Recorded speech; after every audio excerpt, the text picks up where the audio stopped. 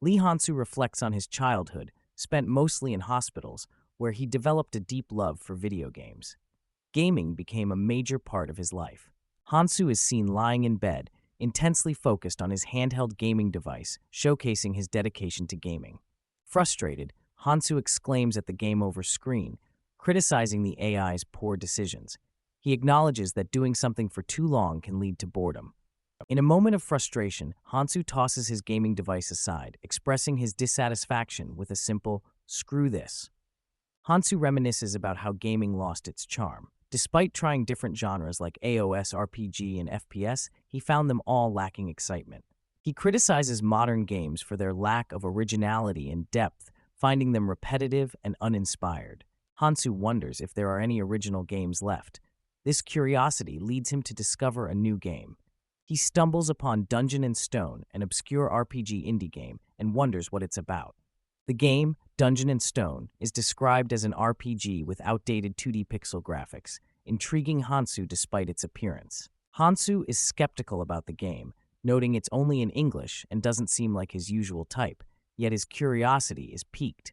Hansoo decides to try Dungeon and Stone because it's free, despite his initial reservations. He notices the game offers a variety of character classes to choose from, sparking his interest. Hansoo casually selects the Barbarian class, not planning to invest much time in the game. As he starts playing, Hansoo realizes it's been a while since he played a vertical scroll game and begins to understand the gameplay mechanics. Initially, Hansoo appreciates the game's illustrations, but soon finds himself deeply engrossed. Surprised by how much time has passed, Hansoo realizes he's become obsessed with Dungeon and Stone. Hansoo is thrilled by the game's fun and engaging nature, finding it unexpectedly enjoyable. He discovers the game's unique features, like requiring an NPC teammate, which adds to its charm. The game has a challenging mechanic where dying means starting over, adding to its difficulty. Initially, Hansoo finds the game fun, but frustration sets in when he dies due to a mistake, causing him to shout in annoyance, much to the dismay of those around him. Hansoo apologizes for his outburst, realizing he disturbed others around him. Determined to beat the game, Hansoo strategizes his next moves, becoming stubborn in his quest. Despite the lack of tutorials in any language, Hansoo is committed to figuring out the game on his own. Hansoo resolves to beat the game, no matter how long it takes, showcasing his determination.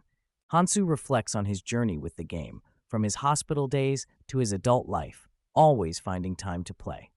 Throughout various life stages, Hansoo continues to play Dungeon and Stone, never giving up. Hansoo experiences repeated failures, dying in the game over and over, but his persistence never wavers. After 9 years of dedication, Hansoo finally reaches a significant milestone in the game. Excitedly, Hansoo reaches the final boss room, ready to face the ultimate challenge. Hansoo stands before the gate of the abyss, preparing for the final confrontation in the game. Hansoo celebrates his achievement, feeling triumphant and questioning if anyone else has reached this point. Reflecting on his journey, Hansoo acknowledges the 9 years and sacrifices he made to reach this moment. Faced with the choice to enter the boss room, Hansoo eagerly agrees, ready for the challenge. Despite the warning that he might never return, Hansoo confidently chooses to proceed. Hansoo finds the ominous message fitting for a final boss, but he's undeterred. Determined, Hansoo presses yes, ready to face whatever comes next. Hansoo doesn't expect to win immediately. He plans to gather information and strategize for the battle ahead. Jokingly, Hansoo wonders if he might defeat the boss in one go, feeling prepared for the fight. Hansoo reaches the abyss, marking a significant milestone in his journey. Realizing he was slow to understand, Hansoo completes the tutorial, ready for the real challenge. Hansoo is shocked to realize that what he thought was the game was actually a tutorial. He discovers the game is now in Korean, a language option he didn't know existed, adding to his confusion. Frustrated, Hansoo reflects on the effort he put into understanding English for the game over the years. A system message indicates a user check is complete, and Hansoo is engulfed in a bright light. A strong ray of light and a painful sensation overwhelm Hansoo, leaving him bewildered. The screen shows starting transmission, indicating a significant change is happening. Hansoo loses consciousness as the transition begins. He hears a voice congratulating young warriors, confused about what's happening. Upon waking, Hansoo finds himself in a new environment, surrounded by others being addressed as warriors. Hansoo realizes he's in an unbelievable situation, having been transported to a different world. Hansoo notices the environment is lit by torches, not LED lights, indicating a primitive setting. He observes muscular barbarians around him, realizing he's in a different world. A fierce-looking man gives a speech, instructing everyone to pick a weapon, adding to Hansoo's confusion. Hansoo is bewildered by the language he understands, but has never heard before, questioning his presence there. He tries to calm himself, thinking about how to approach this as if it were a difficult game. Hansoo checks his body, noticing it's different from what he's used to. He observes his new physique, rough hands, tough muscles, and tattoos, realizing it's not his own. Hansoo is shocked to see his transformed body, now resembling a muscular warrior. He questions his new identity, just as a call is made for those summoned to step forward. Hansoo is confused as another warrior is introduced, deepening the mystery of his situation. Two warriors stand together, discussing their choices and roles. The chieftain praises Karak for choosing a double-headed axe, acknowledging him as a warrior. The chieftain continues the ceremony, calling forth the next warrior, adding to the ritual's intensity. Hansoo feels a sense of familiarity with the situation, trying to piece together what's happening. Young warriors are seen selecting their weapons, each choice reflecting their personality. The warriors are acknowledged for their choices, marking their acceptance into the group. A blessing is given to the warriors, with a view of a grand city, adding to the epic atmosphere. Hansoo realizes with certainty that he's inside the game Dungeon and Stone. Hansoo recalls choosing the Barbarian character, understanding that this is how the game began. Hansoo is in disbelief, questioning how he ended up in this game world, struggling to accept the reality. A fellow warrior realizes they are inside Dungeon and Stone, sharing Hansoo's shock. The warrior is confused and scared, questioning why they are there. Hansoo notices the warrior's fear, realizing he's different from the other barbarians. Hansoo understands he's not alone in entering the game. The warrior is just like him. A commanding voice demands to know who spoke, creating tension among the group. The chieftain appears intimidating, confronting the warriors with a fierce presence. Hansoo is startled by the chieftain's sudden appearance, feeling the pressure of the situation. In a moment of panic, Hansoo loudly denies being the one who spoke. Hansoo blames the situation on the other warrior, feeling frustrated by the predicament. The other warrior apologizes nervously, unsure of how to handle the situation. The chieftain accuses the red-haired warrior of speaking out, identifying him as the culprit. The warrior is shocked, realizing the gravity of the situation as he confirms they're in Dungeon and Stone. The chieftain swiftly attacks the warrior, demonstrating the harsh consequences of speaking out. Hansoo is taken aback by the sudden violence, feeling the tension rise. Hansoo is shocked and tries to process the brutal reality unfolding before him. He tries to remain calm, understanding that showing emotion could be dangerous. Hansoo realizes that any display of emotion could lead to his own demise. The chieftain declares the warrior was possessed by an evil spirit, justifying his actions. The chieftain instructs everyone to forget what the evil spirit said, maintaining control. Hansoo understands the situation, realizing the importance of blending in to survive. Hansoo realizes that people like him who enter the game are considered evil spirits. He understands that being discovered means death. Hansoo acknowledges that if he slips up, it could have been his head on the ground. He concludes that he must navigate this situation without being detected. As the ceremony continues, there's a hint of trouble, but the next warrior is called. Hansoo listens to other names being called, anxious about his own. The call for next continues, adding to his tension. Hansoo panics, not knowing the name of his character in the game. He curses the game for not providing his name, realizing his life depends on knowing it. Despite the low odds, Hansoo knows it's his only option and prepares to go forward. Hansoo decides to wait for 2 seconds after a name is called before moving. The chieftain calls out Jandel's son, Bjorn, revealing the name Hansoo must claim. Hansoo prepares himself mentally, realizing the importance of timing. He watches others closely, ready to step forward at the right moment. Hansoo notes the timing, aware that failure to respond quickly could mean danger. He steps forward confidently, realizing he must embrace the name Bjorn to survive. Hansoo resolves to accept the name Bjorn as his own, determined to blend in. Bjorn is called out by the barbarian chieftain to step forward, marking the beginning of his coming-of-age ceremony. Bjorn stands face to face with the barbarian chieftain, ready to prove himself in the ceremony. The barbarian chieftain acknowledges Bjorn as a young warrior, setting the stage for his next challenge. The chieftain enthusiastically instructs Bjorn to pick his weapon, a crucial decision in the ceremony. Bjorn confidently acknowledges his identity as Jandel's son, embracing his role in the ceremony. Bjorn contemplates his next important decision, understanding the weight of choosing the right weapon.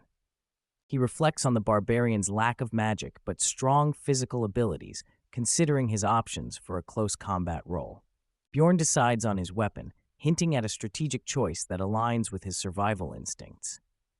The barbarian chieftain is intrigued by Bjorn's choice, showing curiosity about his decision.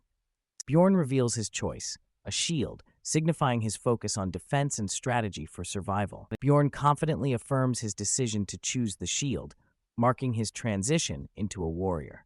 A system message indicates that synchronization is complete, hinting at a connection between Bjorn's actions and a larger game system.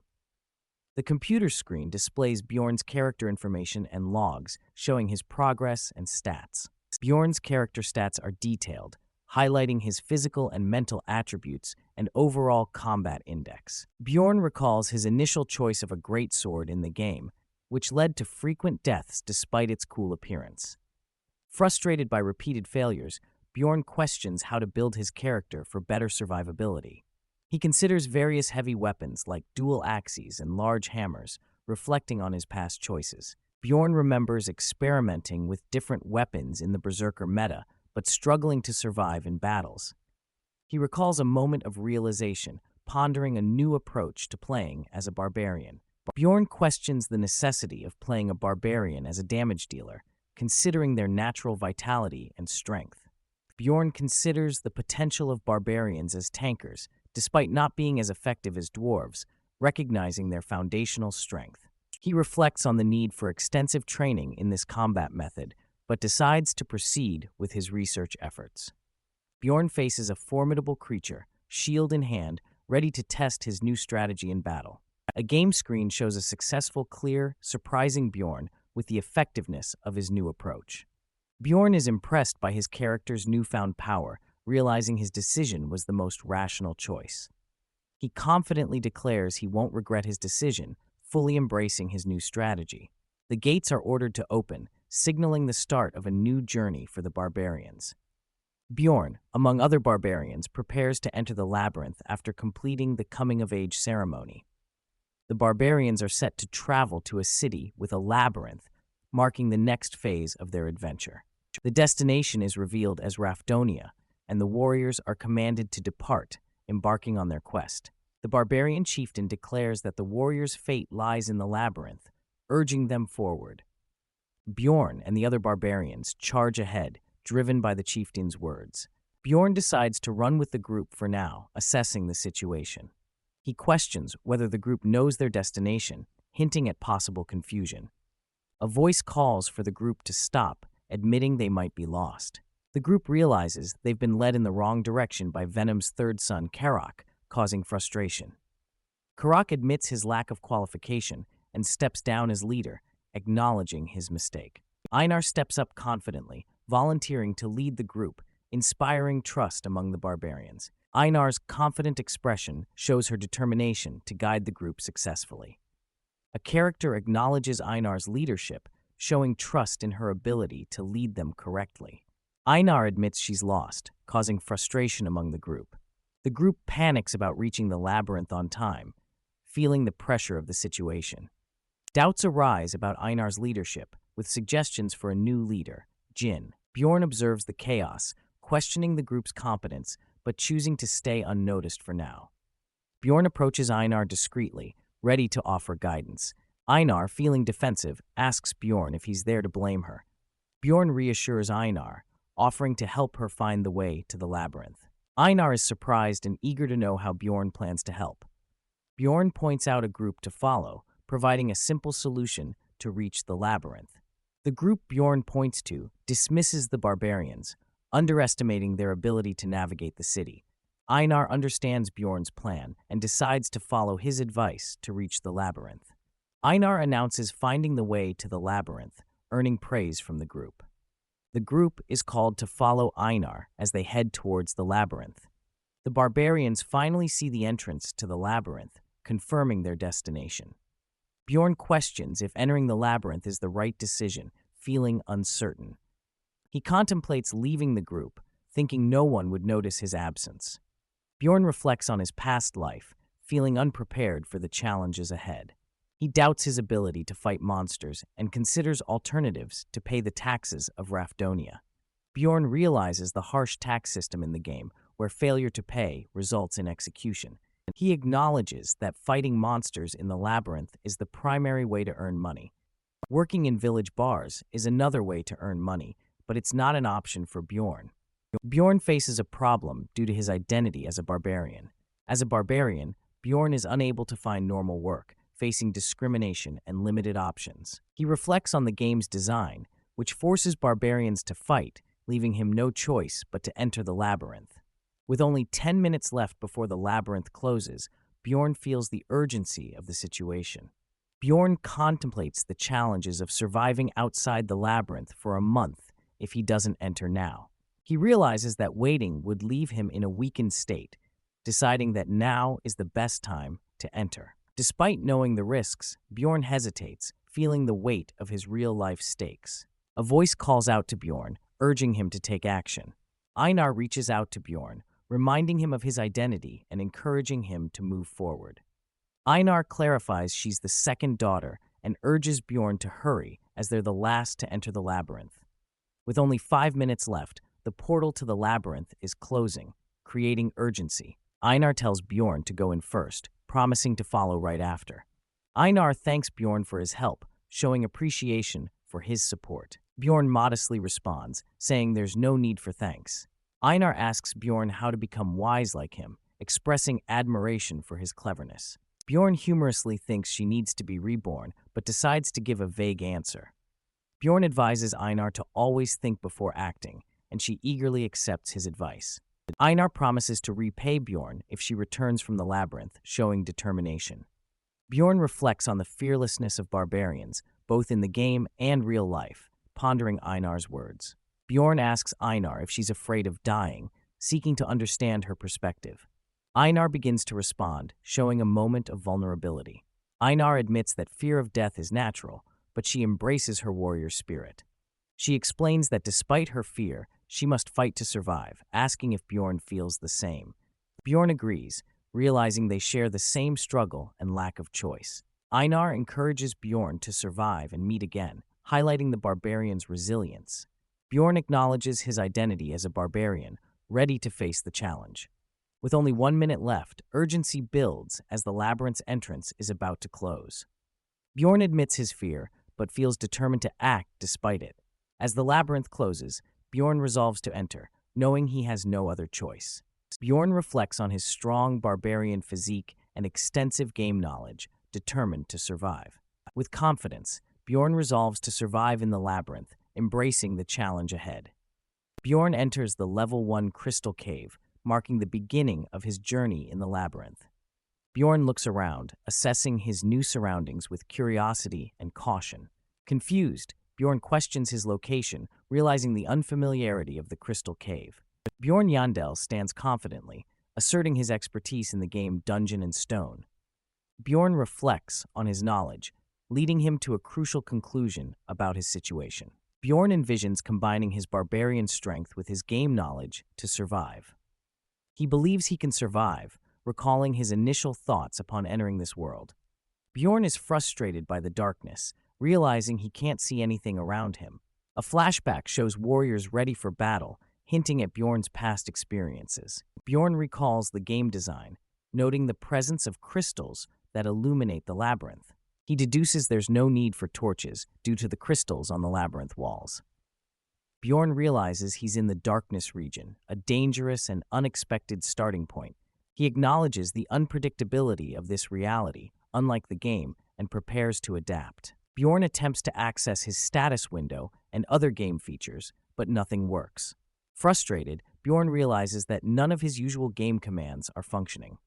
Determined, Bjorn decides there's no point in staying put and chooses a direction to move. Bjorn carefully navigates the dark terrain, using the wall for support. He questions his pace, considering crawling to move faster, but remains cautious. Suddenly, Bjorn senses danger, his expression turning intense and alert.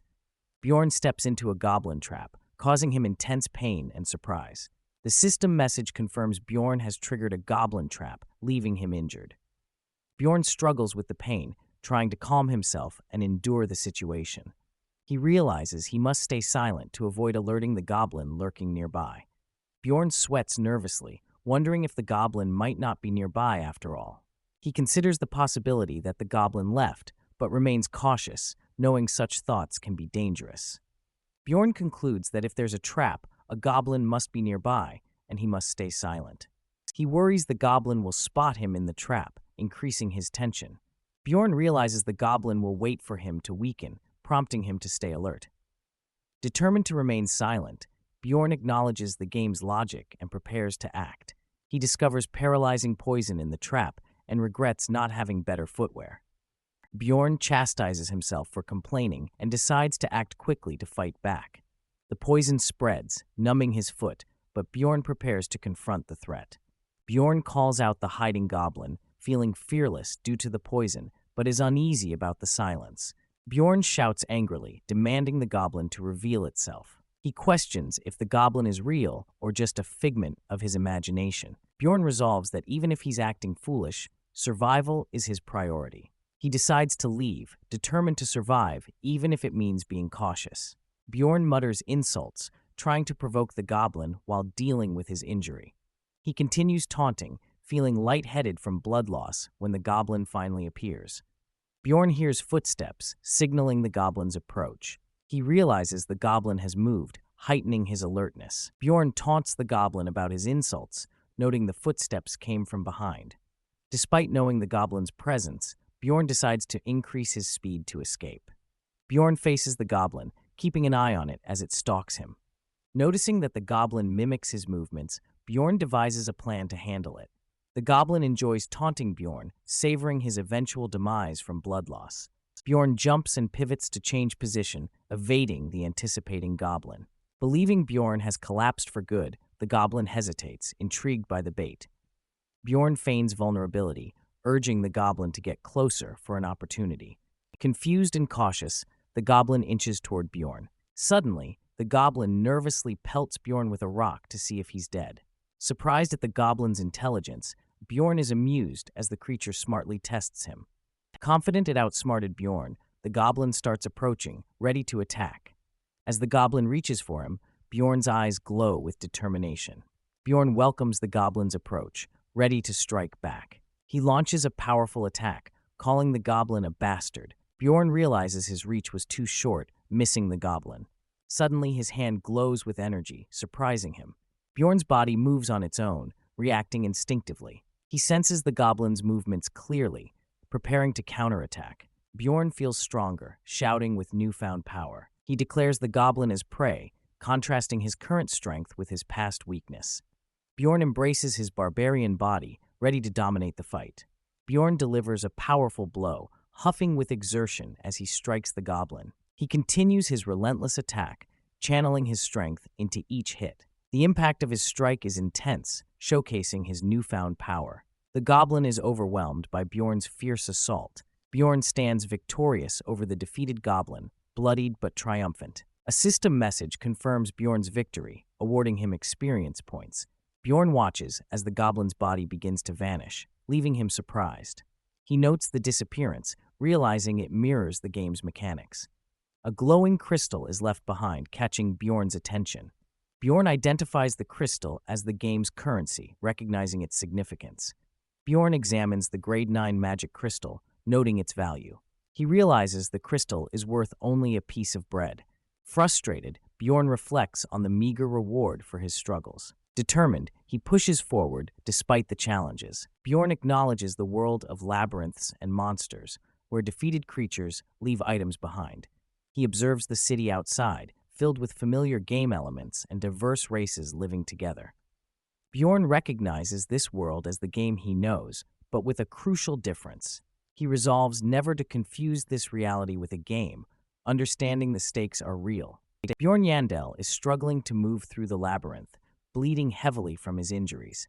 Despite the pain, he pushes forward, determined to survive. Bjorn, still bleeding, is frustrated but refuses to give up. He acknowledges his injuries but is determined to keep moving. Bjorn realizes that by not using his injured leg, he can move faster. He feels a sense of relief, knowing he won't step on any more traps. Bjorn reflects on the reward of avoiding traps, feeling a small victory despite his dire situation. Bjorn encounters another trap, causing more pain. He resolves to endure it, knowing survival is his only option. The system message repeatedly warns Bjorn that he is still bleeding, emphasizing the severity of his condition. Bjorn is alarmed as the bleeding won't stop. He knows he needs help urgently. Bjorn, exhausted and desperate, realizes he must find someone to help him before it's too late.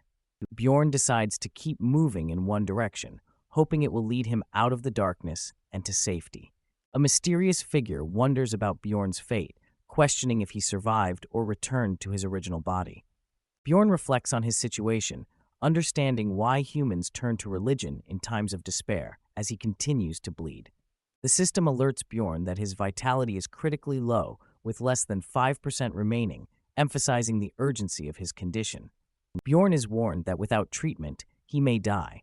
He feels a moment of distraction amidst his despair. Bjorn notices the darkness is lifting slightly, giving him hope that he's moving in the right direction. Bjorn sees a light ahead and knows he needs to reach it to find safety. Bjorn is hopeful that he will find someone who can help him as he moves towards the light. Bjorn encounters a vision of himself, mocking his situation and questioning why anyone would help him. The vision taunts Bjorn, questioning his worth and highlighting his struggle as a barbarian.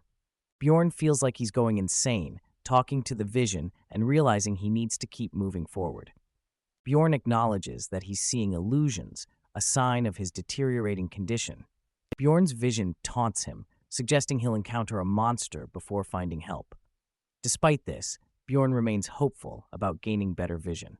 Bjorn feels his identity splitting, a sign of his mental struggle due to blood loss. He acknowledges his descent into madness. Bjorn battles with his inner thoughts, determined to survive despite the taunts urging him to give up.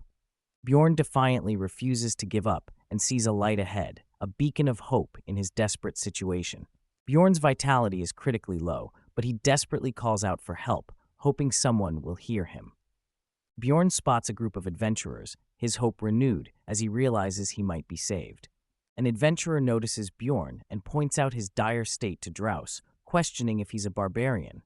The system warns of Bjorn's critical condition, with his vitality dropping dangerously low.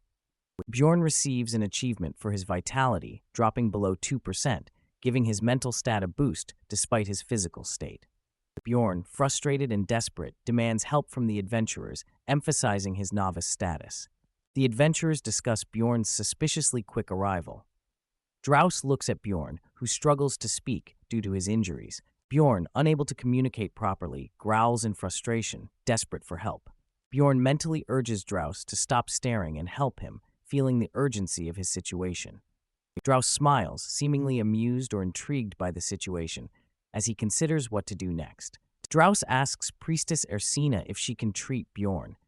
Bjorn is surprised to learn there's a priestess in the group.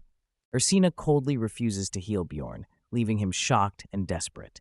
Draus acknowledges Ersina's refusal and turns to Patsran, asking for a potion to help Bjorn. Patsran reluctantly agrees to give a potion, noting it's for emergencies when divine power isn't available. Patsran hands over the potion with a slight annoyance, but agrees to help. Draus warns Bjorn that the potion will hurt since it's not divine power. Bjorn, eager for relief, urges him to hurry. The potion is poured onto Bjorn's wounds, beginning the healing process. Bjorn's vitality starts to increase rapidly, surprising him with the intensity of the recovery. Bjorn screams in pain as the potion takes effect, feeling like his body is on fire. Bjorn realizes why the potion isn't used mid-battle due to the intense pain it causes. The potion bottle is empty, indicating the treatment is complete. Bjorn kneels, catching his breath after the painful healing process. Bjorn reflects on the experience, relieved to have survived the ordeal. Strauss questions Bjorn about how he managed to arrive before them, curious about his journey. Strauss offers to buy information about a secret passage, revealing his interest in Bjorn's knowledge. Bjorn is wary, noting that goodwill often comes with a price. He explains he was transported directly into the labyrinth. Strauss recalls reading about rare dimensional instability that can transport someone directly into the labyrinth, which happens once every 100 years. Bjorn is surprised to learn that his experience is a rare event that occurs only once in a century. Bjorn observes the high-level adventurers, noting their capabilities with a mage and priestess in their party. Bjorn reflects on the improbability of his experience, realizing he's encountered something even seasoned adventurers haven't seen. Strauss finds Bjorn's story interesting and thanks him, indicating the adventurer's curiosity is satisfied. Strauss tells Bjorn he can leave without worrying about the cost of the potion, showing a gesture of goodwill. Bjorn contemplates the value of time spent in the labyrinth, understanding its preciousness. Bjorn is amazed that the adventurers spent so much time on him, considering it a miracle. Bjorn acknowledges his survival, but feels conflicted about the pity he received. Bjorn stands strong, feeling disgusted by the pity shown to him, despite being grateful for his survival. The adventurers continue their journey, reflecting on Bjorn's luck in meeting them. Strauss comments on Bjorn's luck, noting that he survived despite the dangers he faced. Patron is teased for being reluctant to use his potion, with the group acknowledging Strauss's generosity. Ursina remains silent, possibly reflecting on the situation and her role. The group discusses the temple's regulations, suggesting Ursina would have helped if not for the rules. Patron is advised to learn from Strauss's considerate approach, highlighting the group's dynamics. Strauss laughs, appreciating the compliment about his kindness. The adventurers notice Bjorn's blood trail, wondering when it will end. Patron doubts Bjorn's luck, considering his mentality and the challenges he faced. The group decides to take a shortcut, appreciating the guidance they have. The group praises Strauss for memorizing the entire map of the first floor, a rare skill among guides. Strauss looks thoughtful, possibly considering their next move. The adventurers reach a portal, relieved to be the first ones there. A hand reaches out, possibly to activate the portal. The portal opens with a bright light, ready to transport the adventurers to the second floor. Strauss announces the portal's destination and encourages the group to proceed. A female adventurer follows the group, keeping pace as they move forward. Someone calls out to wait, causing the group to pause and turn around. The group notices a sandal and a trap, recognizing it as belonging to the barbarian, Bjorn. The mage confirms the sandal's identity, using magic to possibly investigate further. The mage's magic illuminates a path, revealing a long trail of blood. The adventurers are shocked by the discovery, realizing the extent of Bjorn's journey. Strauss calculates the distance Bjorn crawled, estimating it to be around 15 kilometers. The mage is impressed by Bjorn's determination, calling him a monstrous bastard for crawling in darkness.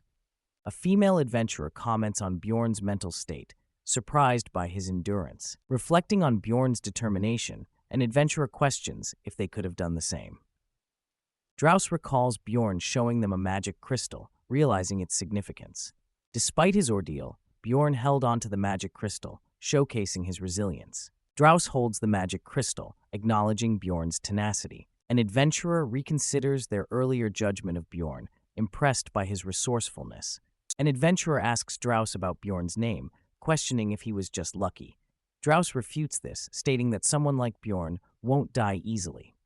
Bjorn's determination is highlighted, showing his refusal to see death as an escape, no matter the hardship. Bjorn Jandel has just defeated a goblin, marking another victory in his journey through the labyrinth. Reflecting on his near-death experience, Bjorn sees multiple notifications of his victories over goblins, showcasing his growing prowess. Bjorn unleashes a powerful attack, smashing through his enemies with determination and strength. Despite the constant encounters with goblins, Bjorn charges forward, undeterred by the relentless attacks. Another goblin falls to Bjorn's might as he continues to clear his path through the labyrinth. Bjorn acknowledges the continuous wave of goblins. Initially nervous, he now finds them to be no threat after regaining his vision. Bjorn notices traps carelessly placed on the ground, criticizing the goblins for their lack of strategy. The goblins' ambushes are predictable, and Bjorn easily spots their hiding places, making quick work of them. Bjorn aggressively confronts a fleeing goblin, determined not to let any escape his wrath. Bjorn realizes that despite his victories, there's still a lingering problem he must face. Bjorn is feeling the pangs of hunger as he continues his journey, realizing he needs to find food soon. He recalls that the deputy chief gave him some food, hoping to find it in his belongings. Bjorn checks his bag, searching for any remaining rations to satisfy his hunger. Frustrated, Bjorn questions his decision to crawl on the ground, wondering if it led to losing his food. Out of 7 days' worth of rations, Bjorn discovers that 5 days' worth is already gone. Determined to conserve his resources, Bjorn decides to eat as little as possible to make his supplies last. Bjorn finds unexpected enjoyment in the crusty, dehydrated bread, savoring its taste as he eats. As he eats, Bjorn starts to feel thirsty, realizing he needs to find water soon. Bjorn contemplates his next move, wondering where he can find water in the labyrinth. The narrative explains the hunger system in the labyrinth, highlighting the challenges Bjorn faces in managing his resources.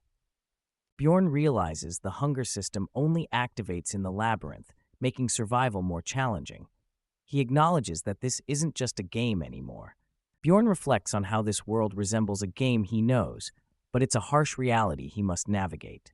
Since the deputy chief didn't provide water, Bjorn is determined to find a supply within the labyrinth. Bjorn hears the sound of water and rushes towards it, only to discover another person in the labyrinth. This is Bjorn's first encounter with another person since meeting Blondie's party, but they don't interact. Bjorn notes the unspoken rule of not interacting with other adventurers unless necessary, maintaining his focus on survival. Bjorn counts his collected items, feeling a sense of accomplishment despite the challenges he's faced. Reflecting on his situation, Bjorn acknowledges his impressive collection but knows there's another problem to solve. Exhausted from hunting goblins, Bjorn admits his fatigue and the need for rest. Bjorn considers the 2 ways to sleep in the labyrinth, trusting fate or finding allies for protection. 2 adventurers apologize to Bjorn, indicating a tense situation. They seem startled and anxious. Bjorn is frustrated as the adventurers explain they already have enough members in their party. The party rejects Bjorn, expressing their dislike for barbarians and commenting on the stench of blood. Bjorn stands alone, feeling the sting of rejection from all the adventurers he approached.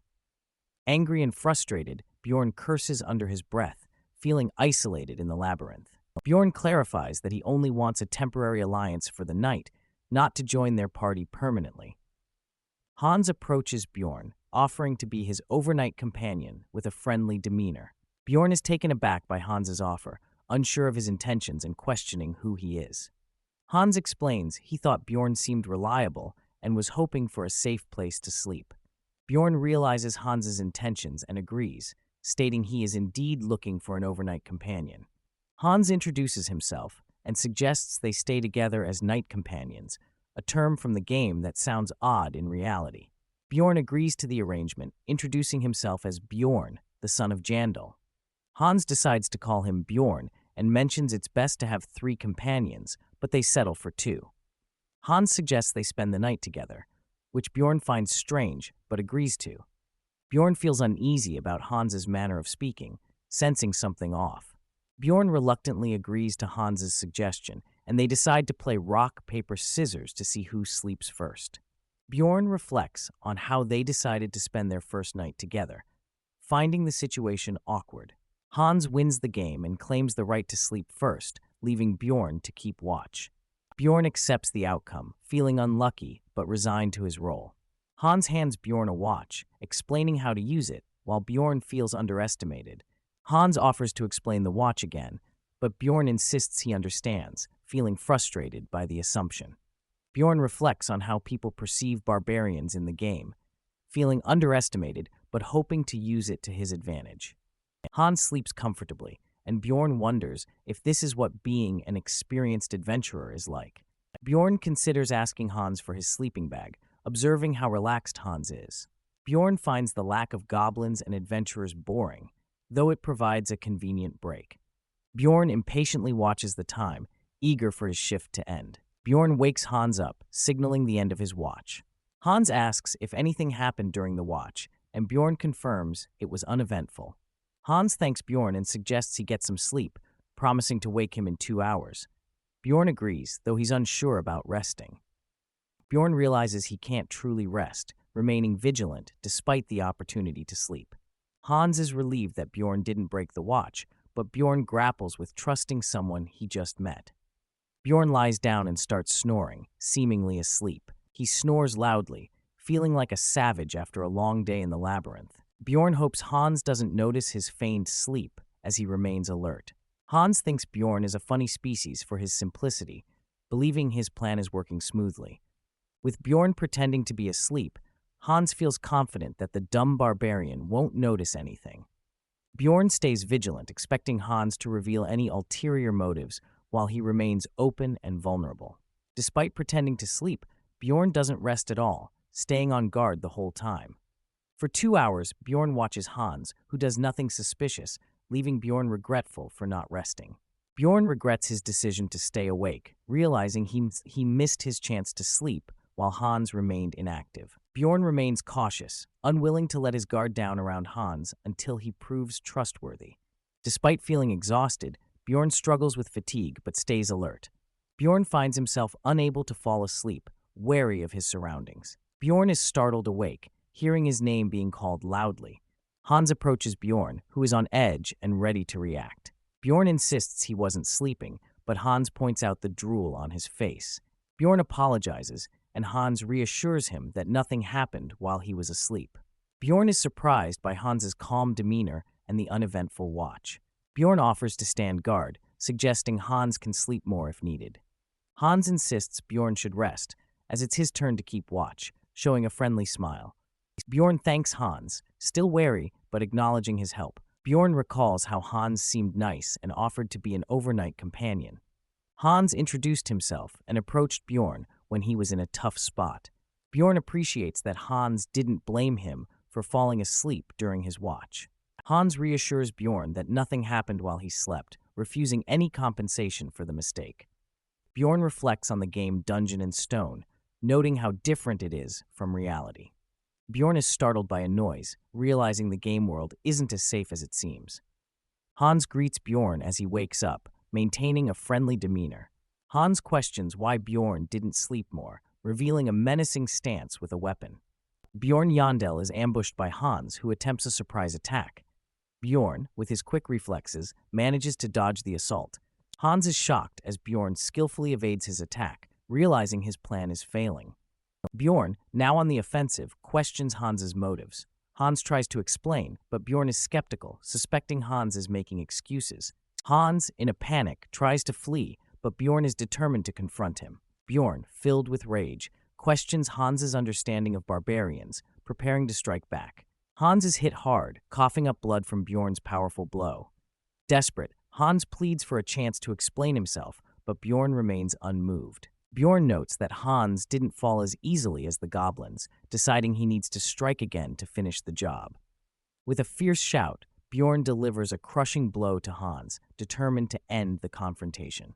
Hans is sent flying by Bjorn's attack, landing heavily on the ground, defeated.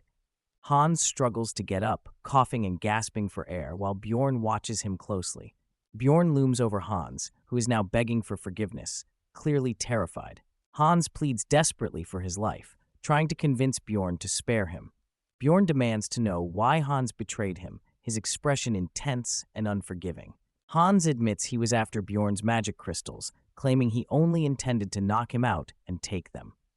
Hans continues, revealing he also wanted Bjorn's shield, explaining the high value of barbarian equipment.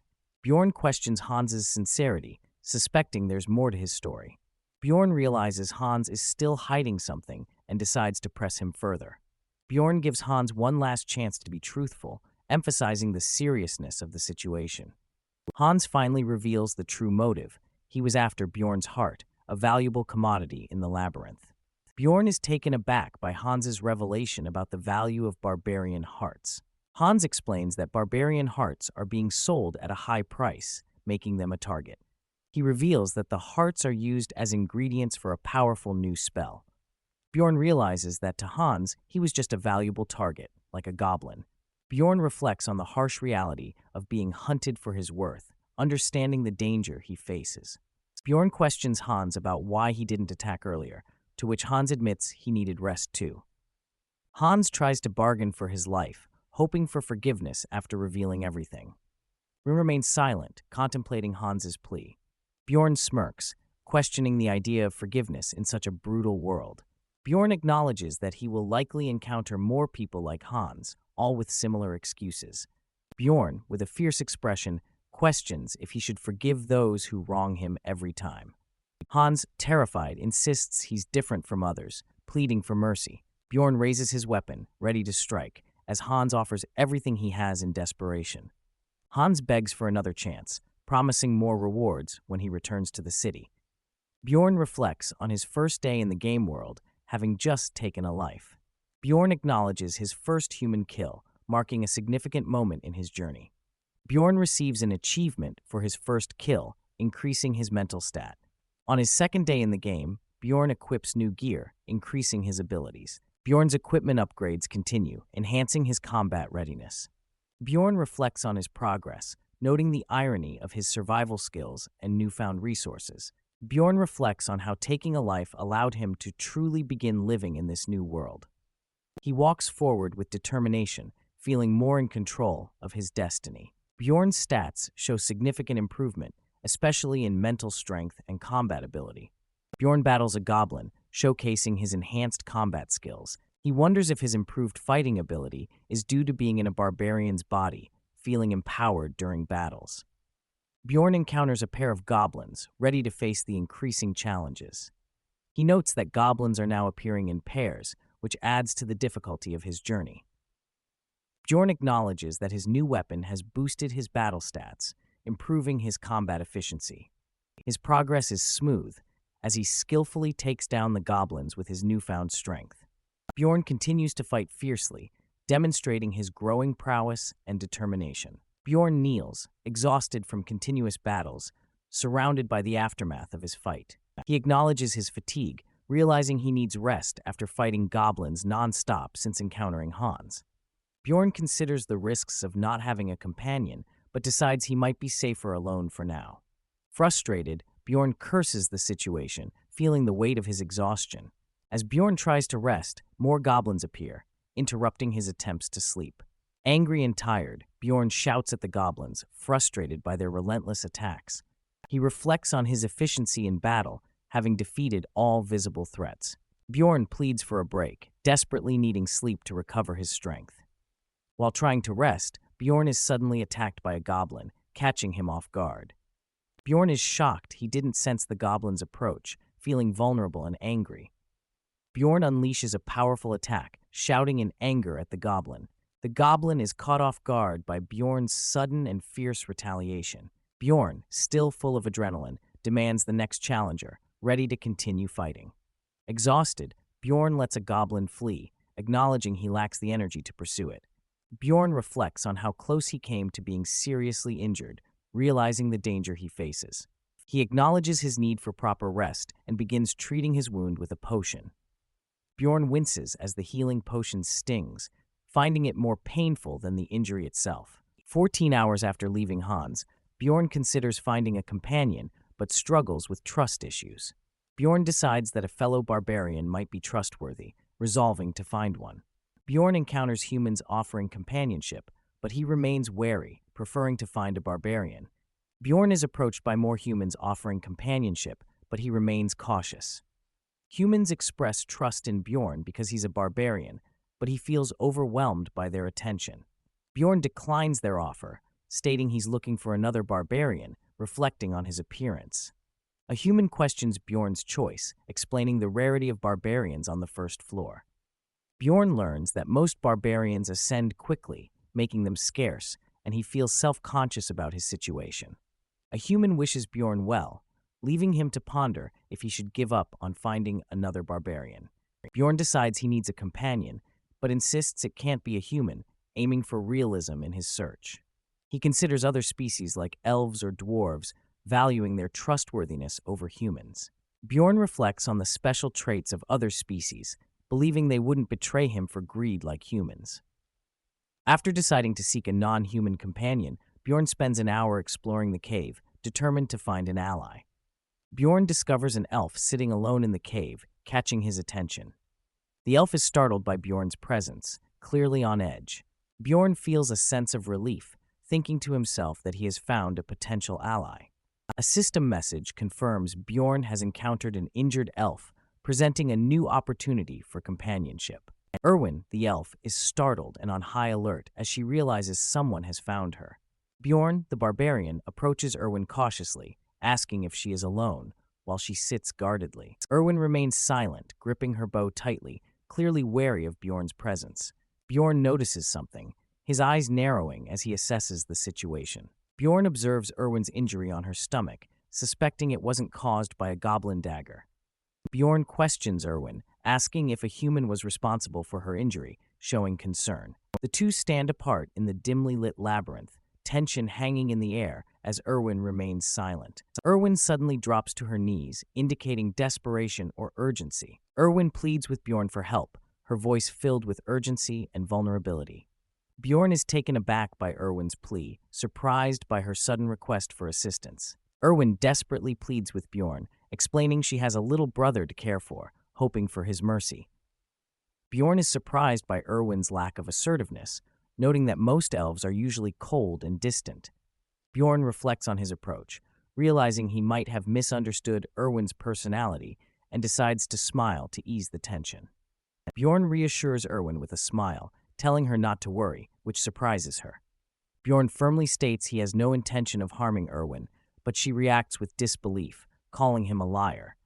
Erwin, trembling, questions Bjorn's actions, pleading for her life, showing her fear of barbarians. Bjorn is confused by Erwin's fear, wondering what reputation barbarians have to cause such intimidation. Bjorn questions why Erwin is so intimidated by him, pondering the barbarian image. Bjorn suggests Erwin treat her wound first, offering to talk later, as he hands her something. Erwin is surprised to receive lyco leaves and bandages from Bjorn, realizing they are not poisonous and can be used for her wound. Erwin is puzzled and asks Bjorn why he is giving her the lyco leaves and bandages. Bjorn responds, questioning if there needs to be a reason to help someone, though he hints there is a reason. Bjorn offers to stand guard while Erwin treats her wound, expressing his desire to become companions for the night. Bjorn reflects on the situation, noting Erwin's beauty and vulnerability, and considers it not the worst situation for her. Erwin finishes treating her wound, leaving the used bandages and leaves behind. Bjorn is impressed by Erwin's quick work and suggests they introduce themselves now that she's less guarded.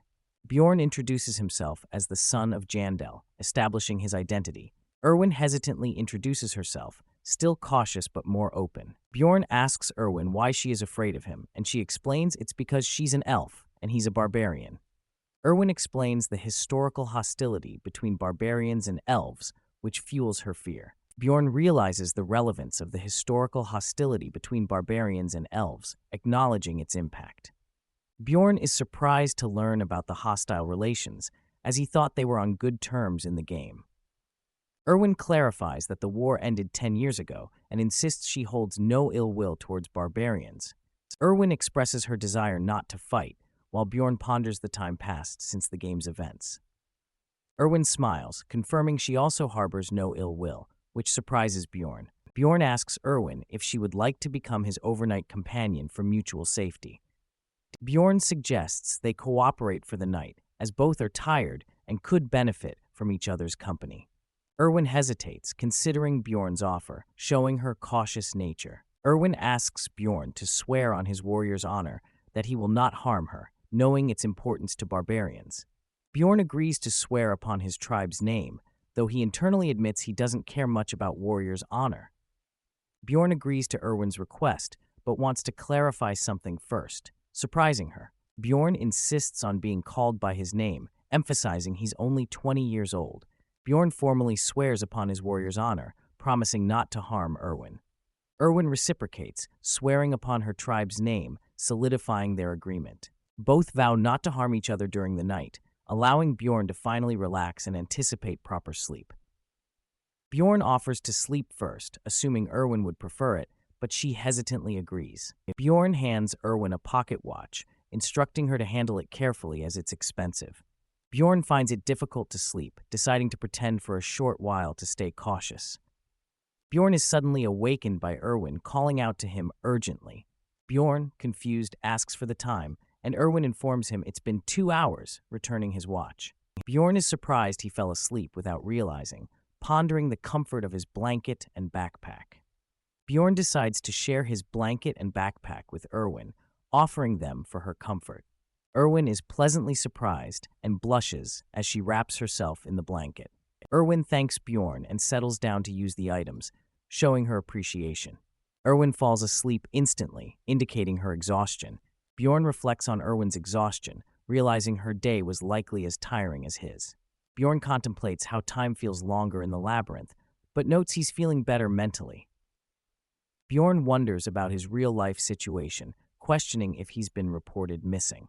Bjorn decides to stop worrying about his real life, accepting there's nothing for him to return to. Bjorn checks the time on his pocket watch, realizing it's time to move on after their rest. Bjorn notes there are 10 minutes left until they need to move, contemplating what to do next. Bjorn wonders to himself, considering asking Erwin about something. He reflects on whether to invite Erwin to team up with him once more, seeing her asleep peacefully. Bjorn ponders the pros and cons of allying with Erwin, considering her abilities in battle versus sharing rewards. He thinks about his capabilities in fighting goblins alone and weighs it against the benefits of having a safer rest. Bjorn notices 2 men approaching, raising his caution as they observe. The men notice Erwin, speculating about her identity as the elf they've been seeking. The men confront Bjorn, questioning his relationship with Erwin, which puts him on edge. Bjorn coolly responds that he and Erwin are overnight companions, which the men find intriguing. Bjorn firmly states that he has no obligation to respond to the men's inquiries, maintaining a strong demeanor. The 2 men appear startled and uneasy after Bjorn's firm response. One of the men smirks, acknowledging Bjorn's stance with a hint of understanding. The men decide to leave, and Bjorn prepares to move on with Erwin. Bjorn feels uneasy, suspecting the men were specifically searching for Erwin. Bjorn gently wakes Erwin, who responds sleepily. Erwin, still drowsy, asks for 5 more minutes, pulling the blanket over herself. Bjorn is frustrated by Erwin's desire to keep sleeping despite the potential danger. Bjorn is trying to wake Erwin, who is lying on the ground, surrounded by glowing crystals. He calls out to her, urging her to get up. Erwin stirs slightly, making a small sound, but remains lying down, covered by a blanket. Bjorn realizes that Erwin is pretending to be asleep. He notices the blanket that was loose earlier is now covering her face. Erwin suddenly sits up with a start, letting out a surprised scream as Bjorn confronts her. Bjorn questions Erwin about pretending to be asleep. Erwin hesitantly begins to explain her actions. Erwin, looking worried, confesses her fear that Bjorn might desert her if she gets up. Bjorn reflects on their temporary alliance, understanding Erwin's concern.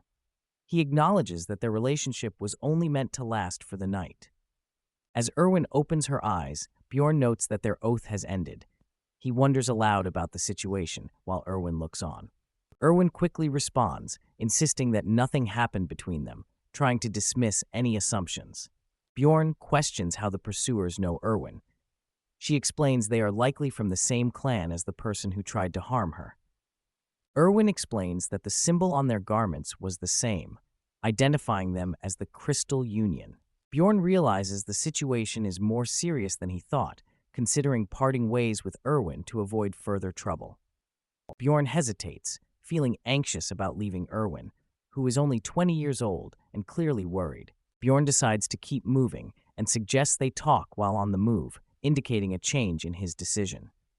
Erwin asks if Bjorn will help her. He responds that he will listen to her story before making a decision. Erwin is relieved and agrees to talk while they move, acknowledging they are behind schedule. Erwin recalls sensing something strange while she was asleep, prompting her to open her eyes. In a flashback, Erwin remembers waking up to a threatening figure, who tells her she can sleep a bit more. Erwin narrates how she later discovered the man was a manager of a clan operating on the first floor.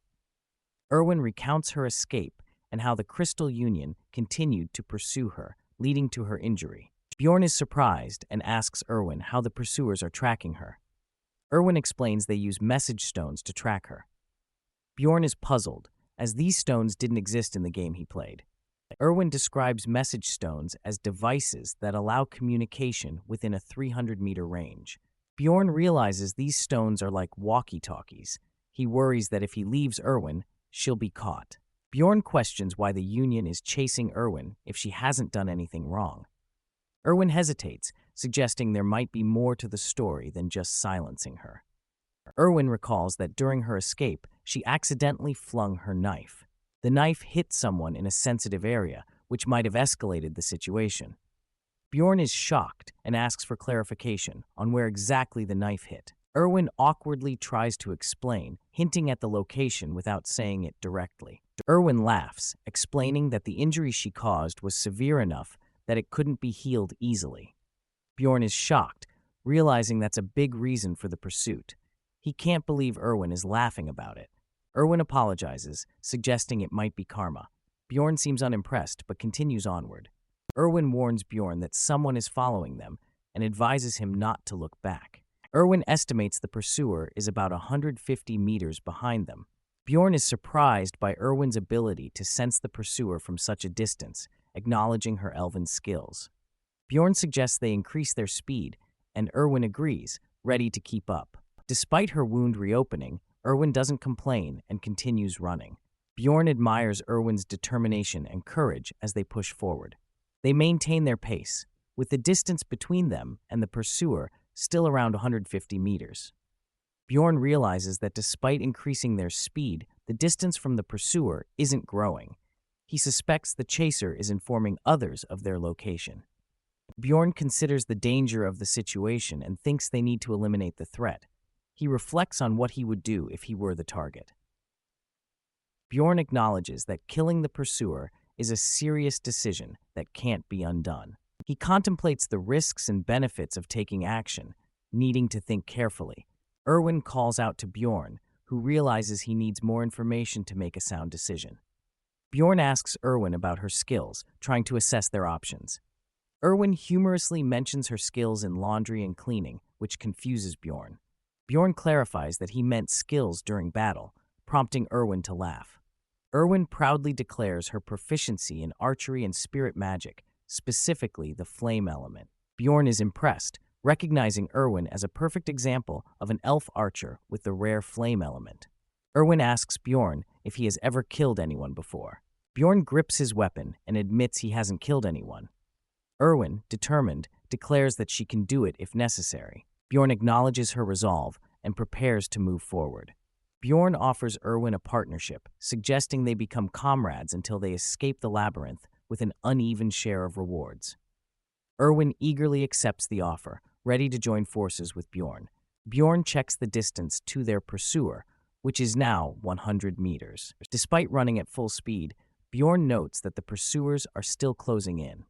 Bjorn considers that instead of continuing to run, they need a new plan. Bjorn decides to veer off course and instructs Erwin to summon her spirit magic. Erwin agrees and summons her spirit magic, ready to assist Bjorn. Bjorn reflects on returning to a familiar place, now with Erwin by his side. They pause, sensing the pursuers are closer than before. Bjorn instructs Erwin to cancel the summon, and she complies. A shadowy figure approaches them, indicating the pursuer is near. Bjorn realizes the pursuer has advanced tracking skills, as they stopped right by them, despite the darkness. Bjorn calls Erwin's name, preparing her for action. Erwin focuses, ready to shoot as Bjorn gives the command. Erwin takes aim with her bow, targeting the approaching figure. Erwin releases the arrow, hitting the target with precision and taking down the pursuer. Erwin stands silently, processing the events after successfully shooting the pursuer. Bjorn praises Erwin for her quick action, noting that hesitation could have put them in danger. Bjorn examines the fallen pursuer and notices a message stone in their possession. Bjorn activates the message stone, hearing a voice urgently calling for Serdin. The voice on the message stone reveals Serdin is out of contact and was pursuing Bjorn and Erwin. It calls for others to listen. The broadcast instructs everyone to gather at the Goblin District, indicating more trouble ahead. Bjorn sits confidently, reflecting on a recent encounter. He mentions Serdin and expresses disappointment over the lack of valuable loot. The loot includes a pouch of magic crystals, 2 daggers, and a potion bottle. Bjorn examines these items, considering their potential use. Erwin appears in new leather armor, feeling a bit awkward in it. Bjorn reassures her that it's better than her previous outfit, enhancing her protection.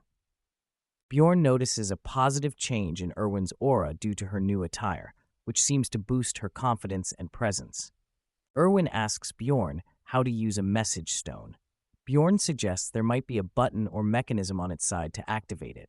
Bjorn holds the message stone, ready to figure out its function and possibly uncover important information. A transmission from the message stone reveals a bounty on Erwin's head, describing her and Bjorn's location and appearance.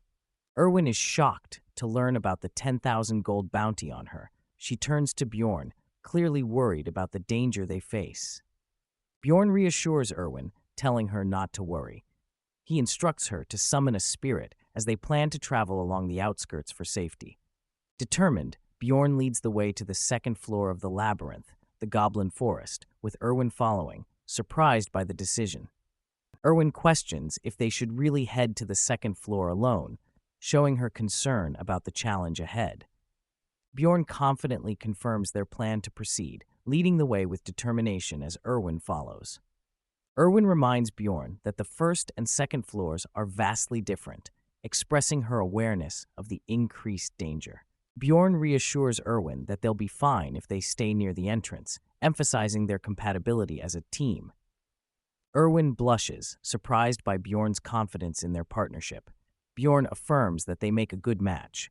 Bjorn reflects on the strategic advantage of their team, a melee tanker and a long-range dealer, considering the benefits of moving to the second floor. Erwin expresses doubt about moving to the second floor so soon, comparing it to entering an orc lair to avoid goblins. A transmission reveals a sinister message about capturing Erwin, adding urgency to their situation. Erwin reacts with concern. Erwin clings to Bjorn, worried about the threat. Bjorn reassures her, promising not to leave her side. Bjorn and Erwin hear a disturbing message about harming Erwin if she resists. Bjorn remains focused, ready to protect her. Erwin, determined yet anxious, agrees to head to the second floor, showing her resolve to face the challenges ahead. Bjorn reflects on the timing, relieved he no longer needs to convince Erwin. He enjoys helping others, especially when it benefits him. Bjorn acknowledges that helping Erwin aligns with his goals, feeling satisfied with the decision to assist her. Bjorn is motivated by the opportunity to thwart their enemies, finding satisfaction in doing good while achieving his own aims. Erwin stands ready, embodying the self-satisfaction of doing good as they prepare to move forward together. Bjorn sees helping Erwin as the best of both worlds, with no reason not to assist her in their journey. Erwin questions Bjorn about the path to the second floor. Bjorn admits he doesn't know the exact route, but is confident they'll find it by heading north. The dungeon's design is revealed, showing that following the darkness will lead them to a portal and the upper floors. Erwin suddenly alerts Bjorn to stop, sensing something amiss in their path. Erwin warns Bjorn of a goblin trap ahead. They carefully navigate around it, aware of the dangers lurking in the labyrinth. Bjorn speculates that goblins might not appear frequently in the light, pondering his recent misfortune. Erwin enthusiastically offers to handle the situation, telling Bjorn to take a break as she steps up to the challenge. Erwin runs forward, determined to save her strength and not use the spirit, ready to prove her capabilities. Erwin confidently agrees, but her expression suggests she might be overestimating her readiness. Bjorn doubts Erwin's confidence as she rushes ahead, questioning her true readiness for the task. Erwin encounters goblins, surprised by their sudden appearance, but she prepares to face them head-on. Erwin skillfully dodges a goblin's attack, showcasing her agility and combat readiness. Erwin uses her skills to create a powerful attack, sending the goblins flying back with force. A goblin looks shocked and fearful as Erwin's attack lands, demonstrating her strength and determination. A goblin growls, preparing to retaliate as the battle between Erwin and the goblins intensifies. Erwin skillfully draws her bow, aiming at a goblin with precision, ready to strike. Focused and determined, Erwin releases her arrow, showcasing her archery skills. Erwin stands confidently after defeating the goblins, surrounded by the remnants of her powerful attack. Erwin turns to Bjorn with a bright smile, eager to know how she performed in the battle. Bjorn praises Erwin's archery skills, acknowledging her talent and agility, realizing she's more skilled than he thought. Erwin hands over magic crystals to Bjorn, indicating their successful loot from the encounter. Erwin proposes a split of the loot, jokingly suggesting Bjorn gets 9 crystals while she takes 1. Erwin excitedly mentions her younger sibling's request, motivated to earn more through their adventures. Bjorn, slightly confused, tells Erwin to work hard, wondering if she's teasing him. A transmission announces the bounty on Erwin has increased to 20,000 gold, dead or alive, adding tension to their journey. Bjorn reassures Erwin that no one will search for them in the dark, noting the lack of teamwork among their enemies. A transmission reveals some adventurers are uninterested in pursuing them, focusing instead on hunting razor-mane wolves. Bjorn feels suspicious as things are going too smoothly, expecting his bad luck to bring trouble soon. Erwin alerts Bjorn to the presence of ghouls, adding urgency to their situation. Bjorn is surprised by the ghouls' appearance, noting they should only appear in the south, indicating they might have strayed too far. Bjorn wonders if they've reached the border, concerned about their current location. Erwin asks if she should fight the ghouls alone, seeking guidance from Bjorn. Bjorn decides they will fight together, acknowledging the strange experience system in the dungeon. Bjorn explains that they gain experience only from defeating new species, making this encounter beneficial for leveling up. Bjorn takes charge, instructing Erwin to handle the ghouls at the back while he leads the attack. Bjorn observes the ghouls, noting they shouldn't attack until within a certain range, similar to a game mechanic. A ghoul reacts with surprise, indicating the start of their attack as Bjorn and Erwin prepare for battle. The ghouls charge at Bjorn, but he remains calm, as everything is going according to his expectations. Bjorn engages the ghouls, confidently challenging them as they approach. Bjorn notes that ghouls are stronger and faster than goblins, but he's ready to take them on. Despite their strength, Bjorn knows ghouls have simple attack patterns, making them manageable foes. With Erwin by his side, Bjorn finds the battle against the ghouls to be straightforward and under control. Erwin, with a determined look, prepares her bow, ready to support Bjorn in the fight. A system message confirms the defeat of a ghoul, rewarding them with experience points. Bjorn and Erwin continue their journey north, reaching the 3rd day of their adventure. Erwin notices something on the ground and calls out to Bjorn, drawing his attention to the scene. They discover a trail of blood. Erwin speculates about its origin, suggesting it leads in the direction they need to go. Bjorn is deep in thought, concerned about the implications of the blood trail and what it might mean for their journey. The blood trail continues, leading them further into the labyrinth, hinting at a recent struggle or danger. Bjorn stands silently, contemplating the situation as he observes the blood trail and its potential significance. Bjorn recalls the first location he encountered in the labyrinth, realizing its connection to their current path. They find the portal, realizing it was close to their starting point all along, adding to Bjorn's frustration. Bjorn is exasperated by the discovery, expressing disbelief at how close the portal was from the start. Erwin apologizes, sensing his frustration. Bjorn reflects on his bad luck, frustrated that a different choice could have led them to the portal sooner.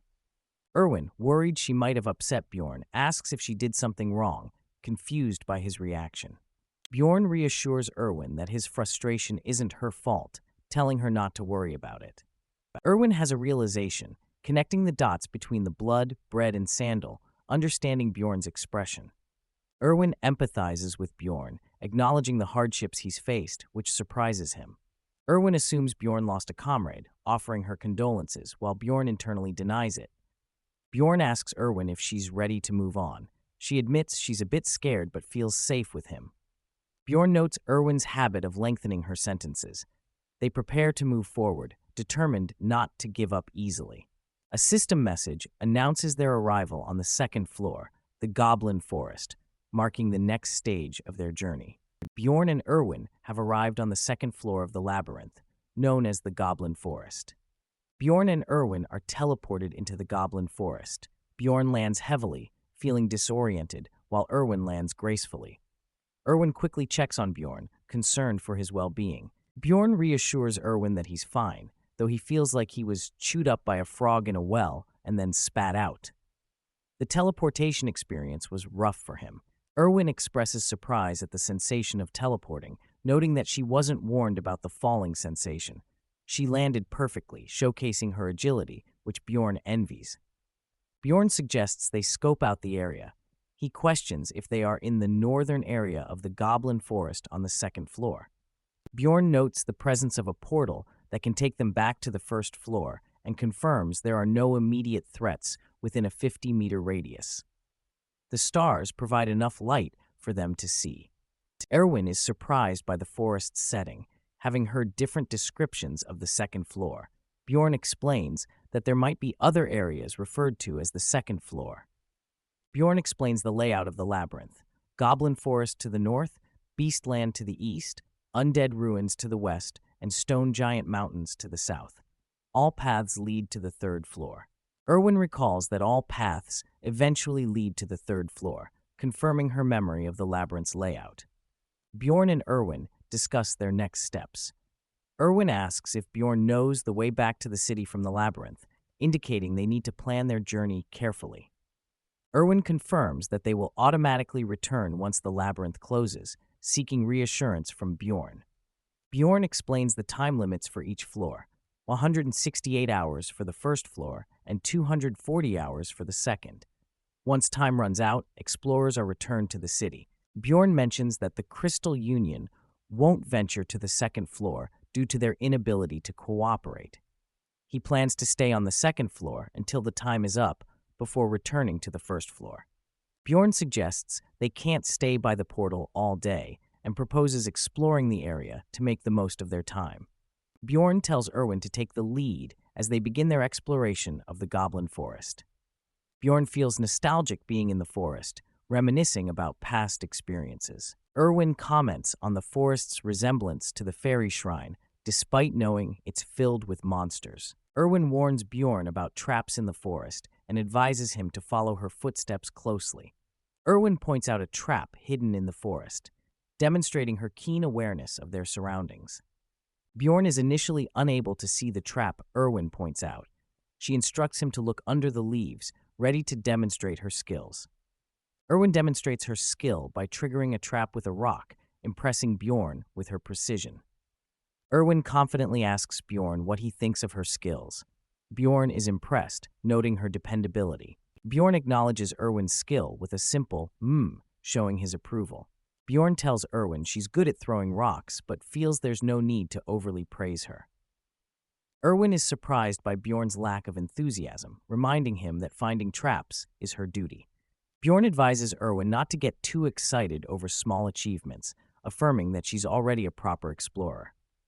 Erwin is visibly pleased and flattered by Bjorn's acknowledgement of her skills. Erwin accepts Bjorn's compliment with a soft, "all right," feeling encouraged.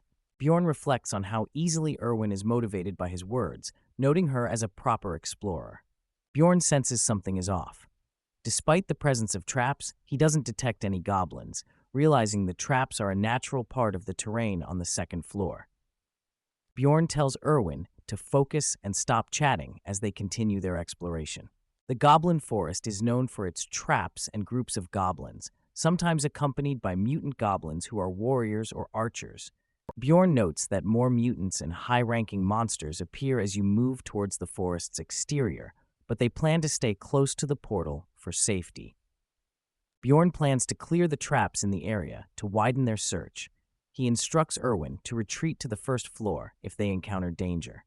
Erwin and Bjorn use rocks to clear traps, ensuring a safe retreat path. They understand the importance of avoiding traps while escaping. Erwin seeks validation for her efforts, and Bjorn praises her as a proper explorer, boosting her confidence.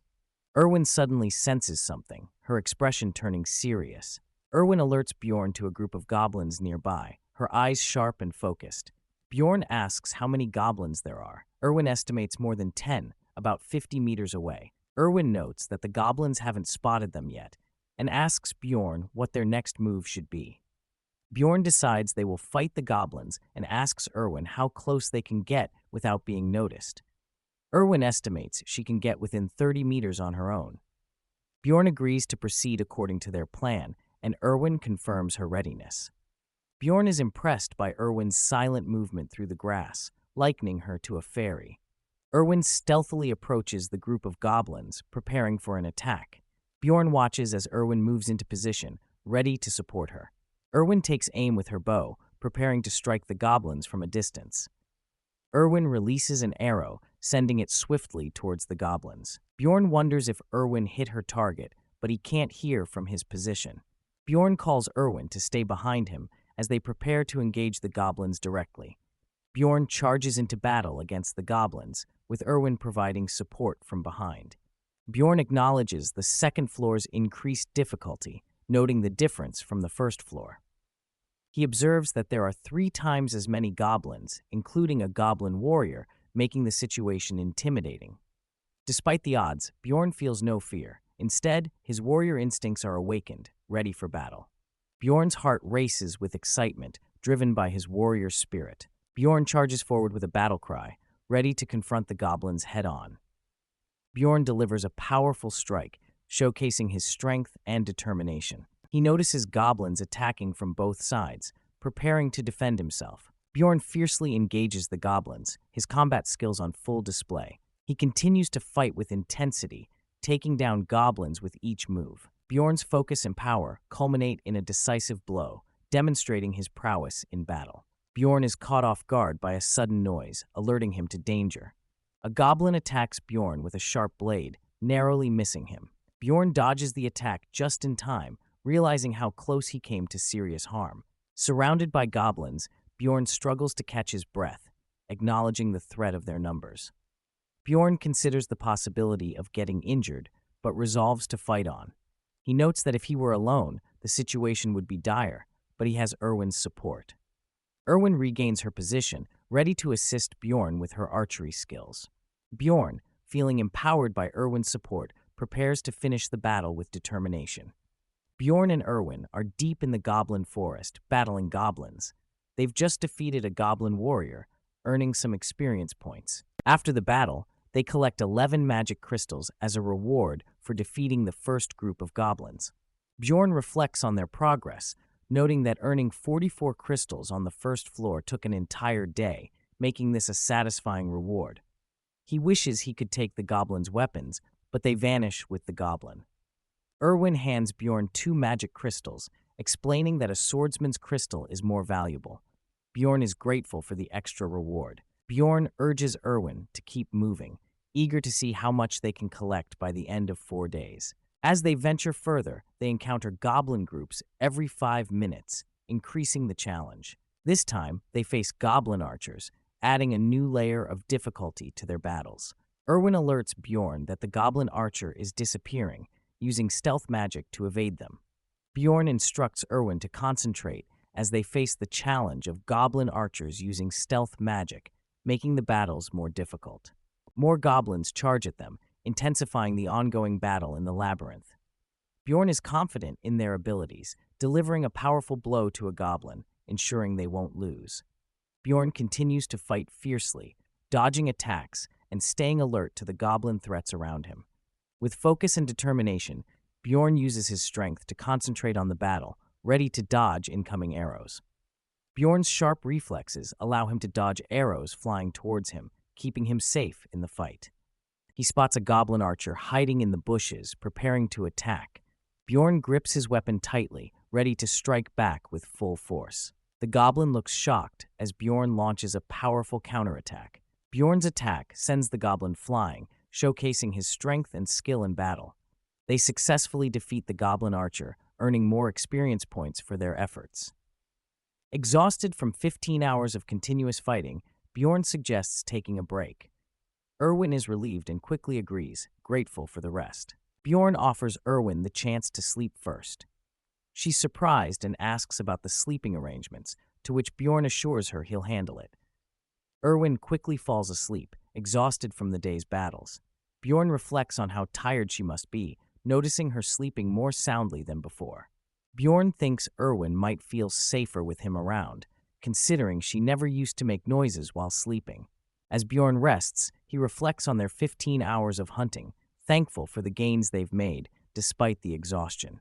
Bjorn acknowledges they've earned more rewards than expected, but have come across other explorers, which complicates things.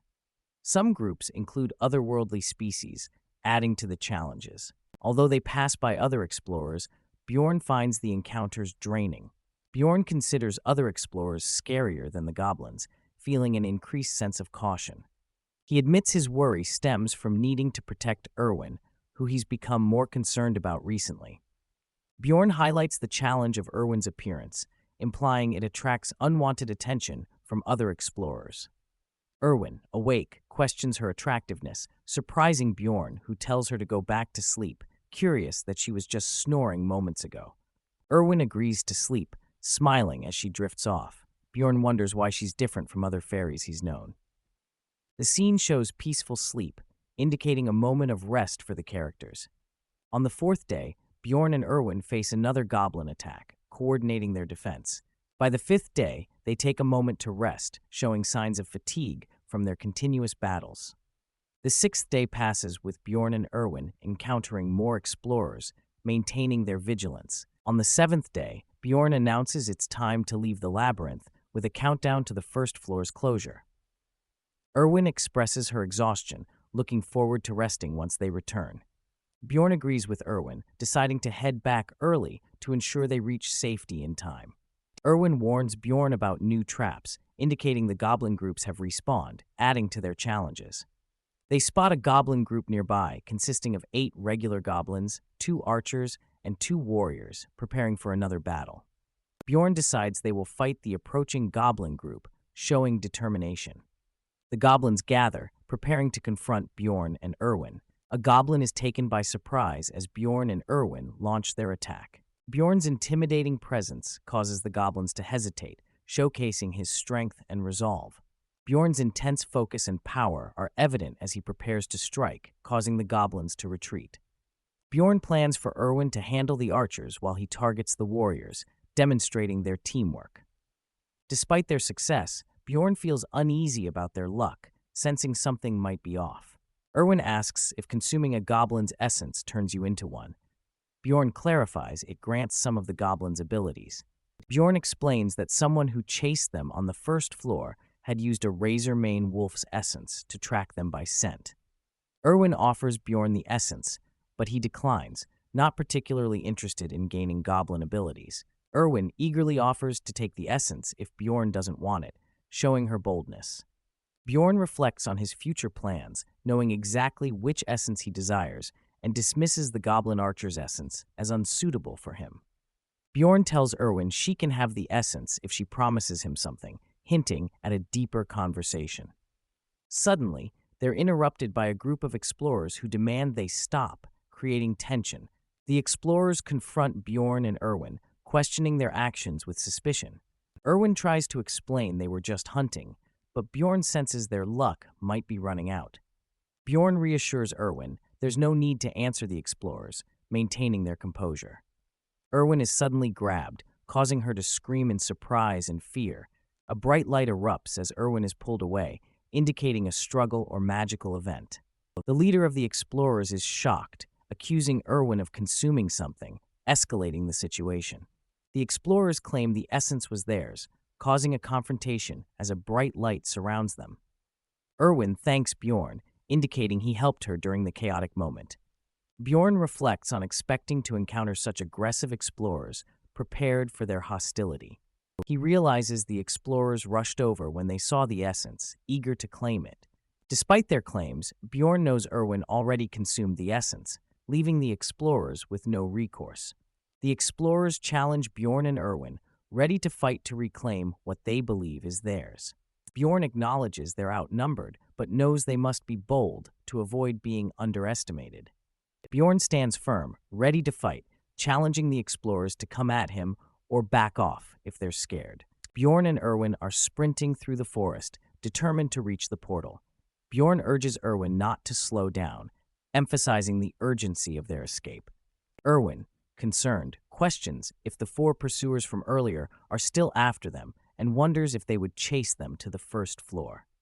Bjorn reflects on their situation, realizing that even if the pursuers don't follow, they might end up at the same destination. Meanwhile, one of the pursuers vows revenge. Erwin is puzzled by Bjorn's comment and asks for clarification, trying to understand the situation better. Bjorn explains that the group of four was likely planning a similar strategy, intending to return to the first floor and the city on the seventh day. Bjorn confirms that the other group was doing the same thing as them. Erwin is impressed by his insight and praises him. Erwin suddenly senses something alarming, her eyes wide with surprise and concern. Erwin alerts Bjorn about a group of goblins approaching from 50 meters away. She suggests avoiding them this time.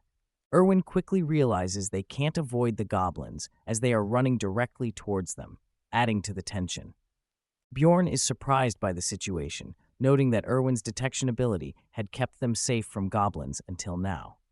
Bjorn questions if their encounter with the goblins is just a coincidence and decides they should change direction to avoid them.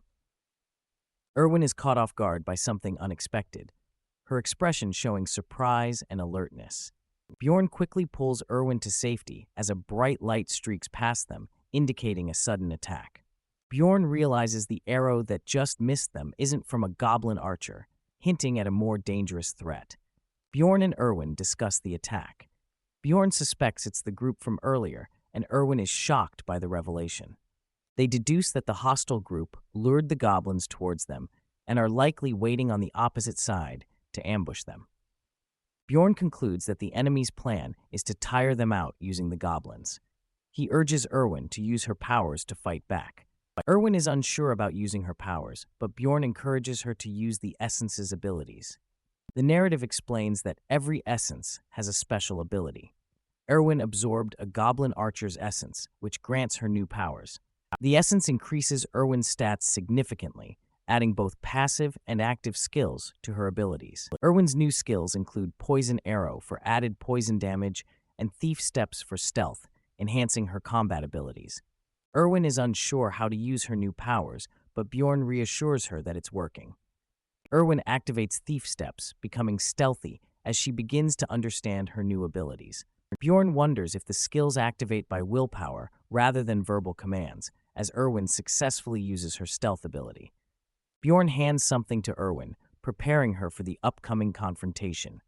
Bjorn decides to handle the goblins alone, instructing Erwin to find the enemy with the crossbow. Erwin expresses concern about Bjorn facing danger alone, questioning his decision. Bjorn insists there's no time to waste. He tells Erwin to stay hidden and wait for his signal to take out the crossbow enemy. Bjorn warns Erwin not to act until he gives the signal, emphasizing the importance of timing in their plan. Bjorn prepares to confront the threat, confident that their strategy will be enough to handle the situation. Bjorn spots goblins approaching from the left, readying himself for the fight. He notes that the attackers haven't shown themselves since the initial crossbow attack, staying hidden. Bjorn anticipates that the attackers will reveal themselves once the goblins are defeated.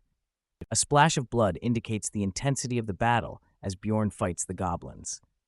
Bjorn is surrounded by goblins, skillfully defending himself with his shield and weapon. He counts about a dozen goblins, noting that 2 of them are armed with swords. Bjorn realizes there are no arrows flying his way, indicating the absence of archers among the goblins. Suddenly, Bjorn is surprised by an unexpected attack, realizing there are indeed archers. Bjorn becomes aware of the goblin archer's presence and knows he must be cautious of their arrows. A goblin sneaks up behind Bjorn, preparing to attack, adding to the danger he faces. Bjorn defends himself against the goblin's attacks, struggling to maintain his defense. He is aware of the crossbow threat and feels the pressure without Erwin's assistance.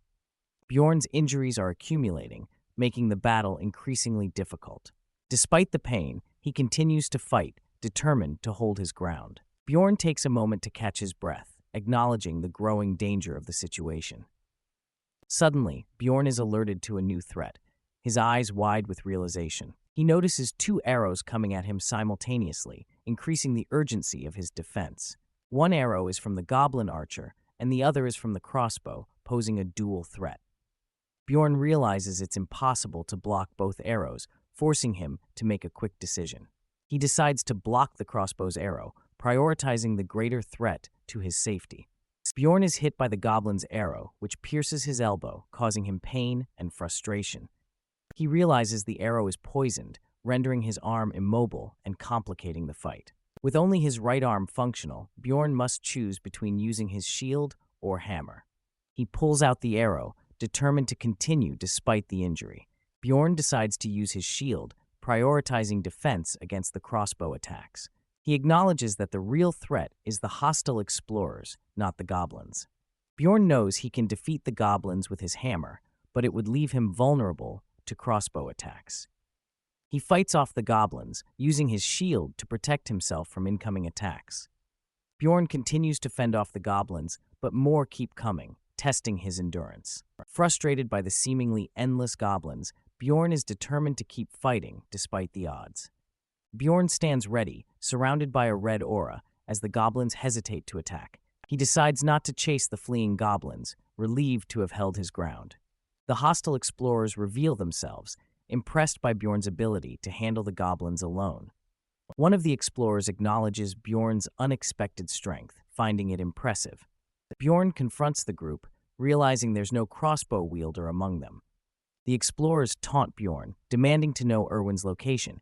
Bjorn, undeterred, challenges the explorers to come at him, ready to fight. The leader of the explorers mocks Bjorn, acknowledging his resilience despite the battle. The explorer offers to let Bjorn go if he reveals Erwin's location, but Bjorn is skeptical.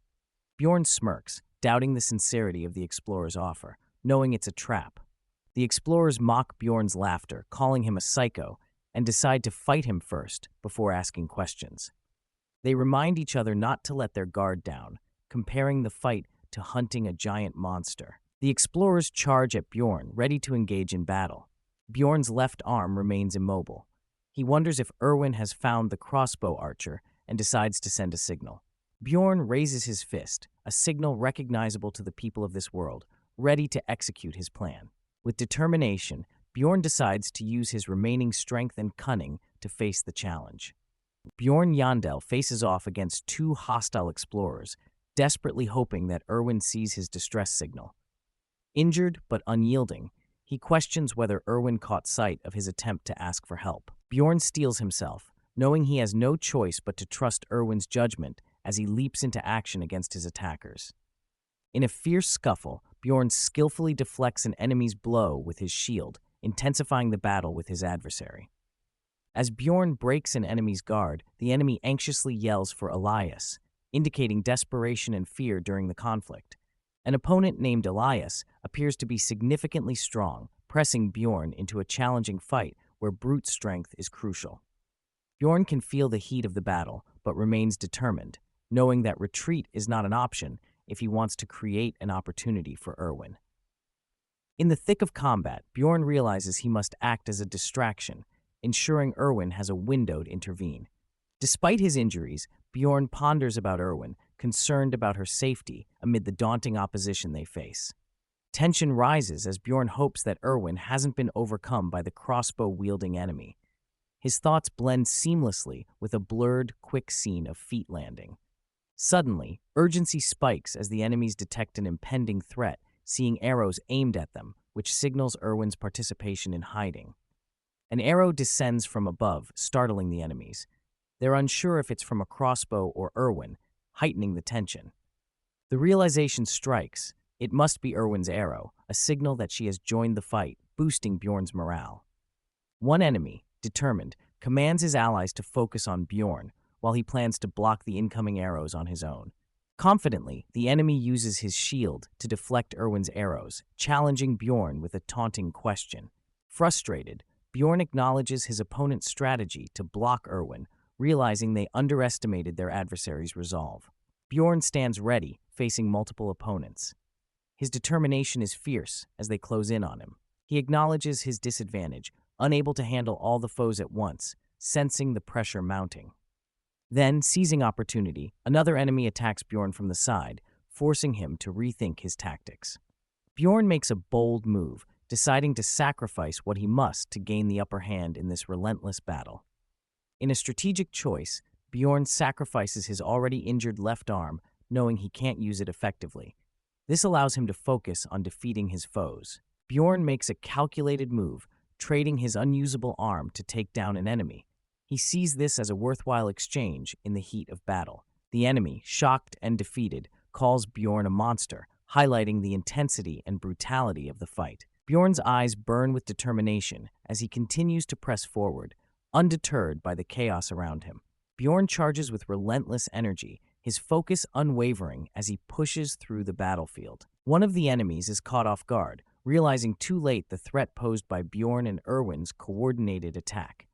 The enemy attempts to rally, planning to block Erwin's arrows, but is interrupted by a sudden explosion of light. Erwin's spirit arrow hits its mark, engulfing the enemy in flames. Bjorn praises Erwin's skillful shot, turning the tide of the battle. Bjorn taunts the enemy, questioning their arrogance in thinking they could block all of Erwin's attacks. The enemy is visibly frustrated. The enemy realizes too late that Erwin is a spirit archer, a revelation that comes with a painful blow. Bjorn seizes the moment, launching a powerful attack that sends the remaining enemies reeling, securing their victory. An enemy, battered and breathing heavily, realizes the dire situation they're in, acknowledging how bad things look. Determined to target Erwin, an enemy breaks away, forcing Bjorn to consider the distance and whether to pursue. The enemies challenge Bjorn to surrender, but he remains resolute, deciding to place his trust in Erwin. Bjorn is attacked again, dodging swiftly while preparing his counterattack. Bjorn reacts to an enemy's surprise attack, quickly turning the tables on them with a powerful move. An enemy is flung away by Bjorn's forceful assault, leaving their comrade frustrated and swearing. Bjorn faces off against a remaining adversary, who insults him in frustration. The battle reaches an intense peak. Realizing the enemy is now isolated, Bjorn questions why such a powerful foe teams up with weaker companions. Bjorn identifies the enemy's mistake of confronting him alone, seizing the advantage in the battle. Bjorn taunts the enemy for dodging, suspecting they're buying time for reinforcements, and vows to prevent their plan. Bjorn plans a deceptive move, pretending to swing his weapon to catch his enemy off guard. Executing his plan, he lets his swing go, taking the enemy by surprise with a powerful strike. An enemy, visibly hurt and clutching his shoulder, is stunned by Bjorn's relentless attack. Bjorn, breathing heavily, prepares to finish the confrontation, steeling himself for the final blow. With fierce determination, Bjorn launches into a brutal headbutt, overpowering his opponent. Shouting defiantly, Bjorn questions if his adversaries thought he would meet his end here. Bjorn's wrath culminates as he finishes off the enemy, ensuring his dominance in the battle. Amidst the aftermath, Bjorn stands victorious, catching his breath after the fierce struggle. Sweat and blood on his face, Bjorn reflects on the intensity of the combat, remaining vigilant. Erwin runs toward Bjorn, calling out to him with urgency, indicating the fight might not be over yet. Erwin rushes to Bjorn, concerned for his well-being and relieved that she also emerged victorious.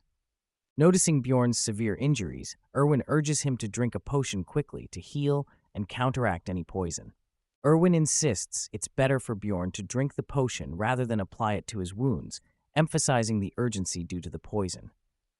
The potion bottle lies on the ground, its contents spilled, indicating the haste and tension of the moment. Bjorn feels the intense effects of the potion, describing the sensation as if his insides are boiling. He experiences pain throughout his body, with his skin feeling hot and itchy as the potion works its magic. Erwin encourages Bjorn, who is still recovering, while he inquires about the time, aware of their tight schedule. Erwin informs Bjorn of the time, noting they have 40 minutes left before the first floor closes, leaving no time to rest. Bjorn suddenly tells Erwin to strip, causing her to react with surprise and confusion. Bjorn clarifies he meant to strip the bodies of the defeated explorers, not Erwin, as they prepare to move quickly with 39 minutes remaining. Bjorn decides there's no time to strip the bodies, opting to take only the essential equipment and magic crystal bags. Erwin agrees to quickly gather the items. Time is ticking down as Erwin prepares, showing her readiness and determination to move swiftly. With the clock running out, Bjorn and Erwin race through the forest, carrying their gear as they head toward the portal.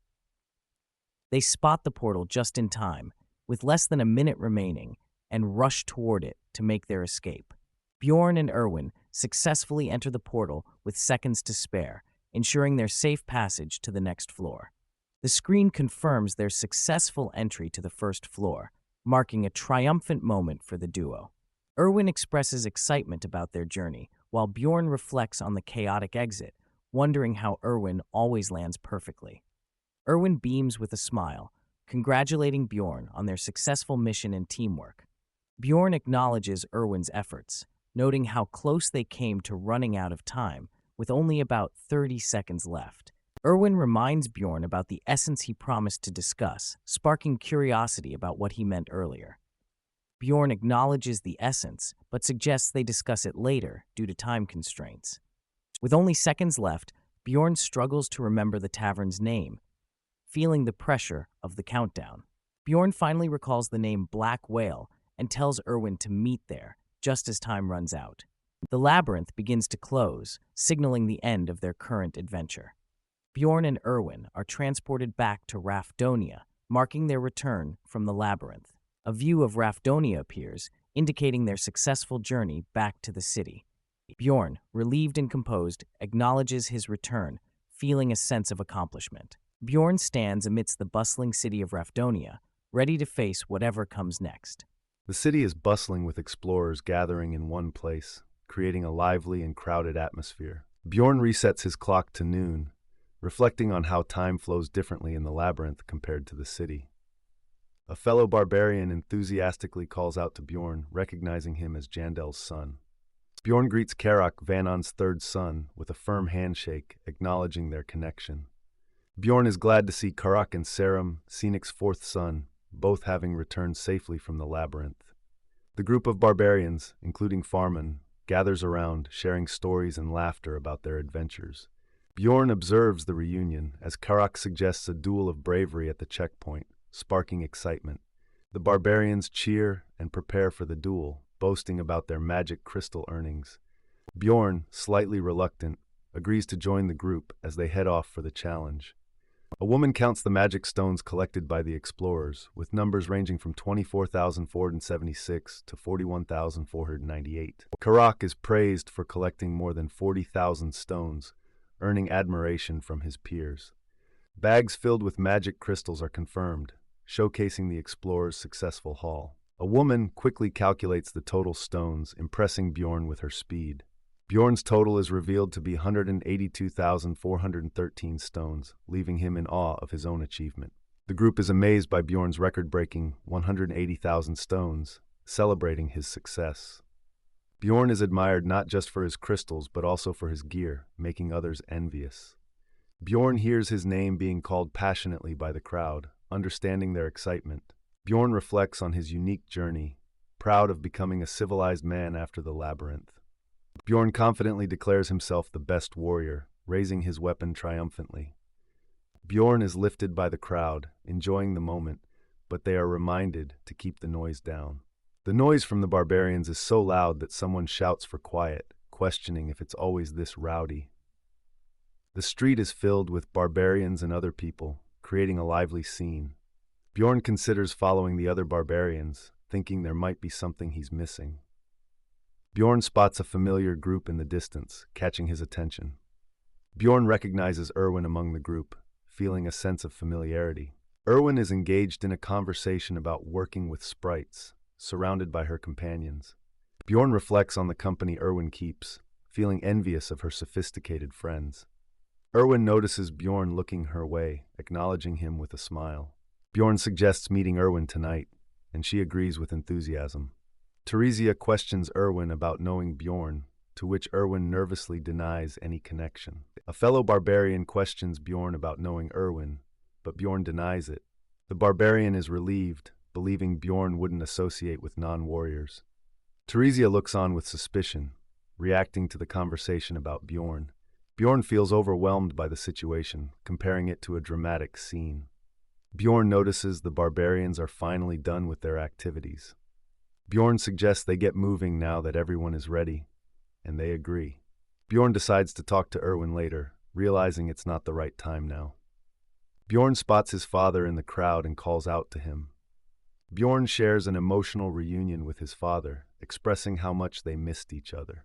Bjorn observes other families reuniting, feeling a sense of warmth and relief. The scene shifts to the joy and happiness of families and friends reuniting. A woman desperately asks about her missing husband, receiving an apologetic response.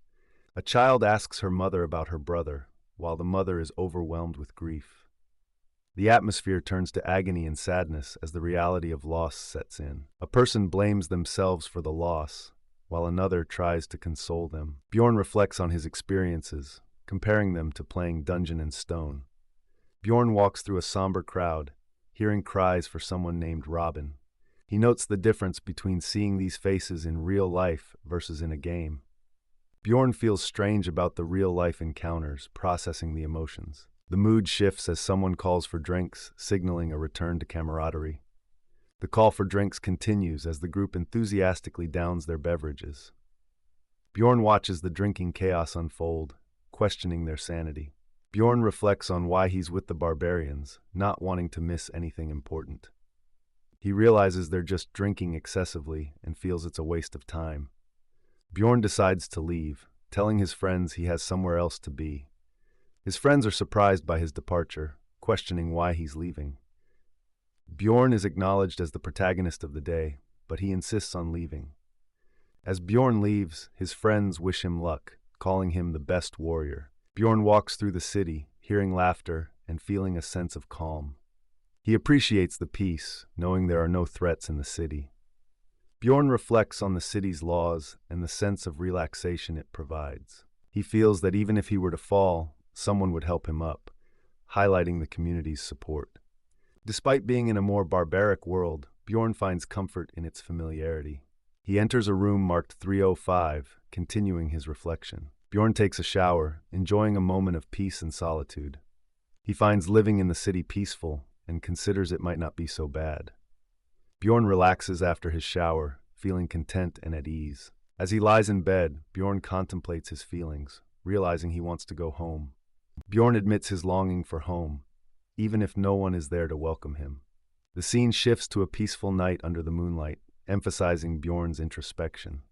Bjorn wakes up at 21:18, realizing he slept for several hours after leaving the labyrinth. He decides to head to the Black Whale Tavern to meet Erwin, reflecting on his time spent. An older man informs Bjorn that the Black Whale Tavern disappeared 10 years ago. Bjorn learns the tavern changed due to gambling issues, feeling surprised by the news. He realizes the game world is behind the current world and asks for the tavern's new name. Bjorn discovers the tavern is now called Python Puth and heads there. He notes the differences between the tavern in real life and in the game, planning to learn more about the world. Inside the lively tavern, Bjorn searches for Erwin amidst the chaos. Erwin waves to Bjorn, catching his attention in the bustling tavern. Teresia recognizes Bjorn as the barbarian, acknowledging him with a serious expression. Bjorn introduces himself to Teresia, who is Erwin's older sister, and asks who she is. Teresia tells Bjorn to call her by her name, avoiding her full name, which Bjorn recalls as Erwin Fornaci de Tercia. Bjorn asks Teresia why she's there, and she prepares to question him. Teresia confronts Bjorn about why he wanted to meet Erwin at night in a tavern, showing her protective nature. In a bustling tavern, Teresia confronts Bjorn about calling Erwin to such an inappropriate place last night. She questions his intentions, clearly protective of her sister. Teresia continues her confrontation, calling Bjorn thick-skinned and expressing her frustration. Erwin looks on, concerned but silent. Bjorn, confused, asks what Teresia means by last night. Teresia accuses him of playing dumb, her suspicion evident. Bjorn turns to Erwin, asking how long it's been since they left the labyrinth. Erwin responds, surprised that it's been about 30 hours. Bjorn is shocked to learn it's been 30 hours, not the 4 he thought. His realization is evident as he processes this information. Bjorn reflects on why he felt so refreshed, realizing he slept for over a day. Erwin and Teresia watch him, waiting for an explanation. Erwin is taken aback by Bjorn's sudden apology. He earnestly says he's sorry for the misunderstanding, surprising her with his sincerity.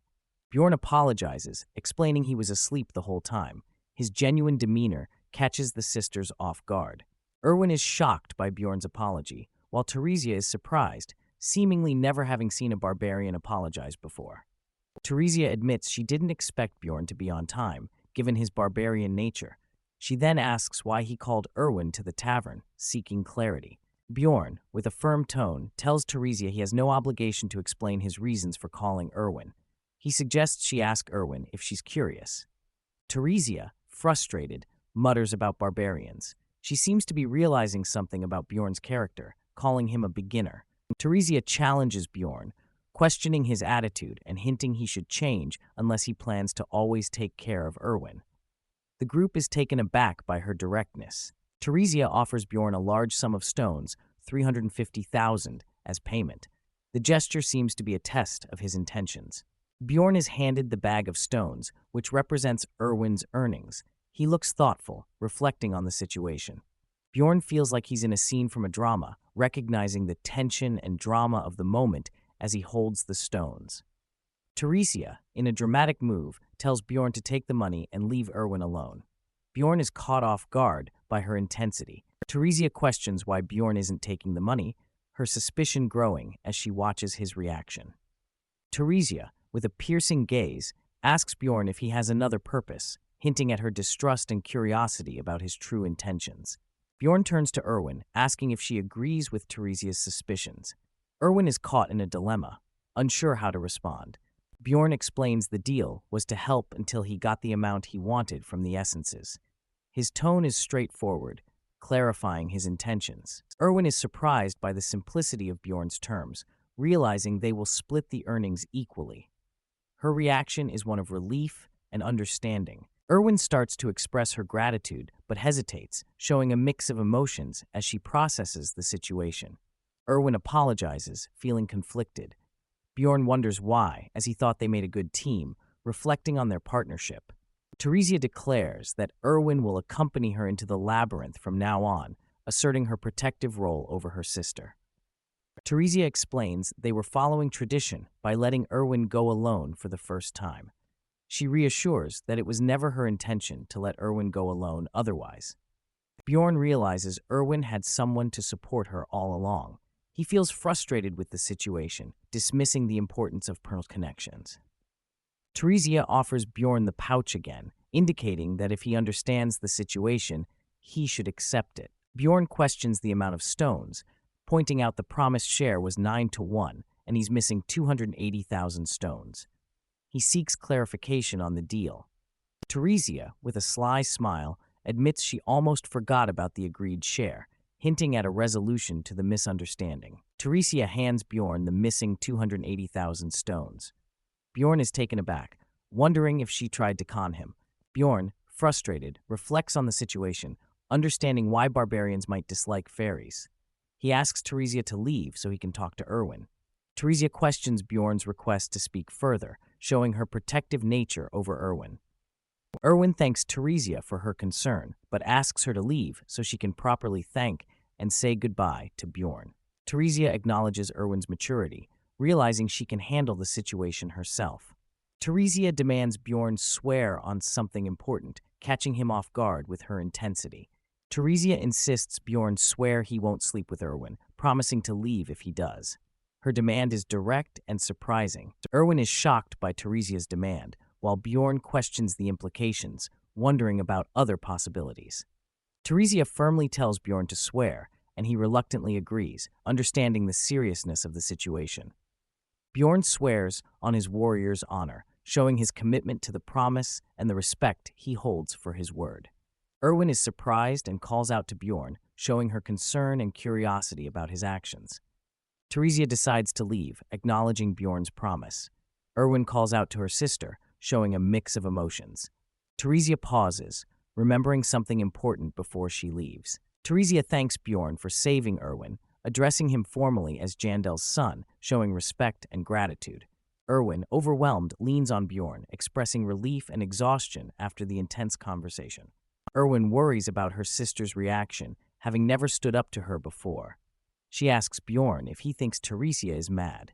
Bjorn reassures Erwin, noting that Teresia didn't seem mad. He tells her not to worry, offering comfort. Erwin thanks Bjorn for his earlier offer, but explains she decided long ago to work with her sister. She apologizes for any misunderstanding. Bjorn tells Erwin she doesn't need to apologize, understanding her decision. He reflects on the situation with a sense of acceptance. Bjorn hands Erwin exactly 63,000 stones, explaining it's from the magic crystals. He assures her he's already taken his share, showing fairness. Erwin tells Bjorn she left the backpacks at her place and suggests he check them out tomorrow. Bjorn reflects on how she understood his unspoken question and feels a bit regretful about not having her as a teammate. Erwin asks Bjorn how she should repay him for his help, showing her gratitude and willingness to return the favor. Bjorn considers Erwin's offer to repay him, realizing this might be why Teresia was so protective earlier. Bjorn repeats the word repay, contemplating what Erwin could do to return the favor. Bjorn admits he can't think of anything for Erwin to do at the moment, but asks if she wants to eat anything, showing his casual approach.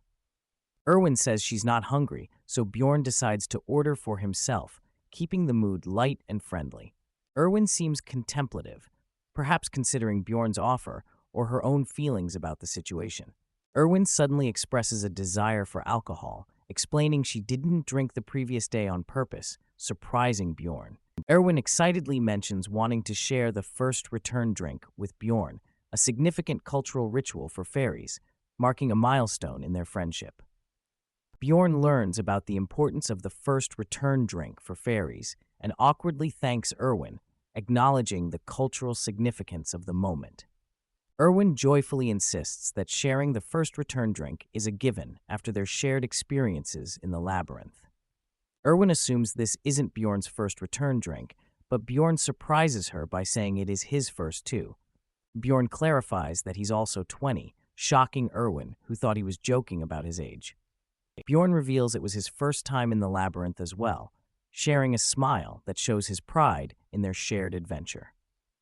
A table is set with food and drinks, creating a warm and inviting atmosphere for their celebration. Erwin praises Bjorn for his efforts, smiling warmly as she holds up her drink. Bjorn returns the compliment, acknowledging Erwin's contributions with a smile as they prepare to toast. They clink their mugs together in a cheerful cheers, celebrating their successful partnership and newfound friendship. The table is now empty, showing that they enjoyed their meal and drinks together, marking the end of their celebration. Erwin playfully comments on Bjorn wearing a shirt, and Bjorn responds with a light-hearted remark about her wearing a skirt, highlighting their growing camaraderie. Bjorn finishes his drink and suggests it's time to discuss something important, shifting the mood from casual to serious. Bjorn reminds Erwin of her offer to repay him and mentions he has thought of a way she can do so. Erwin is curious and slightly surprised, asking Bjorn what he has in mind for repayment. Bjorn hints that they can't discuss it there because security might intervene, suggesting a more private setting is needed. Erwin, blushing, seems intrigued and anticipates what Bjorn might suggest next. Erwin suggests they go to Bjorn's room to continue their conversation, and Bjorn agrees, finding the idea appealing. Inside a room, Bjorn is helping Erwin test her flexibility. He instructs her to spread wider, but Erwin struggles, making a strained sound. Bjorn, sweating and focused, encourages Erwin despite her difficulty. He seems determined to help her improve. Suddenly, Erwin cries out in pain as Bjorn accidentally dislocates her shoulder. Bjorn realizes he's used too much strength. Erwin, in discomfort, insists that her shoulder has never been pushed back that far before. She's clearly in pain. Erwin swears on her family that her shoulder never went that far back. Bjorn tells her to rest for a bit, showing concern. Erwin checks if her arm is still intact, relieved to be alive. Bjorn reflects that the flexibility stat isn't very noticeable in real life. Erwin questions Bjorn's intentions, wondering if he brought her here just to test her abilities. She seems a bit annoyed. Bjorn explains that ability use isn't allowed in the city. He wanted to understand the difference between the game and real life. Erwin didn't know this. A statement appears, noting that Dungeon & Stone is not a user-friendly game, hinting at its complexity. The game interface is shown, highlighting the stats, body, mind, and ability. It suggests the game's depth and intricacy. The game interface shows the main stats, but there are thousands of detailed stats available by expanding the menu. The focus is on the stamina stat. Increasing it allows characters to carry heavier items and perform better in physical attacks. The scene explains that different characters can do different things even with the same stats, highlighting the game's complexity. Bjorn reflects on his extensive experience with the game, noting there are still stats he doesn't fully understand after 9 years. Bjorn mentions the obsession stat, which he knows little about. It's linked to an essence Erwin consumed. Bjorn admits he knows little about the obsession stat, except it's a lower-ranking stat in the mind category. He asks Erwin if she noticed any changes after leaving the labyrinth. Erwin considers Bjorn's question, pondering if she's been overthinking or having patience issues, but she's unsure. Erwin mentions her sudden craving for cookies, which she never used to eat much before, hinting at a change in her behavior. Bjorn speculates that the obsession stat might increase desire, reflecting on Erwin's new craving for cookies. Bjorn considers the possibility of other unknown stats affecting behavior. As he thinks, Erwin gently gets his attention, calling him Mister. Erwin feels sleepy, and Bjorn acknowledges there are still things he wants to check, but decides it's time to sleep. A candle burns low, setting a calm and quiet atmosphere as the night progresses. Bjorn suddenly remembers Erwin's sister's warning not to sleep with her. He lies awake, contemplating this. Bjorn reassures himself, thinking Erwin's sister meant a different kind of sleeping together. Erwin sleeps peacefully beside him. The next day, Bjorn and Erwin review their loot from the labyrinth, which includes various weapons and items. Bjorn is impressed by the amount of loot. Erwin asks if he's going to sell it all, and Bjorn plans to sell most of it. Erwin requests a leather outfit and belt from the loot. Bjorn agrees, as long as it's deducted from her share, and she happily agrees. A merchant offers 350,000 stones for some of their loot, indicating a successful sale. Another merchant calculates the total value of their loot to be about 180,000 stones, adding to their earnings. Bjorn and Erwin finalize a deal for 250,000 stones, pleased with their financial success from the loot sales. Bjorn reflects on their earnings, totaling 1,450,000 stones, feeling accomplished with their success. Erwin is amazed by their earnings, questioning if it's real. Bjorn calculates his share after deducting Erwin's, feeling proud. Bjorn, with a confident expression, thinks to himself that this is a nice start to their journey. Bjorn suggests they part ways, surprising Erwin. He wonders why she's surprised, thinking there's nothing more to do. Erwin suggests they walk together to the central square since they're headed the same way. She wishes to spend more time with Bjorn. They encounter a crowd gathered in the square, piquing their curiosity about the commotion. Bjorn and Erwin wonder why there's a crowd. They soon realize it's an execution taking place. A guard announces the execution, urging the crowd to back off, creating a tense atmosphere. A man is seen in a guillotine, looking distressed as the execution scene unfolds. It's revealed that the people being executed haven't committed serious crimes, but are punished for failing to pay taxes. The executioner announces the start of the execution, creating a tense and grim atmosphere. A narration explains that Raphinosia is the last city standing after a witch's curse, with resources only available in the labyrinth. The harsh reality is stated: those unable to pay taxes face execution, highlighting the city's brutal law. The guillotine is shown, symbolizing the reduction of mouths to feed in the city, a grim solution to resource scarcity. People rush forward, eager to be first, creating a chaotic scene as they compete for something. The crowd dips bread into the blood of the executed, following a local legend for financial luck. Bjorn and Erwin are shocked by the crowd's actions. Bjorn explains the legend behind the gruesome ritual. Bjorn asks Erwin about the tax amount for non-humans, which is 700,000 stones, reflecting the high cost of living. Bjorn notes the tax is slightly different from the game, but close enough, questioning the amount for subsequent years. Erwin reveals the second-year tax is 800,000 stones, with additional exchange fees, mirroring the game's mechanics. Bjorn realizes that taxes increase each year, motivating him to become stronger to meet the demands. He reflects on the possibility of not returning to his old life and the risk of becoming a victim himself if he doesn't train. Bjorn acknowledges the need to save money to avoid the grim fate of execution. He sets a goal to become an explorer capable of reaching the 6th floor, aiming for survival and success. Bjorn is determined to survive in this world and avoid execution, emphasizing the urgency of his mission. Bjorn visits the library, a place still under construction in the game, seeking knowledge and resources. People stare at Bjorn in the library, surprised to see a barbarian in such a scholarly setting. Bjorn notices Einar asleep on a book, seemingly exhausted from studying. He recognizes Einar, recalling her as someone's second or third daughter, and wonders about her presence. Bjorn is curious about why Einar is in the library, pondering her purpose there as he observes her sleeping. Einar wakes up, looking a bit confused as she notices Bjorn. Bjorn greets Einar, recognizing her as Jandel's son, and expresses relief that she's doing well. Einar enthusiastically responds, happy to see Bjorn, and calls out his name loudly. Bjorn asks Einar to lower her voice. She laughs, surprised to see another barbarian in the library, and Bjorn inquires about her presence. Einar explains that she wanted to gain more knowledge, as Bjorn advised her to think before acting. Bjorn finds her efforts commendable, noting that she's different from other barbarians.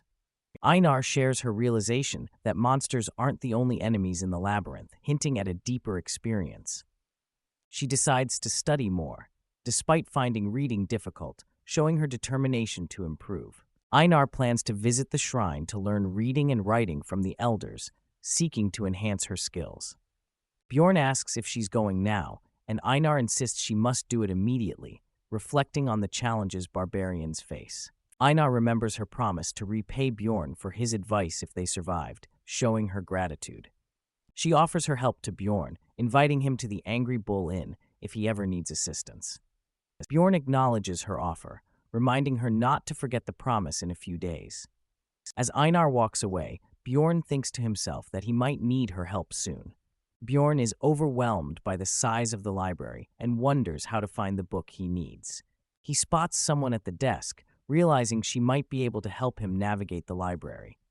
Bjorn approaches the woman, assuming she's a librarian, and clears his throat to get her attention.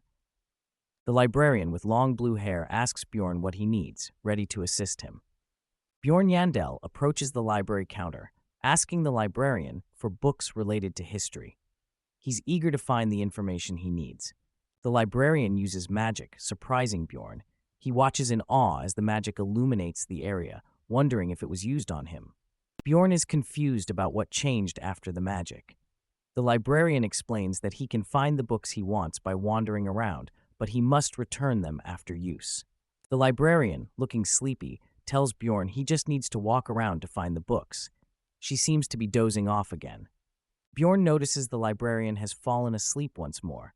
He wonders about her peculiar behavior.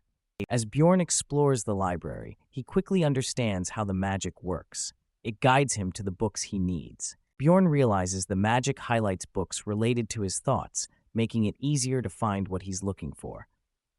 Bjorn now understands why there's only one librarian in such a large library. He decides to start reading a book he's found. Bjorn begins with a book titled Fallen World. It describes a time when a witch's curse made the land uninhabitable. The book reveals that the last fortress, Rafonida, survived by opening a path to another dimension, leading to the creation of today's labyrinth. Bjorn reads the second book, Alchemy's Basics Annotated 4, noting the early history of the world is similar to the game's prologue. The book explains how magic crystals from monsters can be transformed into various materials. Bjorn struggles to grasp the theory, but decides to memorize it. In the next book, Sacred War 3, Bjorn learns about the conflict between barbarians and fairies. He decides this fourth book is crucial for him. The fourth book, Evil Spirits of the Abyss, describes spirits from other dimensions possessing bodies. Bjorn acknowledges the accuracy of this information. The book doesn't explain why possession happens, but it highlights the royal family's efforts to stop it. Bjorn takes note of this. Bjorn realizes that avoiding certain words will keep him safe, as he reflects on being labeled an evil spirit. The fifth book, On the Death of the King, discusses the first king's death 150 years ago, aligning with the game's timeline. Bjorn discovers the world is 150 years after the game's timeline, explaining the discrepancies in his knowledge. Bjorn picks up Dimension's instability observation records, wondering if it's related to the blonde who saved him. He recalls the blonde's words about his rare experience, pondering the significance of what he went through. The book mentions a theory about entering a portal as it closes, which might cause instability. Bjorn reflects on this possibility. Bjorn realizes that his situation might be his own fault, feeling frustrated and deciding to stop dwelling on it.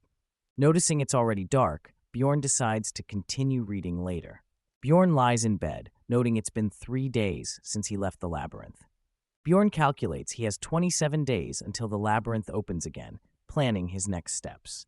Determined, Bjorn decides to start looking for a new team member the next day. Bjorn is startled awake by a noise, his eyes wide open in surprise. Erwin is at the door, urgently waking Bjorn up. He recognizes her voice. Bjorn opens the door, asking Erwin why she's visiting so early in the morning. Bjorn is suddenly caught off guard by a burst of energy, reacting in shock. Erwin excitedly tells Bjorn she succeeded in forming a contract with a spirit using a spirit stone her sister bought. Erwin shows off her new wind spirit, explaining it works well with fire, and she's thrilled with her success. Bjorn acknowledges Erwin's luck in forming the contract, impressed by her achievement. Bjorn reflects on the spirit stone's rarity and cost, realizing Erwin's family must be wealthy to afford multiple attempts. Bjorn tells Erwin she can dismiss the spirit now, but Erwin insists on showing more of what she can do. Bjorn, concerned about the mess, asks Erwin how much more chaos she plans to create in his house. Erwin looks surprised, realizing the extent of the mess she's made. Panicking, Erwin apologizes and promises to clean up immediately. The wind spirit swirls around, ready to assist in tidying up the mess. Erwin finishes cleaning quickly, impressing Bjorn with her speed and efficiency. Bjorn congratulates Erwin on her spirit contract, and she happily thanks him. Bjorn advises Erwin to use her time wisely before returning to the labyrinth, suggesting she didn't need to visit him. Erwin acknowledges Bjorn's point, but seems hesitant, wanting to explain her visit. Erwin admits she wanted Bjorn to be the first to know about her success, showing their bond. Bjorn reflects on Erwin's connection to him, considering keeping their relationship professional. Bjorn decides to stay friends with Erwin, offering his support if she needs help. Erwin is touched by Bjorn's words, feeling a sense of camaraderie. Erwin cheerfully agrees, appreciating the connection and support from Bjorn. Bjorn has 26 days until the labyrinth reopens. He plans to use this time wisely and heads to the Angry Bull Inn where the barbarians gather. A fellow barbarian recognizes Bjorn as the strongest warrior, Jandel's son, surprised by his presence. Bjorn is recognized by the barbarians, who are excited to see him and recall his stories. He notes their loud enthusiasm. A barbarian suggests Bjorn stay at the inn, mentioning the cheap rate of 300 stones a night, which surprises Bjorn. Bjorn learns the low cost is due to 10 warriors sharing 5 beds, but they offer him a bed out of respect. Bjorn clarifies he's there to see Einar, Feneline's second daughter, not to stay at the inn. Einar arrives, and the barbarians inform her that Bjorn, Jandel's son, has come to see her. Einar is curious about why Bjorn wants to see her, questioning his intentions. Bjorn asks Einar for a favor, expressing his desire to train by fighting her. Einar is surprised by the request, noting that it's not really a favor to ask for combat training. Einar suggests Bjorn could simply join the others in the field for training, realizing he didn't need to ask her specifically. Einar agrees to fight Bjorn anytime except in the mornings, showing her willingness to help him train. Bjorn and Einar prepare to start their training session immediately, drawing attention from onlookers. Bjorn is determined to learn, but also intends to give his best in the fight against Einar. Einar charges at Bjorn with her weapon, showcasing her combat skills. Einar's intense focus and strength are evident as she engages in the fight. Bjorn finds himself on the ground, acknowledging Einar's superior skills as the best warrior. Einar checks if Bjorn is okay after their intense training session. Bjorn admits she's really good. Despite being battered, Bjorn is eager to go again, showing his determination to improve. Bjorn and Einar continue their training, pushing each other to their limits with repeated bouts. Exhausted, Bjorn catches his breath under the night sky, reflecting on the intense training. Einar, also tired, asks if Bjorn wants to continue. He acknowledges her strength, impressed by her abilities. Bjorn decides to end the training for the day, acknowledging Einar's intelligence and trustworthiness. Bjorn asks Einar if she'll go to the labyrinth alone again.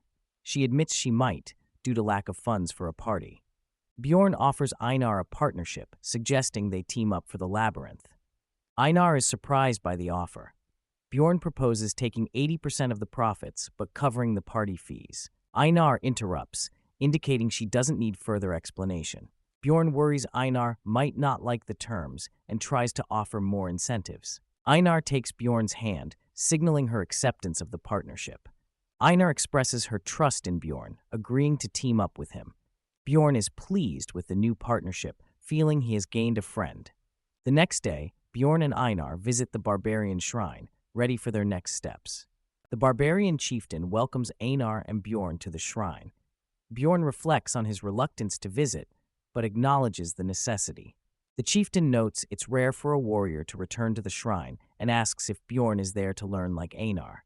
Bjorn firmly denies it. Curious about Bjorn's intentions, the chieftain asks why he's there. Bjorn reveals he wants the spirit seal. Bjorn clarifies he specifically seeks the undead seal, considering it a crucial skill for conquering the labyrinth. The story begins by introducing the concept that each otherworldly species has a unique trait. We learn about different species. Fairies borrow power from spirits, dwarves enhance items with the blessing of armor, and therianthropes bond with spirit beasts. Finally, it's revealed that barbarians possess the spirit seal, a powerful trait. Bjorn is confronted by the barbarian chieftain, who is curious about how Bjorn learned about the spirit seal.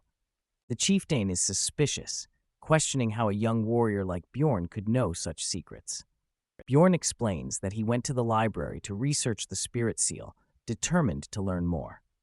Bjorn claims he read about the spirit seals in a book, mentioning their use in wars against fairies. The chieftain laughs heartily, amused by Bjorn's story of learning from a book, finding it interesting.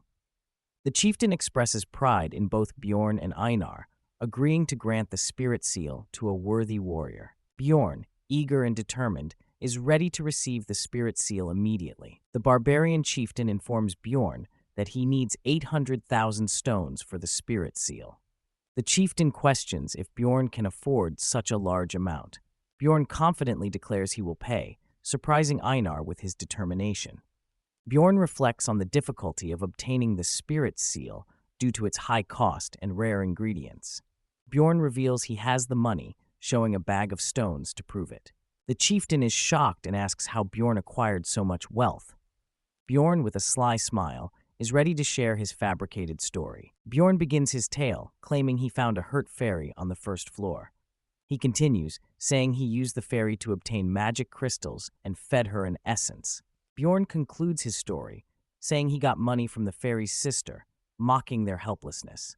The barbarian chieftain laughs heartily at Bjorn's story, finding it incredibly amusing. Other barbarians praise Bjorn for his cleverness, amazed by his tale of outsmarting the fairies. The chieftain rewards Bjorn with a gift for showing great potential. Bjorn is surprised to receive 200,000 stones back, realizing he earned it just from his story. Bjorn is celebrated by the others, determined to continue his clever tactics to become a greater warrior.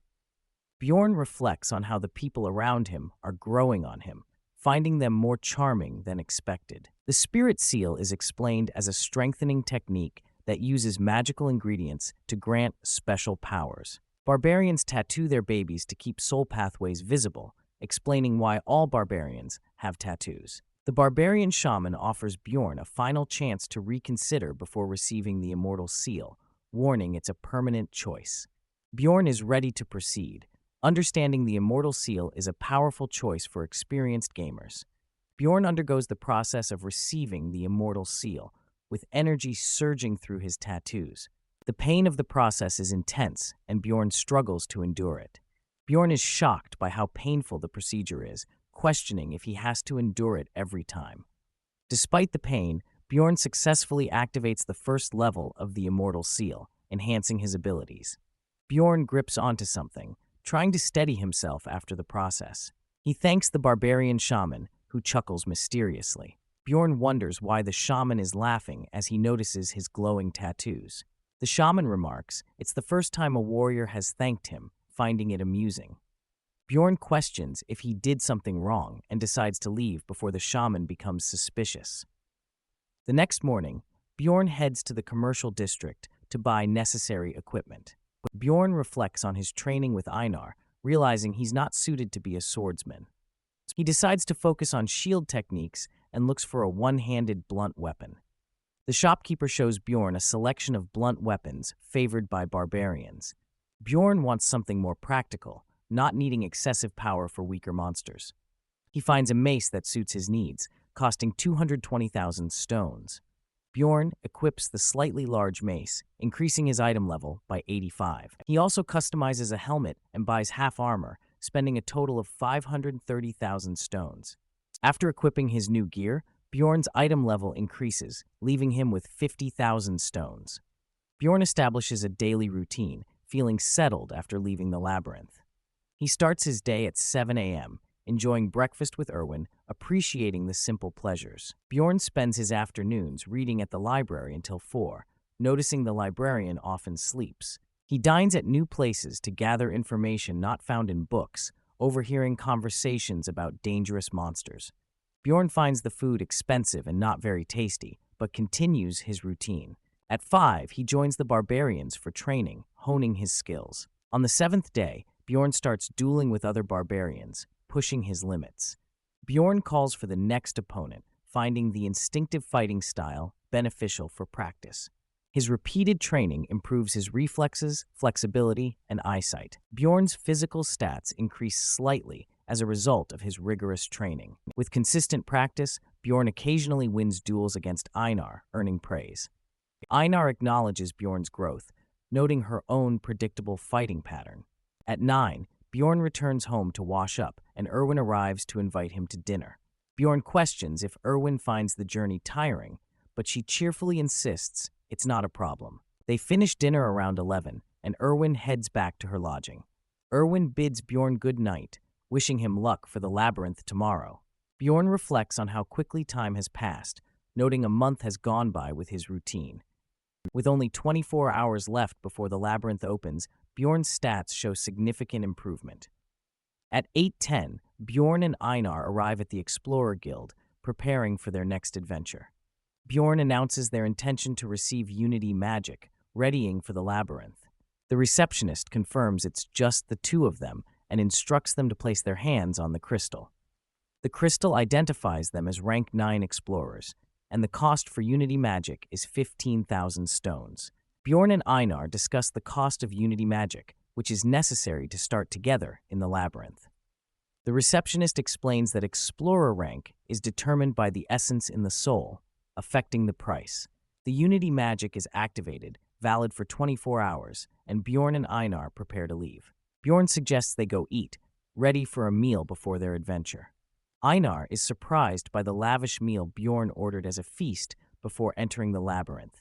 Bjorn confirms the meal's cost, and Einar is amazed, feeling like she's dreaming. Bjorn encourages Einar to try the food, and she's delighted by its taste.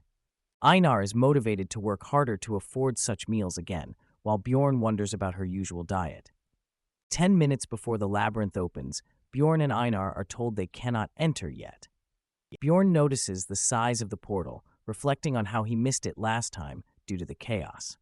A group led by Parthun arrives at the portal, excited to be on time for the labyrinth's opening.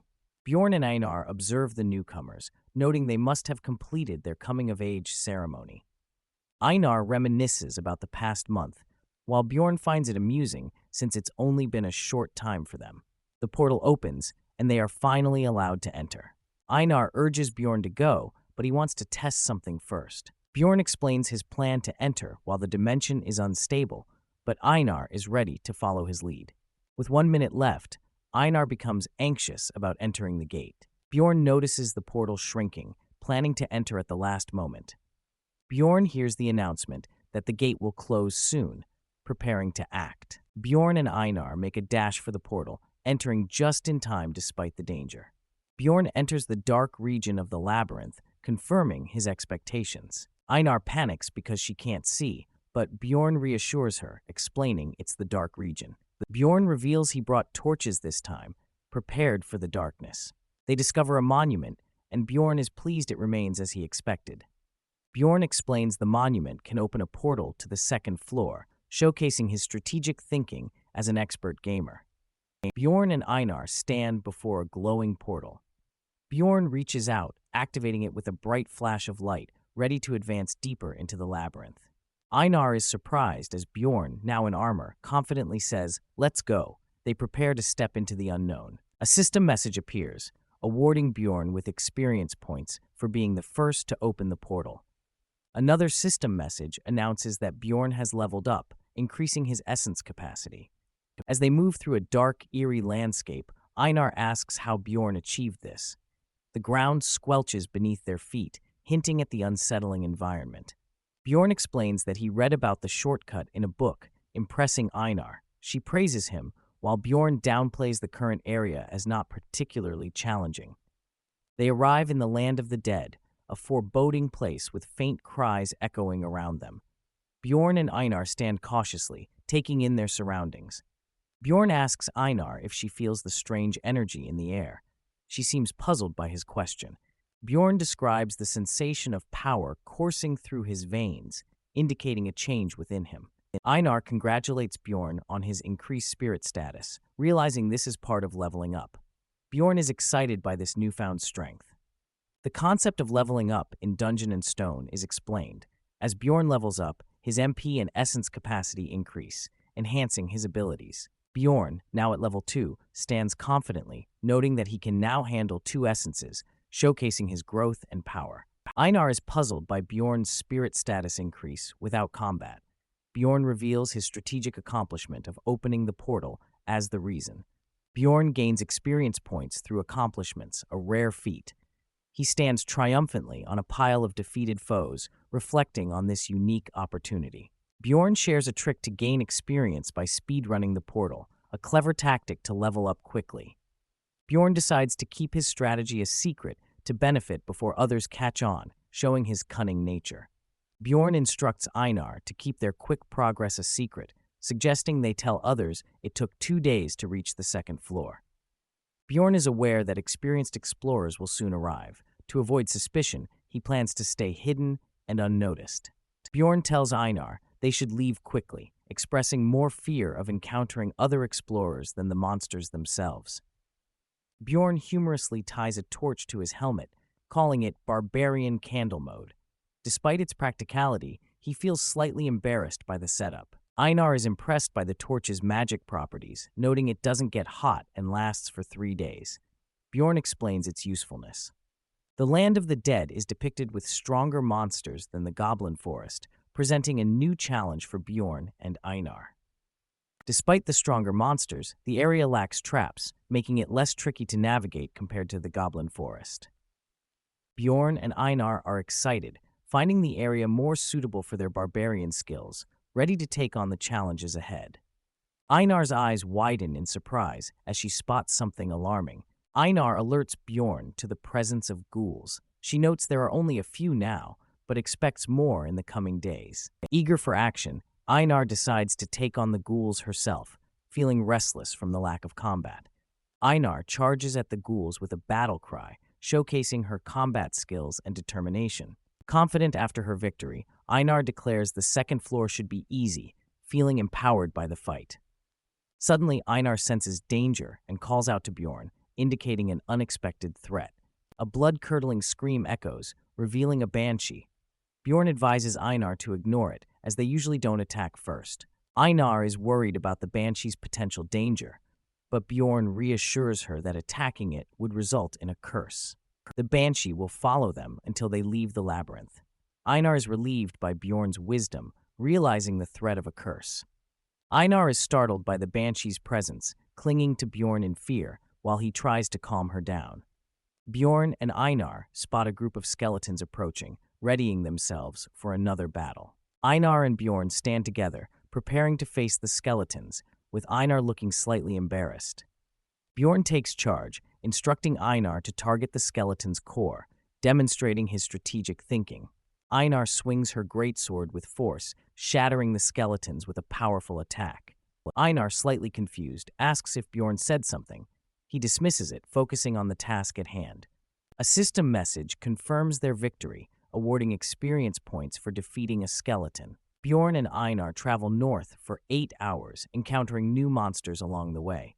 They come across elder ghouls, which are much larger and more formidable than regular ghouls.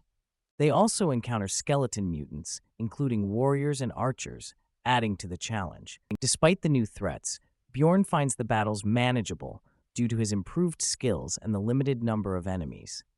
Bjorn's new mace is perfectly suited for him, allowing him to fight more effectively. With the mace, Bjorn efficiently crushes skulls, proving more effective than his previous weapon. His armor, shaped like a vest, allows for greater mobility and aggressive fighting. Although his steel helmet isn't ideal against crossbows, it provides sufficient protection against weaker attacks. The helmet effectively stops arrows from half-broken bows, boosting Bjorn's confidence. Bjorn defeats a skeleton, telling it to get stronger and come back, showcasing his dominance in battle. Bjorn acknowledges his skill in battle, but admits there's another barbarian just as capable. Einar unleashes a powerful attack, demonstrating her formidable combat abilities. Bjorn reflects on the ancestral goddess Vihela, impressed by Einar's prowess in battle. Bjorn initially didn't understand Einar's battle cries, but now appreciates their effectiveness. Bjorn realizes that Einar's battle cries are natural and motivating, enhancing their combat experience. Fighting alongside Einar is refreshing for Bjorn, contrasting with his past experiences. He enjoys being part of a barbarian team. System messages confirm their victories over various enemies, adding to their experience points. Einar notices Bjorn's injured arm, expressing concern for his well-being. Bjorn reassures Einar that his wound is healing quickly, already beginning to close. Einar is amazed by the rapid healing, asking if it's due to the spirit seal, to which Bjorn confirms. Bjorn explains the undead seal's effect, enhancing his natural regeneration and stamina, allowing quick recovery from injuries. Despite the pain of getting the seal, Bjorn acknowledges its effectiveness in battle. Bjorn notices the terrain has changed, indicating a shift in their environment. The banshee's howling intensifies, signaling an impending threat. Bjorn tells Einar to prepare for battle. Bjorn warns Einar that 8th rank monsters will soon appear, heightening the tension. Einar hears a mysterious sound, and Bjorn instructs her to get ready as the anticipated threat arrives. A death fiend emerges, a terrifying creature known for consuming the labyrinth's light, catching Bjorn off guard. The death fiend appears even more frightening than Bjorn expected, adding to the danger. Bjorn advises Einar to aim for the death fiend's head, emphasizing the importance of targeting its weak spot. Einar leaps into action, ready to confront the death fiend with Bjorn's guidance. Einar delivers a powerful hit on the death fiend, while Bjorn prepares for the next move, assessing the situation. Bjorn faces the death fiend head-on, realizing the formidable strength and resilience of the creature. The battle proves tough. Bjorn's strike felt like hitting solid stone, reflecting the death fiend's durability. Bjorn manages to redirect the death fiend's attention, positioning himself strategically while noting its incredible strength. Einar charges with determination to strike the death fiend, aiming to exploit any weakness it may show. A look of surprise crosses a face, implying unexpected events unfold in the heat of battle. An issue arises as the blade fails to pierce the death fiend's armor, showcasing the challenge the team faces. The eye of the death fiend focuses ominously, suggesting it still poses a significant threat. Einar is knocked back after a clash with the death fiend, revealing the opponent's overwhelming power. Einar warns Bjorn of the death fiend's sheer resilience, indicating that this battle is particularly challenging. The death fiend is notorious for its strong defense, surprising Bjorn with its toughness. Einar's greatsword barely scratches the death fiend, and its passive skill, body preservation, quickly heals the wound. Bjorn and Einar are alarmed by the death fiend's resilience and its intimidating presence. The death fiend uses its active skill, Call of the Dead, summoning ghouls to aid it in battle. As the death fiend summons more ghouls, Bjorn and Einar realize the situation is becoming increasingly challenging. Bjorn shouts to Einar, instructing her to handle the ghouls first as they face a dangerous situation in the labyrinth.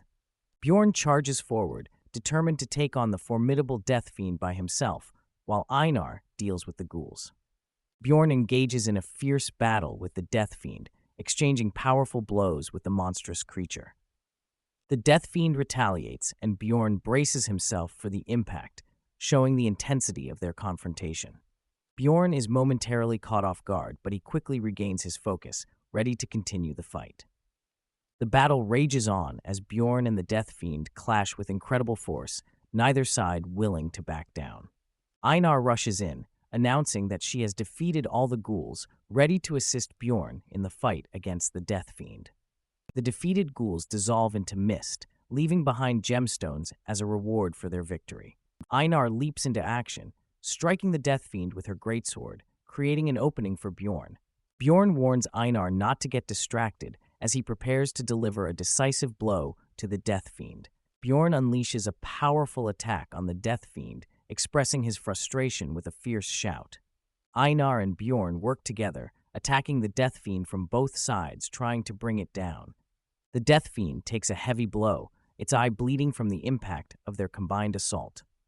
Bjorn feels satisfied with the damage dealt, noting it must have been significant given the death fiend's response. Bjorn is shocked to see the death fiend recovering quickly, realizing their attack wasn't enough to stop it. Bjorn is surprised that an attack strong enough to kill goblins in one hit doesn't stop the death fiend. The death fiend's regenerative abilities become apparent as it heals swiftly, posing a greater challenge. Bjorn worries about the death fiend's speed of regeneration, wondering if he should target weaker monsters instead. Einar is suddenly grabbed by the death fiend, leaving Bjorn alarmed and calling out her name. Einar braces herself, ready to unleash her strength against the death fiend in a desperate move. Bjorn realizes Einar is trying to disrupt the death fiend's balance, a clever tactic in their battle. Bjorn praises Einar's strategy and delivers a powerful kick to the death fiend's leg, aiding in its destabilization. The death fiend begins to topple as Bjorn and Einar work together to bring it down. The massive creature crashes to the ground, creating a cloud of dust and signaling their advantage. Despite their efforts, the death fiend starts to rise again, showing its resilience and strength. Bjorn and Einar stand over the fallen death fiend, confident in their victory as they taunt the creature. Bjorn laughs, feeling triumphant after their successful teamwork against the death fiend. Einar reminisces about childhood memories, finding joy in their victory and the teamwork involved. Bjorn and Einar celebrate their victory, enjoying the thrill of the hunt and their successful strategy. A system message confirms their victory over the death fiend, rewarding them with experience points. Einar excitedly shows Bjorn a large magic crystal they found after defeating the death fiend. Bjorn and Einar are surprised to learn the crystal is only worth 100 stones, questioning its value. Bjorn explains that including the ghouls, the total is 300 stones, but it's still a low price for their effort.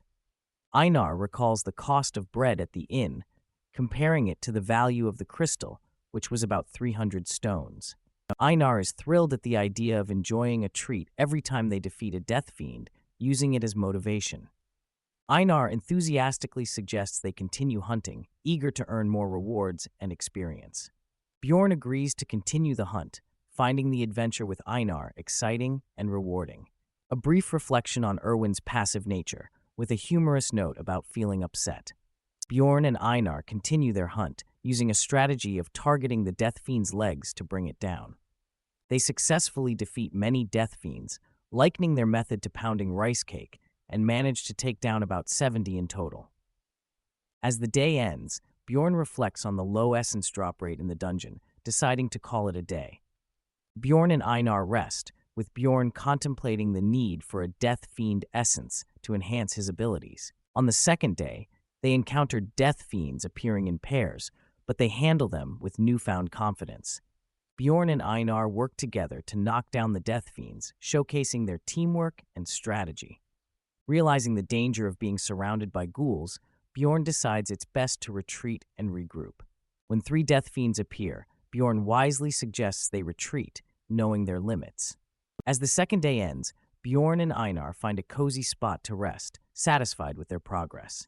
They unexpectedly encounter another group of explorers, leading to a tense moment. The explorers appear wary and cautious as they face Bjorn and Einar. Bjorn identifies them as other explorers and begins to question their intentions, ready for any potential conflict. Einar intimidates the other explorers, telling them to leave if they have no business there, causing them to back off. The explorers apologize and quickly retreat, intimidated by Einar's presence. Einar tells Bjorn they need to move since their location is now known, expressing distrust in humans. Bjorn reflects on Einar's dislike for humans, wondering if something happened during their last exploration. Bjorn decides to ask Einar about her past experiences with humans later as they continue their journey. Bjorn and Einar search for a new campsite, acknowledging it might not be as nice as the previous one. Bjorn hears cries for help, alerting him to potential danger nearby. Bjorn and Einar are shocked by the cries, realizing something is wrong. Einar points out that the cries don't sound like a monster attack, but rather a person killing another. As they consider running, a mysterious voice asks who they are, catching them by surprise. Bjorn and Einar discover 4 fresh corpses, noting the absence of monsters and signs of poison in a campfire. They spot a mysterious woman standing near the bodies, raising their suspicions.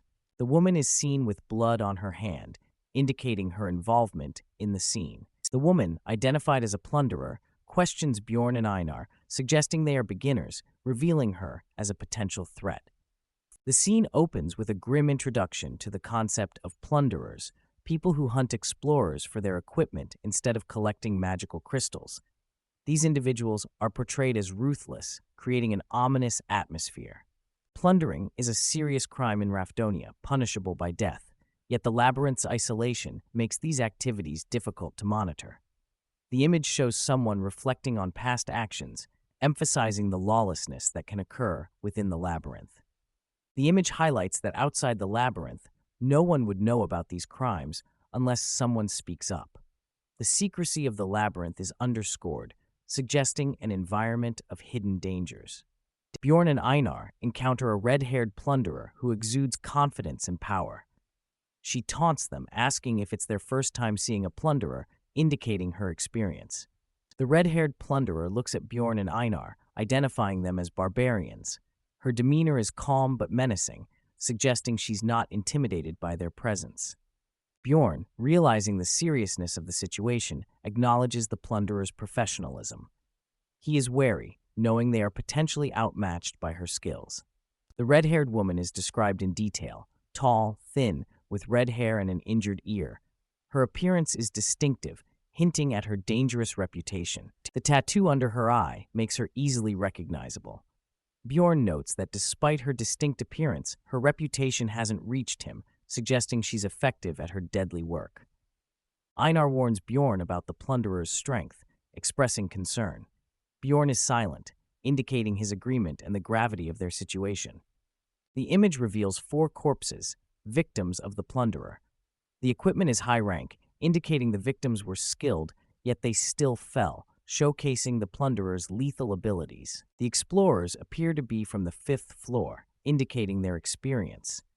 3 of them show no external injuries, suggesting they were poisoned, while 1 had some tolerance. The red-haired plunderer questions Bjorn and Einar, asking if they were teammates with the fallen explorers. Her expression is unreadable, adding tension to the encounter.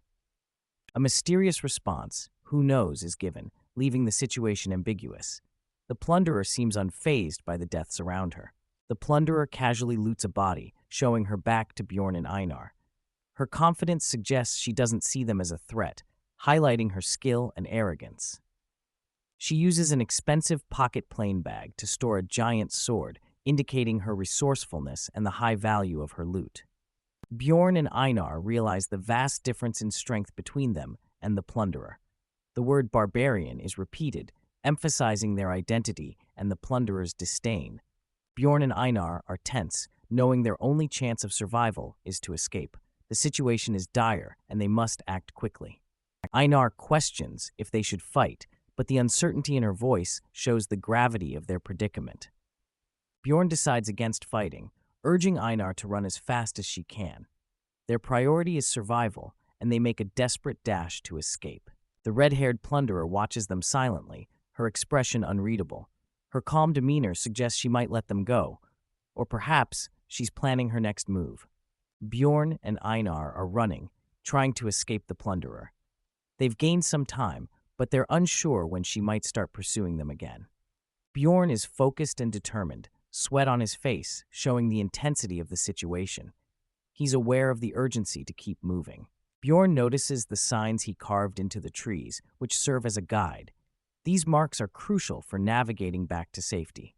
Their plan is to follow these signs to reach the first-floor portal, hoping to escape the danger behind them. Suddenly, they encounter a group of 4 human explorers, causing Bjorn and Einar to stop abruptly. The explorers are a potential threat or ally. The explorers, led by a bald man, confront Bjorn and Einar, questioning their intentions. The situation is tense as they assess each other. Bjorn and Einar, desperate for help, explain they're being chased by a plunderer. They know trusting others is risky but necessary. The bald explorer demands proof that Bjorn and Einar aren't plunderers themselves. Bjorn swears on his honor as a warrior, trying to convince them. The explorer reluctantly accepts Bjorn's pledge, acknowledging the weight of a warrior's word. This moment is crucial for gaining their trust. The bald explorer agrees to help, but only if they get all the rewards for defeating the plunderer. Bjorn and Einar have no choice but to agree. The bald explorer instructs Bjorn and Einar to follow him, planning to use his gnome ability to help them. This seems like a strategic move to gain their trust. The explorer explains that his gnome ability will make them unnoticed, providing a stealth advantage. This ability is crucial for avoiding detection. The gnome ability creates a stealth field, assimilating them with the environment. However, it restricts movement, making it a double-edged sword. Bjorn feels fortunate for the help, but there's an underlying tension, hinting at potential deception. The bald explorer reveals his true intentions, excited that Bjorn and Einar have fallen into their trap. His expression is sinister, indicating betrayal. Bjorn and Einar are hit with a suppression skill, immobilizing them. They're shocked and realize they've been deceived by the explorers. The explorers mock Bjorn and Einar, taunting them for being unable to move. Bjorn and Einar are frustrated, realizing the explorers are also plunderers. Bjorn deduces that the suppression skill is similar to a stone golem's ability, indicating the explorer's high level of skill. Bjorn understands that to break free from the suppression, he needs to take damage. This realization is crucial for planning their escape. The explorers taunt Bjorn and Einar about their recent gains, implying that their success is now meaningless. The situation is dire, and Bjorn and Einar must find a way out. Einar shows defiance despite being captured, but the explorers express disappointment. They mention the value of barbarian hearts, revealing their sinister intentions. One explorer sees the situation as advantageous, knowing the high price barbarian hearts fetch. Their greed is evident. Bjorn feels the explorers' malicious intent and glares at them, but they mock him, knowing he can't break free from the suppression by sheer will. The explorers plan to kill Bjorn and Einar quickly to avoid complications. Their confidence suggests they've done this before. Bjorn questions if this is the end for them, feeling the weight of their predicament as the explorers prepare to strike. As an explorer moves to attack, Bjorn hopes to take damage, even slightly, to break the suppression and regain movement. Bjorn's plan works as he takes minimal damage, freeing him from the suppression. This gives him a chance to fight back. Bjorn skillfully avoids a lethal blow by pulling back, ensuring he only takes enough damage to break free. With his plan successful, Bjorn surprises the explorers with his sudden movement. Their shock gives him a strategic advantage. Amidst the chaos, Bjorn's counterattack is swift and powerful, catching the explorers off guard and turning the tide in his favor. The explorers see Bjorn regaining his strength and try to rally, shouting for their comrades to get him. Fear and urgency are evident in their expressions. Bjorn receives a minor cut to maintain his mobility, ensuring he can keep defending himself in the battle. Bjorn calls out to Einar for assistance, indicating the need for teamwork as the confrontation with the plunderers intensifies. Einar, though wounded, remains determined. She's fully aware of the critical role she plays in turning the tide of the battle. Bjorn takes a strong defensive stance, ready to counter any assaults. His strength provides a shield for both him and Einar. Bjorn, acknowledging his condition, leaves the rest of the fight to Einar. He prepares to pass the baton to his capable companion. Einar quickly takes action. Her swift movement indicates she's ready to deliver a powerful strike against their enemies. Focused and determined, Einar attacks with her greatsword, demonstrating her formidable combat skills. She's a force to be reckoned with. Einar's attack is devastating, cutting through her opponent with little resistance.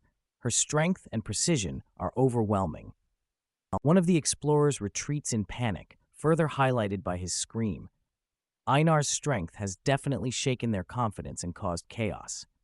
Einar is shocked to find Bjorn bleeding heavily. Her concern is evident as she rushes to his side, fearing for his life. Bjorn is in critical condition, struggling to speak. Einar is desperate, realizing the severity of his injuries. Einar vows to avenge Bjorn, her emotions driving her determination. She also remembers the need for a potion to help him. An achievement notification appears, indicating Bjorn's survival despite his low health. His mentality will increase, providing a small consolation. A potion bottle is shown, hinting at its potential to aid Bjorn's recovery. It's a crucial element in their survival strategy.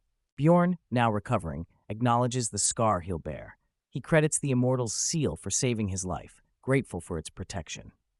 Einar jokes about Bjorn's unique scar, lightening the mood. Her humor shows her relief and admiration for his resilience. Bjorn reflects on the rarity of surviving such an injury. He suggests they pursue the fleeing enemy, confident in their regained strength. Einar captures the bald explorer, who pleads for his life. The tension is high as she considers her next move. Bjorn intervenes, advising Einar to release the explorer. They need his ability to hide from the red-haired plunderer, prioritizing strategy over revenge.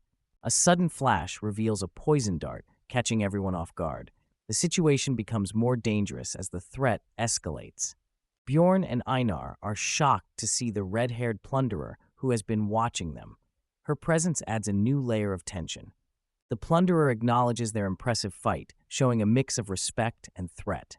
Her calm demeanor is unsettling. Bjorn and Einar realize the plunderer has been observing them the entire time, adding to their anxiety and urgency. Bjorn calls out to Einar, signaling the need for immediate action. Their expressions show determination and readiness to confront the threat. With no other options, Bjorn and Einar decide to face the plunderer head-on. Their resolve is clear as they prepare for battle. The red-haired plunderer stands ready, forcing Bjorn and Einar to confront her. The tension is palpable as they brace for the fight. Bjorn and Einar charge at the plunderer, weapons drawn. The final confrontation is set, with both sides ready to clash. Einar charges fiercely at the red-haired plunderer, her greatsword slicing through the air with incredible force. The plunderer, unfazed, prepares to counter the attack. The red-haired plunderer is surprised by Einar's strength, questioning how many essences she possesses. Despite the surprise, she remains determined to fight back. The plunderer realizes that if she can't topple Einar, she must change her strategy. She braces herself for the next move, ready to counterattack. Bjorn, seeing an opportunity, shouts to Einar, "I'll push!" He urges her to act quickly, hoping to gain the upper hand in the battle. The plunderer is caught off guard, stumbling slightly. Bjorn and Einar seize the moment, trying to capitalize on her momentary distraction. Bjorn feels his strength draining away, shocked that the plunderer pierced his armor with just a dagger. He questions how she managed such a feat. The plunderer wonders if the red-haired woman is an aura user, realizing that they might not stand a chance against her if she is. Einar rushes to Bjorn's side, determined to protect him. The plunderer, however, remains a formidable opponent, ready to strike again. Einar is struck by the plunderer, blood splattering as she falls. The plunderer uses the opportunity to retreat, leaving Einar injured. Bjorn, witnessing Einar's fall, is filled with rage and concern. He calls out to her, desperate to help as she struggles to stay conscious. The red-haired plunderer stands confidently over Bjorn, revealing that a basilisk's paralytic poison is spreading through his system, urging him to give up. Bjorn realizes the plunderer's superiority in strength and speed, feeling a sense of despair as he questions if they will die in this place. Despite the dire situation, Bjorn contemplates a last-ditch effort, determined not to give up just yet. The plunderer offers a deal. If Bjorn swears to keep her secret, she will let them live. Bjorn is taken aback by the unexpected offer. Bjorn is surprised by the plunderer's admission that she never intended to kill them, as she doesn't want to harm barbarians. The plunderer explains that she is indebted to barbarians, hinting at a deeper connection or past event. Bjorn reflects on the plunderer's actions, realizing she was watching them earlier, possibly to avoid killing them herself. Einar, injured and wary, warns Bjorn not to trust the plunderer, suspecting her motives. Einar insists that the plunderer is toying with them, urging Bjorn to be cautious. Bjorn, conflicted, questions what will happen if he refuses the plunderer's offer, weighing his options carefully. The plunderer warns Bjorn that if he refuses, she will have to kill him, as that's the promise she made. Bjorn questions who the promise is with. The plunderer dismisses Bjorn's question, saying it's none of his business. Bjorn reluctantly agrees to her terms. Bjorn solemnly swears on his honor as a warrior, accepting the plunderer's conditions to keep her secret. The plunderer acknowledges Bjorn's unique character, seemingly impressed by his resolve. Bjorn feels the sting of his decision, the weight of the situation pressing down on him. The plunderer turns her attention to Einar, asking if she will also agree to the terms. Einar defiantly refuses the plunderer's offer, standing her ground despite the danger. The plunderer, seeing Einar's refusal, prepares to take action, stating she has no choice but to say goodbye. Bjorn realizes the urgency of the situation, fearing for Einar's life if she doesn't comply. Desperate, Bjorn urges Einar to swear on it, trying to save her from the plunderer's impending attack. Einar, struggling, questions Bjorn about the warrior's pledge, showing her hesitation to break it. Bjorn urges Einar to trust him, reminding her of her promise to follow his lead, emphasizing the urgency of the situation. After a moment of contemplation, Einar reluctantly agrees, swearing to keep the plunderer's secret. The plunderer, satisfied with their compliance, asks them a question, hinting at her curiosity about their intentions. Bjorn and Einar, recovering from the ordeal, ask the plunderer which floor she is from, seeking to understand her strength. The plunderer pauses before revealing her status, leaving Bjorn and Einar in suspense. The plunderer finally reveals she is from the 8th floor, leaving Bjorn and Einar in awe of her power. As the plunderer departs, Bjorn and Einar resolve to become stronger, vowing that their next encounter will be different. A system message indicates that Bjorn and Einar have entered the 1st floor crystal cave, marking the beginning of a new challenge.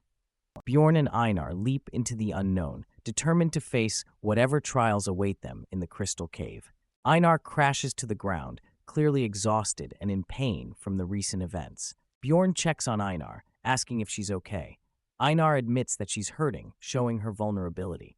Einar reflects on her status as a non-warrior, feeling undeserving of expressing her pain. Bjorn realizes the situation is worse than he thought. Bjorn reassures Einar, telling her that the strongest warrior is the one who survives. He believes they have a chance to win next time. Einar begins to understand Bjorn's perspective, acknowledging his point about survival and strength. Bjorn shares his own struggles with shame and the desire to prove himself, comparing himself to Einar. Bjorn admits he doesn't feel the same intense emotions, questioning his identity as a real barbarian.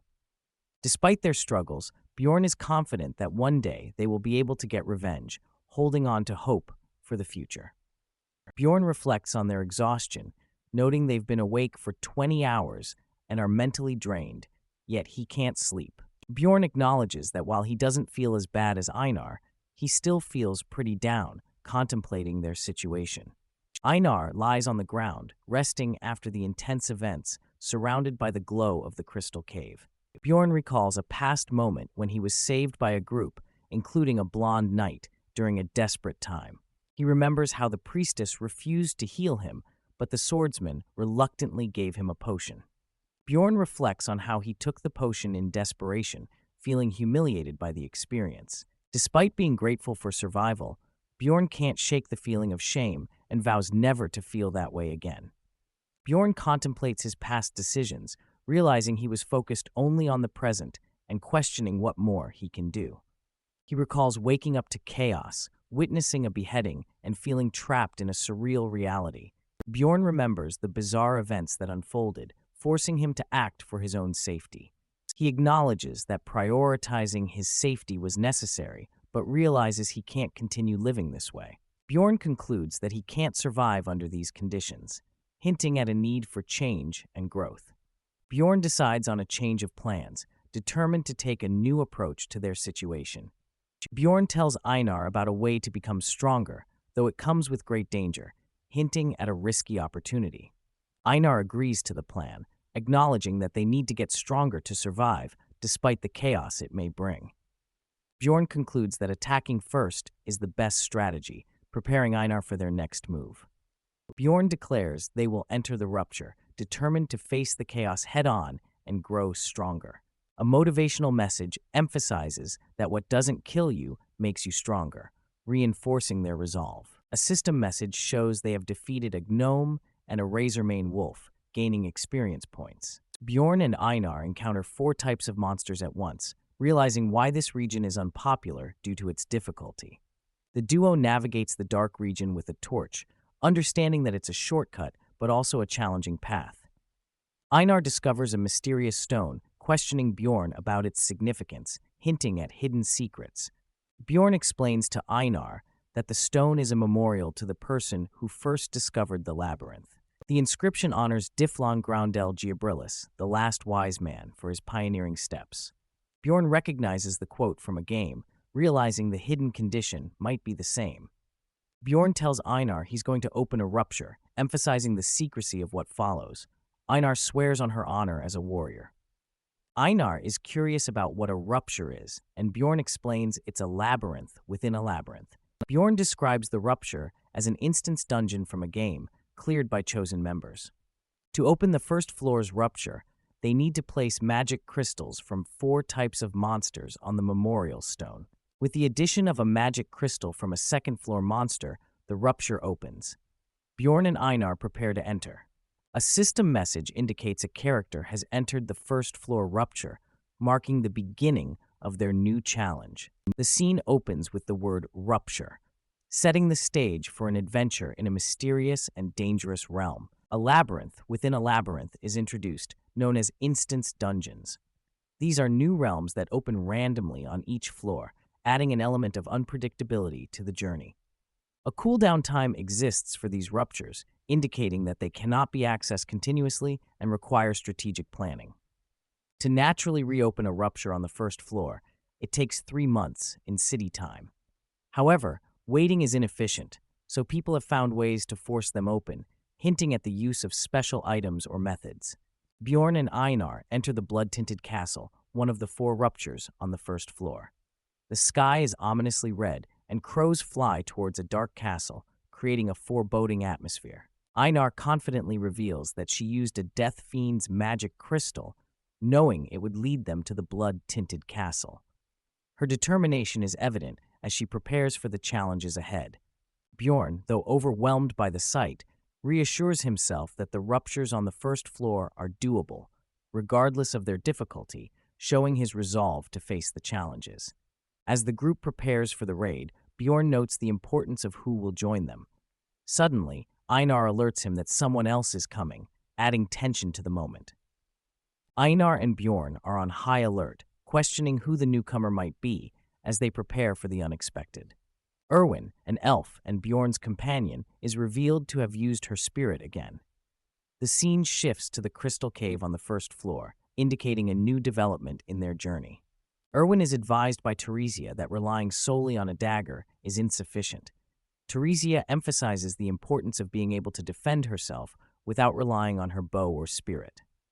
Erwin reflects on advice she received, believing that specializing in her strengths and trusting her team is key to fulfilling her role as an explorer. Teresia acknowledges the advice, but reminds Erwin that the world is harsh, suggesting a more pragmatic approach.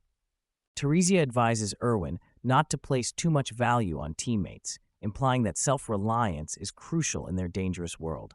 Erwin reluctantly agrees, defending the character of Mr., indicating a sense of loyalty and trust. Erwin expresses a desire to move to the second floor, speculating that Mr. is making significant progress there. Teresia explains that simply hunting on the second floor won't suffice for quick advancement.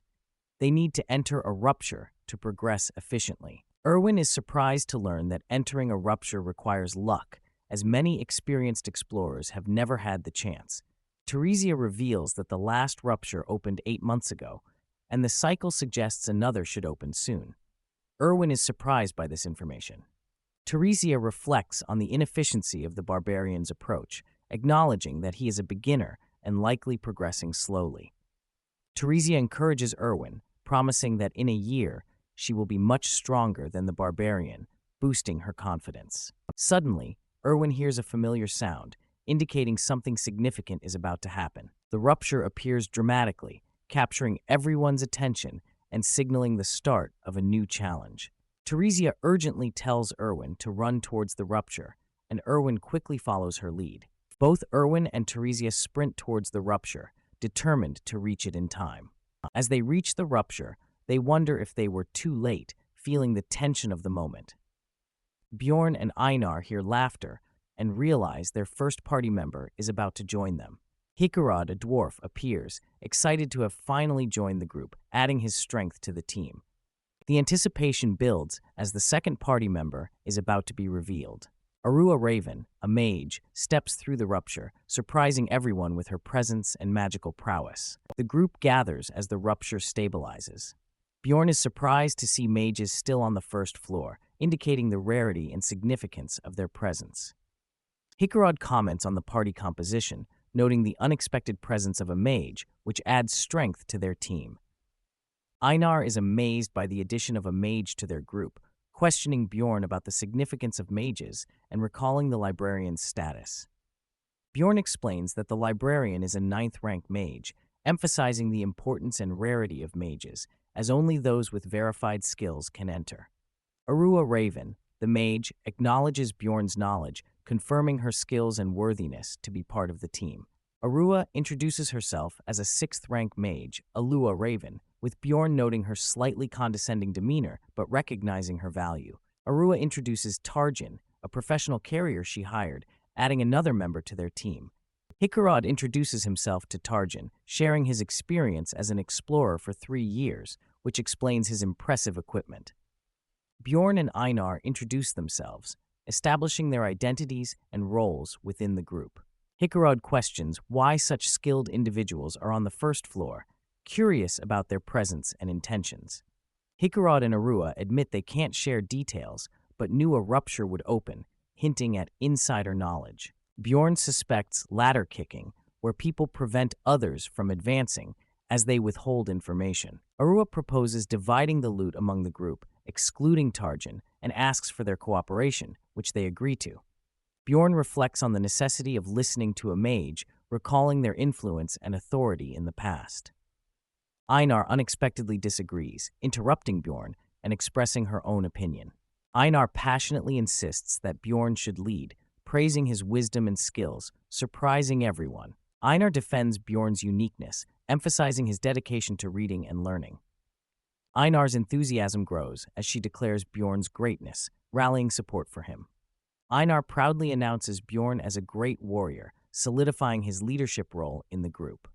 Hikarad and Arua are taken aback by Einar's fervent support for Bjorn, leaving them speechless. Bjorn is overwhelmed by the attention and praise, wishing for the situation to calm down. Hikarad jokes about Bjorn being respected by his wife, causing Einar to angrily deny the implication. Arua tries to defuse the situation, suggesting they move on, while Einar insists she's not embarrassed. Bjorn is relieved as the conversation shifts. Arua seems uninterested in the drama, focusing on their mission. Hikarad questions the group's readiness, suggesting they should know each other's skills before proceeding. Arua confidently states that she and Tarjin can handle the blood-tinted castle's monsters, as they are all 7th rank and below. The group is surprised by Arua's assertion, indicating some skepticism about her confidence. Arua claims the loot from the Guardian for her research, asserting her authority and intentions. Hikarad questions Arua's decision to take all the loot, hinting at potential conflict over resources. The scene concludes with a reminder that conflicts like these are common in the world of Dungeon and Stone. Hikarad angrily questions Arua, feeling insulted by her proposal to take all the loot.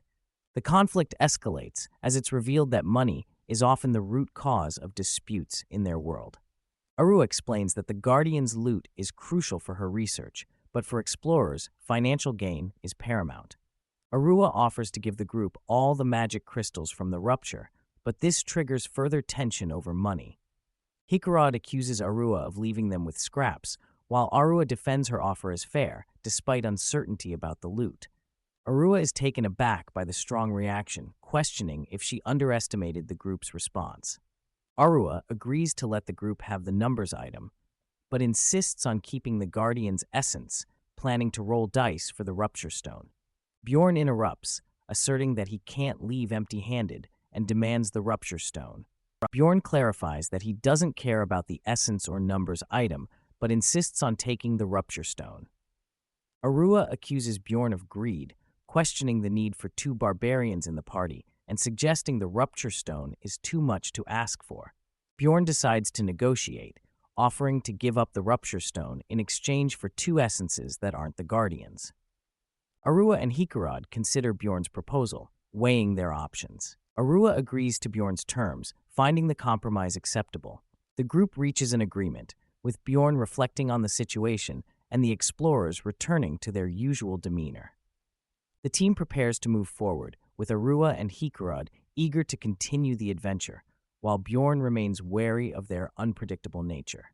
Bjorn reflects on the day's events, realizing the need to become stronger to overcome future challenges. Despite the obstacles and manipulations, Bjorn is determined to climb the ranks and succeed. Bjorn resolves to persevere and climb the ladder, no matter the challenges he faces. The chapter concludes with the notification that a character has entered the blood-tinted castle, signaling the next phase of their journey. The blood-tinted castle is introduced, divided into 4 distinct chapters, setting the stage for the group's adventure. The group stands before the drawbridge at the castle's entrance, ready to begin their journey. They prepare for urban warfare in the outer castle wall area, anticipating challenges ahead. The scene shifts to the underground prison within the inner castle wall, hinting at the dangers lurking below. The final area is revealed, the demon worshipping room within the castle lord's chamber, promising a climactic confrontation. The group encounters gargoyles, formidable 8th-rank monsters, as they enter the castle. A close-up of a gargoyle shows it as a seemingly harmless statue, belying its true nature. The gargoyle springs to life upon spotting the group, ready to attack. The gargoyle launches an immediate attack, showcasing its deadly speed. Bjorn braces himself as the gargoyle uses its petrification skill, a dangerous ability that could turn him to stone. Einar shouts for Bjorn as the group faces the gargoyles. The usual strategy involves sacrificing a member to the petrification curse. Arua, the mage, confidently steps in, changing the game with her magical prowess. Arua casts a powerful spell, Artina Bjar, ready to counter the gargoyle's curse. Bjorn is amazed as Arua's curse-canceling magic takes effect, neutralizing the petrification threat. With the gargoyle unable to petrify its opponents, the battle becomes much easier. Einar swiftly attacks the gargoyle, taking advantage of its vulnerability. Hikarad joins the fray, delivering a powerful blow to the other gargoyle. The gargoyle struggles as the group overwhelms it with their combined strength. Hikarad lands a decisive hit, ensuring the gargoyle's defeat.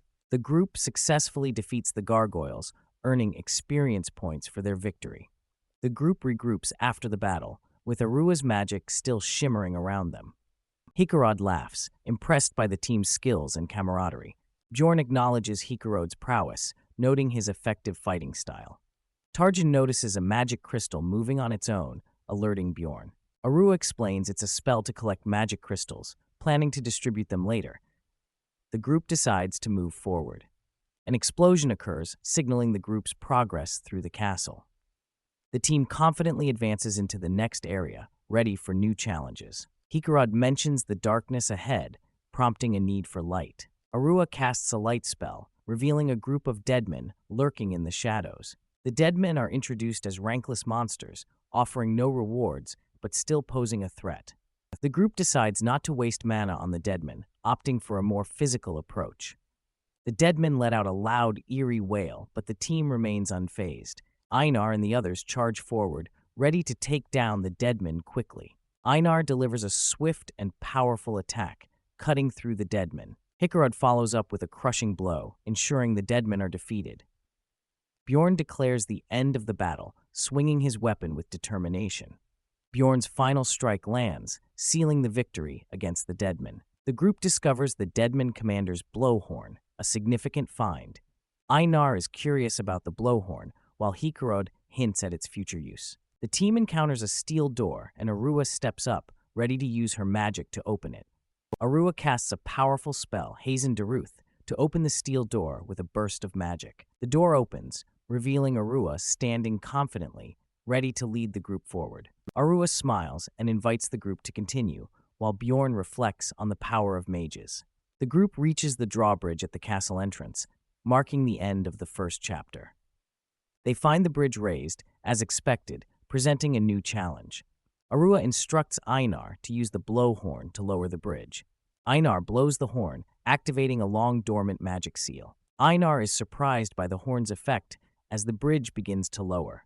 The bridge descends, allowing the group to proceed. The bloodwater rises ominously, but the group remains determined to move forward. Einar spots something in the water, revealing the dark red waters and sky of the blood-tinted castle. Arua reassures Einar that the creatures are just deadmen, easing her worries. The chapter's goal is simple: endure until the drawbridge is down. The group must survive against endless deadmen, a challenging task for a normal party. Arua, confident in her abilities, reveals she has a spell prepared for this situation. Arua calls everyone to her, ready to unleash a wide-range attack. Arua casts Latherna Daruth, a powerful spell to clear the area. The spell engulfs the area, wiping out the deadmen with ease. The group stands victorious amidst the fallen deadmen, thanks to Arua's magic. Hickarod is amazed by the display, while Arua downplays the threat of the deadmen. Bjorn reflects on the power gap between him and Arua, surprised by her immense skill. Arua confidently states they just need to wait for the drawbridge, noting their quick progress. The group prepares to enter the next section of the castle, concluding the first chapter. Bjorn feels the chapter ended too easily, hinting at greater challenges ahead. The group successfully crosses the drawbridge and enters the outer castle, expecting to face numerous enemies. Arua, the mage, unleashes a powerful spell, showcasing her impressive abilities as she prepares to take on the mob. Bjorn observes Arua's power, noting that while she couldn't eliminate all enemies at once, her magic is still incredibly strong. Arua's spell wipes out 90% of the mob, leaving only a few enemies standing. Despite the powerful spell, a formidable death fiend remains unaffected, posing a significant threat. Arua decides to leave the remaining monsters to the others. Bjorn and Einar prepare to tackle the death fiend. Bjorn and Einar execute a double barbarian tackle to take down the death fiend, showcasing their teamwork. The tackle is successful, and the death fiend is brought down by the combined strength of Bjorn and Einar. Hickarod watches in amazement, impressed by Bjorn and Einar's hunting style and their cheerful approach to battle. Arua uses an injury-worsening spell to counter the death fiend's regenerative abilities, making it vulnerable to further attacks. Arua casts an injury-worsening spell on the death fiend, countering its regenerative abilities. The death fiend's advantage is its passive regenerative skill, Body Preservation, which Arua's spell targets. With the death fiend's regeneration locked, it becomes vulnerable, turning it into just a chunk of meat for the team to handle. A magical aura surrounds the group, indicating the successful application of Arua's spell. Einar acknowledges Bjorn, expressing understanding of why mages are so highly praised for their abilities. Hickarod comments on the versatility a mage brings to the team, appreciating Arua's contributions. Arua modestly attributes her skills to hard work and talent, while Bjorn reflects on her character and dedication.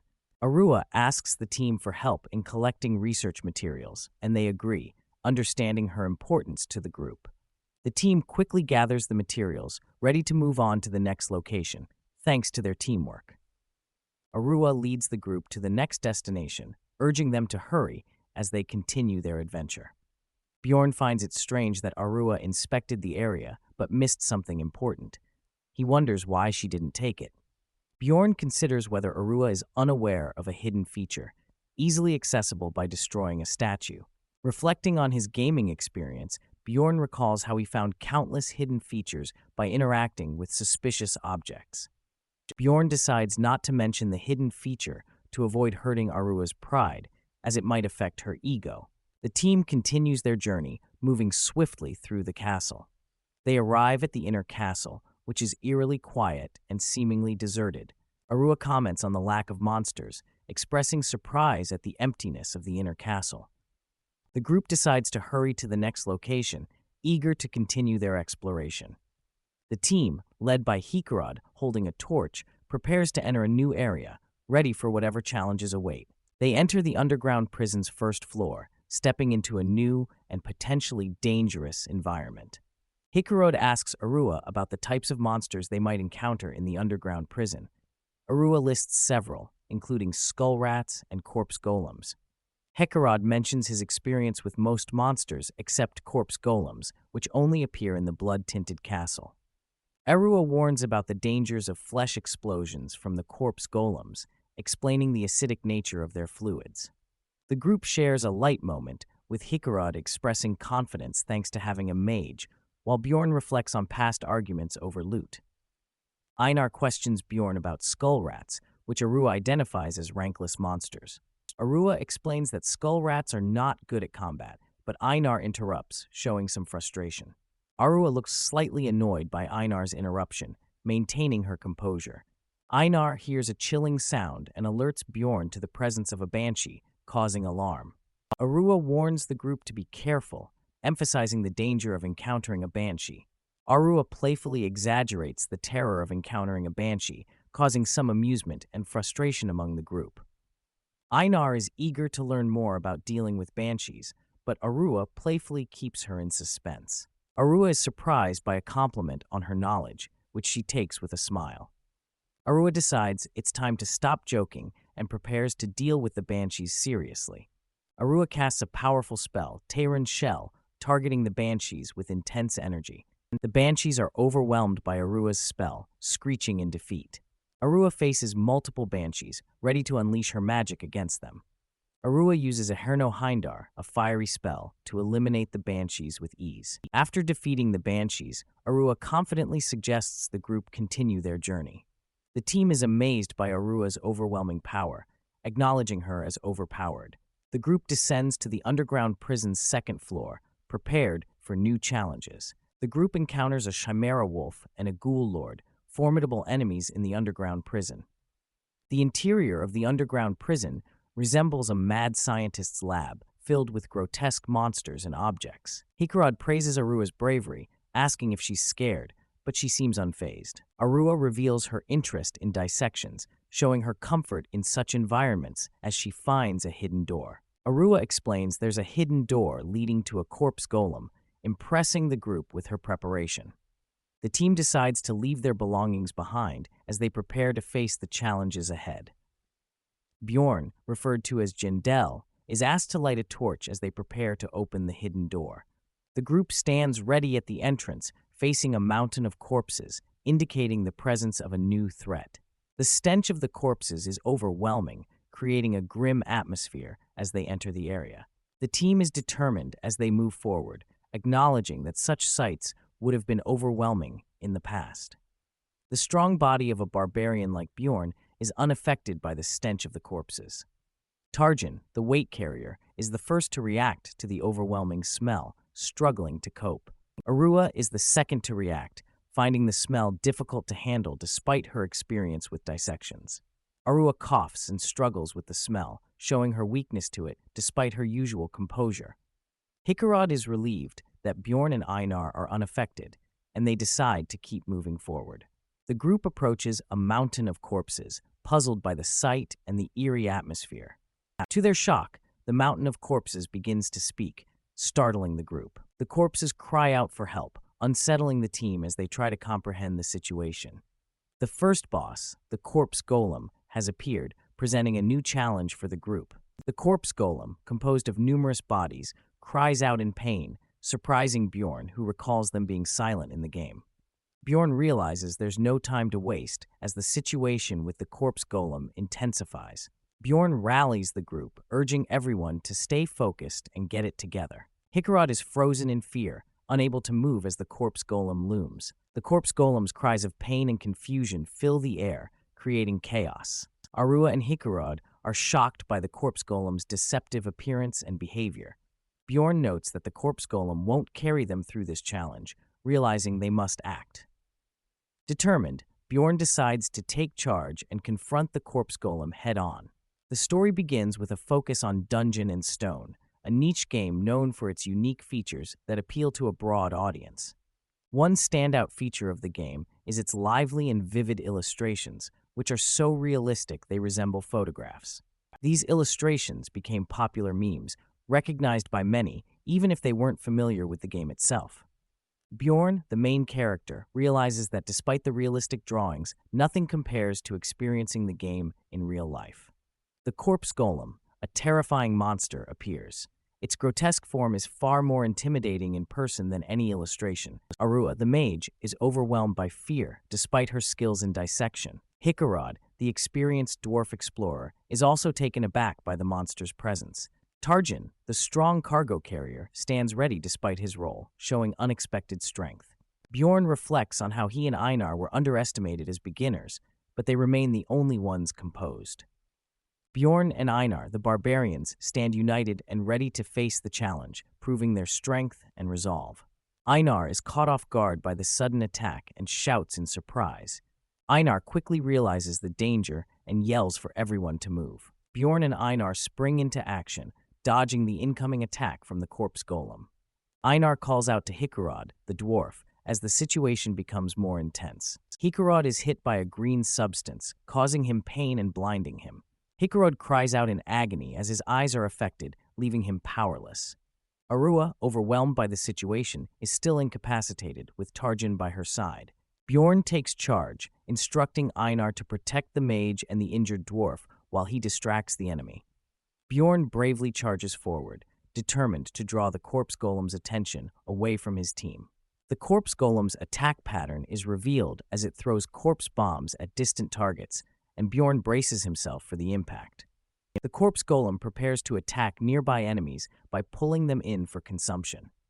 The golem's terrifying strategy is revealed as it snatches closer enemies. A warning highlights the danger of getting too close to a corpse golem. Bjorn contemplates the risk, knowing the golem might target Arua if she gets too near while she's vulnerable.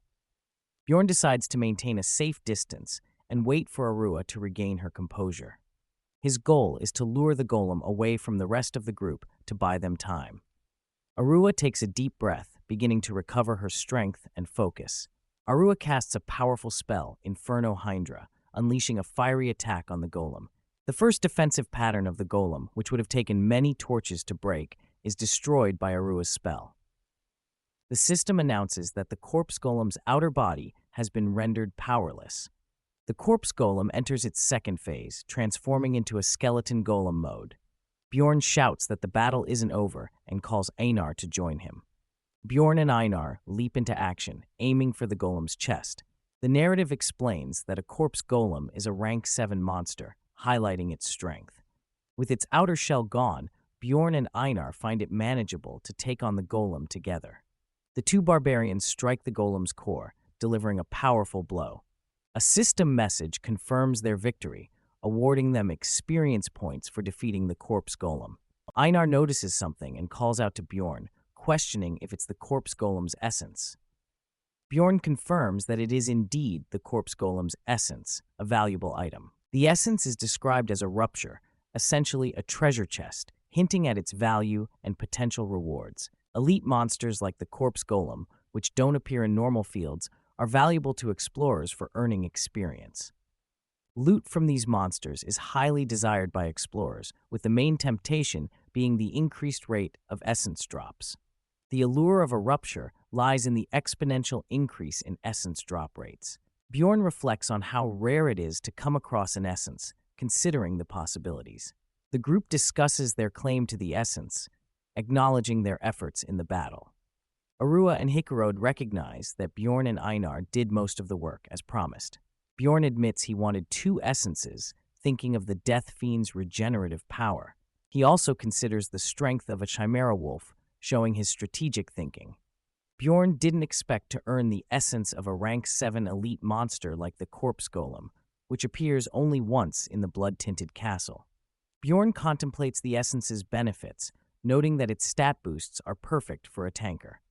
The corpse golem's essence provides various stat boosts, including increased pain tolerance, bone density, and strength. Bjorn considers the trade-offs, noting that while perception decreases, the other stat increases are beneficial. He acknowledges the usefulness of increased pain and poison tolerance, along with strength.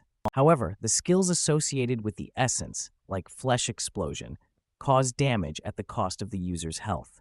Another skill, acidic bodily fluid, makes the character's blood acidic, damaging equipment durability. Bjorn concludes that while the essence is powerful, it comes with significant costs to potions and equipment. Hikarod expresses shame, acknowledging the group's reliance on Bjorn and Einar.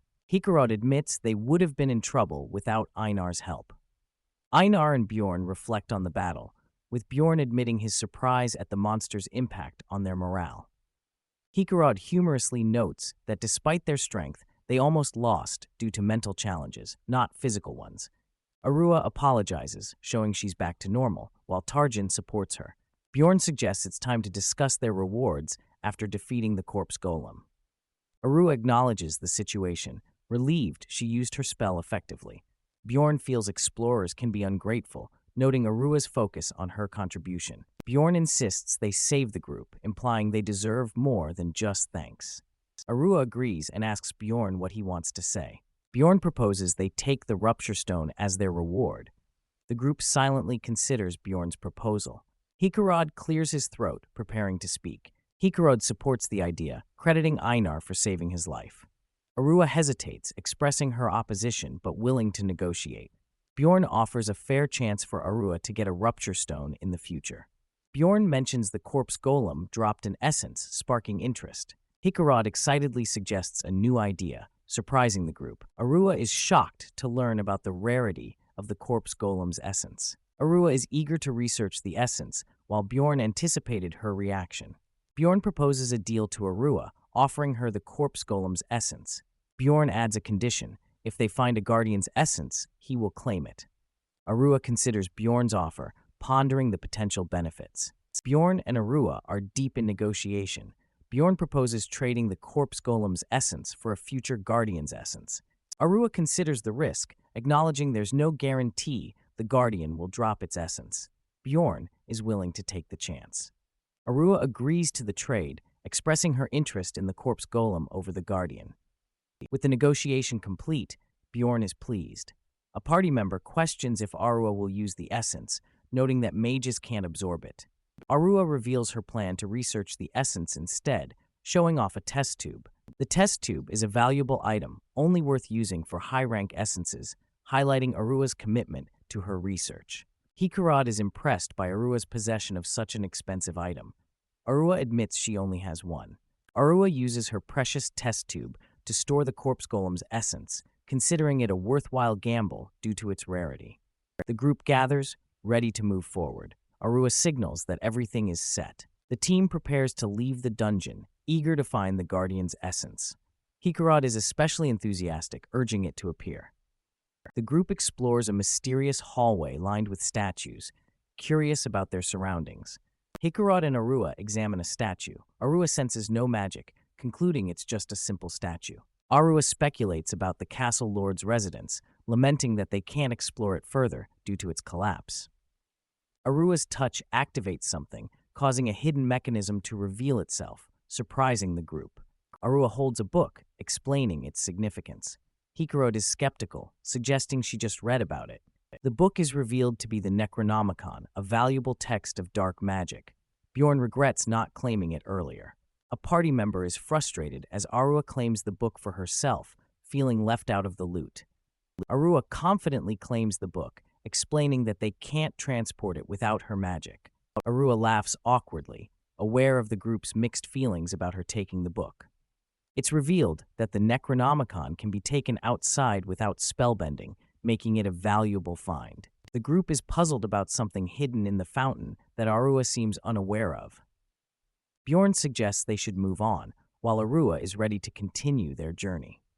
The team navigates through a devil-worshipping room, battling gargoyle statues and chimera wolves. They encounter the second mini-boss, the Bone Knight, a formidable opponent. Arua is excited about their luck in obtaining the corpse golem's essence and now facing a desire-type Bone Knight. Bjorn reflects on their good fortune, agreeing with Arua's assessment. The Bone Knight is a rank 7 monster with attributes of hatred, sadness, and desire. The sadness type uses a psychosis-inducing fog. The hatred type of Bone Knight uses soul slaying, making it the most challenging to face. The group is currently facing the desire type, known for its regenerative abilities. Arua confidently prepares to nullify the Bone Knight's regeneration with her magic, reassuring the team. The group launches a powerful attack against the Bone Knight, overwhelming it with magic and strength. The Bone Knight, being the easiest type to fight, is quickly defeated by the group's coordinated efforts. The Bone Knight's essence appears, a valuable reward for their victory. Bjorn reflects on their good fortune, having obtained both the Corpse Golem's and Bone Knight's essences. Hikarod congratulates Bjorn on their success, acknowledging the team's role in acquiring the essences. Bjorn decides to give the Bone Knight's essence to Einar, who is surprised and grateful for the gesture. Bjorn admits he wanted the essence, but believes it's more suitable for Einar, considering her skills. Bjorn reflects on the synergy between life power absorption and swords, contemplating his future without weapons. Bjorn recalls their journey through the labyrinth, recognizing Einar's reliability and strength. Einar thanks Bjorn, promising to repay him. Bjorn appreciates her loyalty and sees her as a valuable ally. Bjorn reflects on not rushing and finding a better essence with Einar's help as she absorbs the Bone Knight's essence. Bjorn realizes he forgot to tell Einar something important about the essence. Einar questions if the process is over, feeling uncertain about the changes. Einar initially thinks nothing has changed, but soon notices something different. Einar is shocked to see Bjorn appearing larger, realizing something is off. Einar notices everyone else seems bigger too, causing her to panic about what happened. Bjorn points out that Einar has actually become smaller, surprising her. Arua explains the Bone Knight's essence effect, which increases bone density but shortens height. The essence's effects are shown like a game stat window, detailing changes in strength and height. The essence grants skills like preservative and life power absorption, enhancing Einar's abilities. Arua reassures Einar that her strength remains unchanged despite her shorter height, but Einar is upset. Einar feels insecure, fearing she won't be seen as a warrior anymore due to her appearance. Arua tries to comfort Einar by complimenting her looks, surprising Einar. Arua notes that Einar's facial features have softened, suggesting even aristocrats might be impressed. Einar worries that she no longer looks like a warrior, feeling conflicted about her new appearance. Bjorn reassures Einar of her warrior status, though he notes she looks more like a regular woman without her tattoos. The group discusses the essence's effects, with Arua offering to check on Einar later, while Bjorn feels frustrated by their focus. Bjorn tries to console Einar, who is visibly upset about the changes. A new challenge appears, prompting the group to test Einar's new abilities with the essence. The team prepares for battle, with Bjorn calling on Einar to face the new threat. Einar resolves to fulfill her duties despite feeling she no longer looks like a warrior. Facing the Death Fiend, Einar stands ready to test her newfound strength. Einar delivers a powerful strike, showcasing her enhanced abilities. The group is astonished as the Death Fiend falls to Einar's single attack. Bjorn excitedly points out Einar's increased strength, affirming her warrior status. Einar is emotional, realizing she is still a warrior despite her doubts. Bjorn reassures Einar that she's not just a warrior, but a stronger one, as the group celebrates her victory. The team approaches the Guardian's room, ready for the next challenge. Hikarod reflects on their journey, feeling a bit sad that it's nearing its end. Bjorn remains hopeful about their luck, anticipating the possibility of obtaining the Guardian's essence. Bjorn reflects on their luck, noting Einar's acquisition of the essence and their increased loot from the corpse golem. Bjorn recalls past moments, questioning if things have ever gone this smoothly for him. Bjorn considers the worst-case scenario, pondering what it might be. Hikarad eagerly opens the door to the Guardian's room, ready to proceed. A sudden realization hits, prompting a warning to wait. Hikarad notices something off about the door handle's color, raising suspicion. Bjorn urgently shouts to close the door, sensing danger. Hikarad is confused by Bjorn's warning, unsure of the threat. The group realizes too late that the blood-tinted castle's master is awakening, signaling imminent danger. Arua is shocked by the unfolding events, realizing the severity of the situation. Arua is shocked and confused by the sudden turn of events. The group realizes they are facing a Death Knight, a formidable foe. The Death Knight expresses surprise at seeing living beings, hinting at its isolation. Arua identifies the Guardian as a vampire, noting its transformation. The vampire is revealed to be an advanced mutation, a rare and intelligent named monster. The group faces Vampire Duke Cambermere, a powerful and menacing presence. The story begins with an explanation of monster categories, focusing on the mutant variety. These are monsters with the same base stats, but different classes, like goblin archers and swordsmen. Next, we learn about the advanced variety, monsters with ranks higher than the average. An example given is the Death Fiend from the Land of the Dead. The rare variety is introduced, featuring monsters like the Corpse Golem, which can only be found in specific ruptures.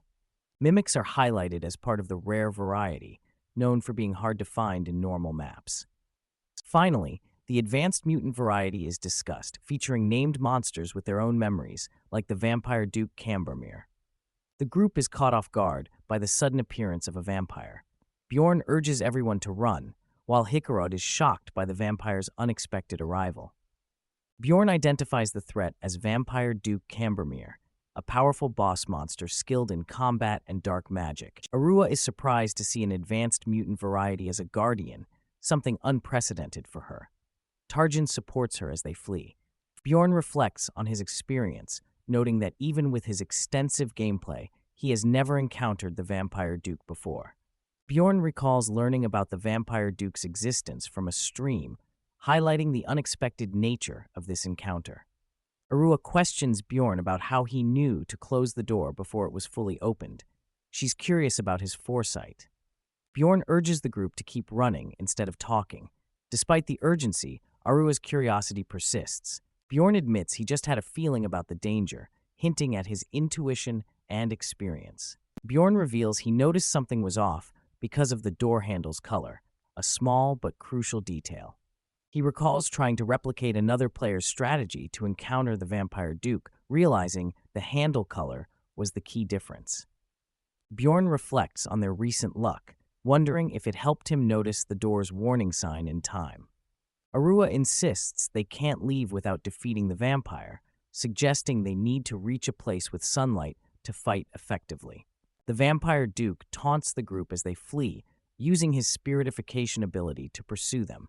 Arua prepares a spell to counter the vampire's magic, warning everyone to close their eyes as she casts it. Arua unleashes a blinding spell, temporarily halting the vampire's advance and giving the group a chance to escape. Bjorn is relieved as the blinding spell works and the vampire seems to have vanished. Einar confirms the vampire is gone, giving the group a moment to catch their breath. The concept of spiritification is explained, a dark magic allowing vampires to move quickly without their physical body. Bjorn realizes the danger was averted thanks to Arua's quick reaction, buying them 3 minutes of safety.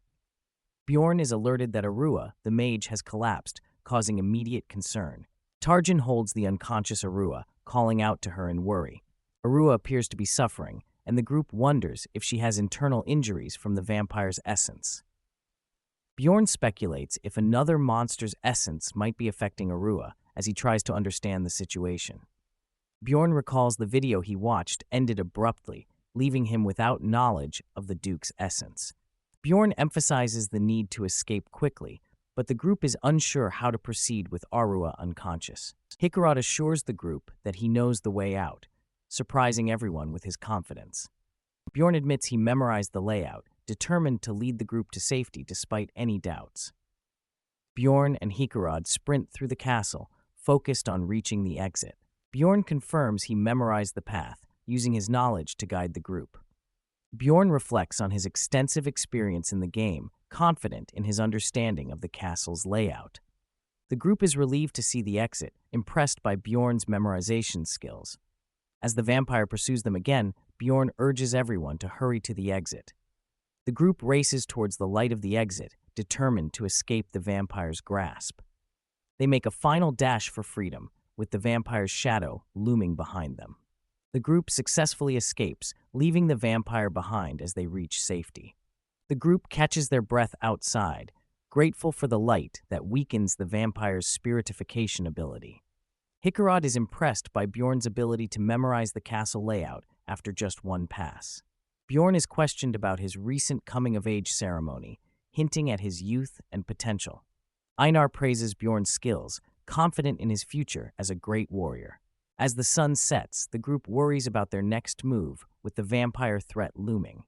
Bjorn insists they must move quickly, urging the group to carry Arua to safety. Tarjan suggests heading to the outer castle walls for cover, emphasizing Arua's need to rest.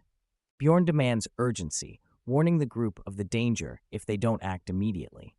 He stresses the importance of protecting Arua, even at great personal risk. Tarjan agrees to the plan, ready to move forward and ensure Arua's safety.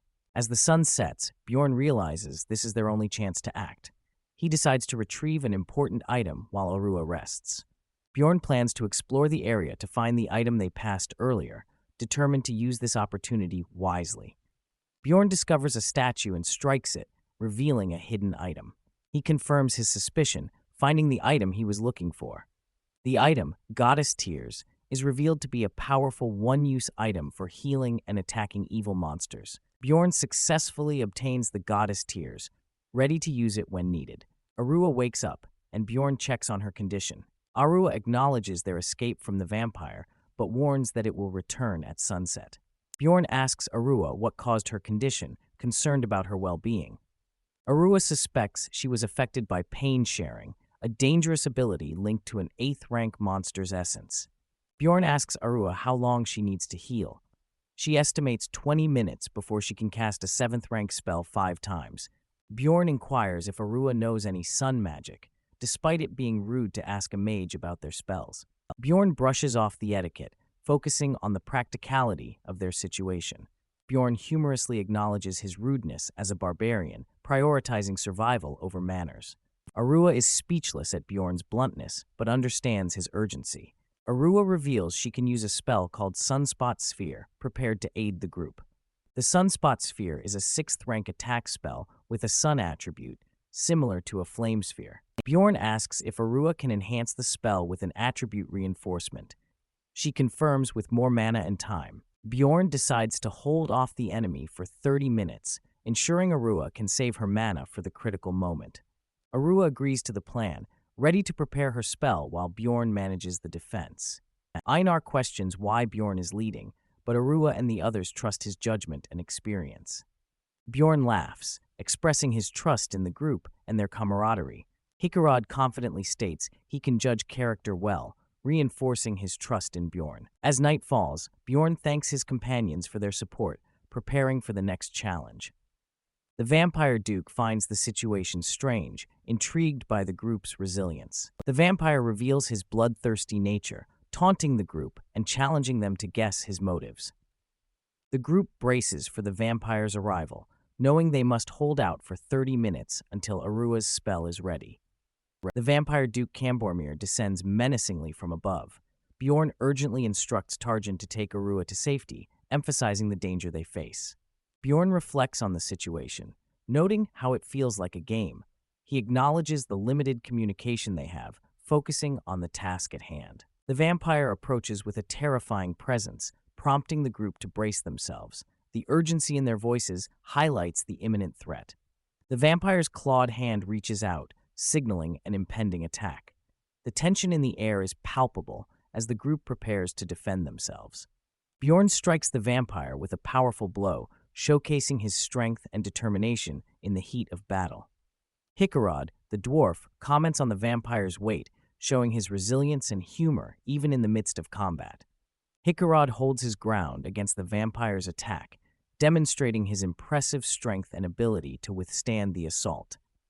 Hikarad uses the weight balance ability, a skill from a 7th-rank monster, to maintain his stance and resist the vampire's forceful attacks. The weight balance ability grants Hikarad resistance to knockbacks and shock absorption, making him an effective tank in the battle. Bjorn and Einar coordinate their attack. Bjorn calls out to Einar, who responds by taking the left flank, ready to strike the vampire. Einar launches a swift attack on the vampire Duke, catching him off guard with her agility and strength. The vampire retaliates, but Einar skillfully dodges, maintaining her offensive stance and keeping the pressure on. The vampire is momentarily surprised by the group's coordinated assault, showing signs of frustration as he tries to counter. A close-up of a determined hand gripping a weapon tightly, ready to strike with precision and power. Bjorn delivers a powerful blow to the vampire, showcasing his strength and determination in the heat of battle.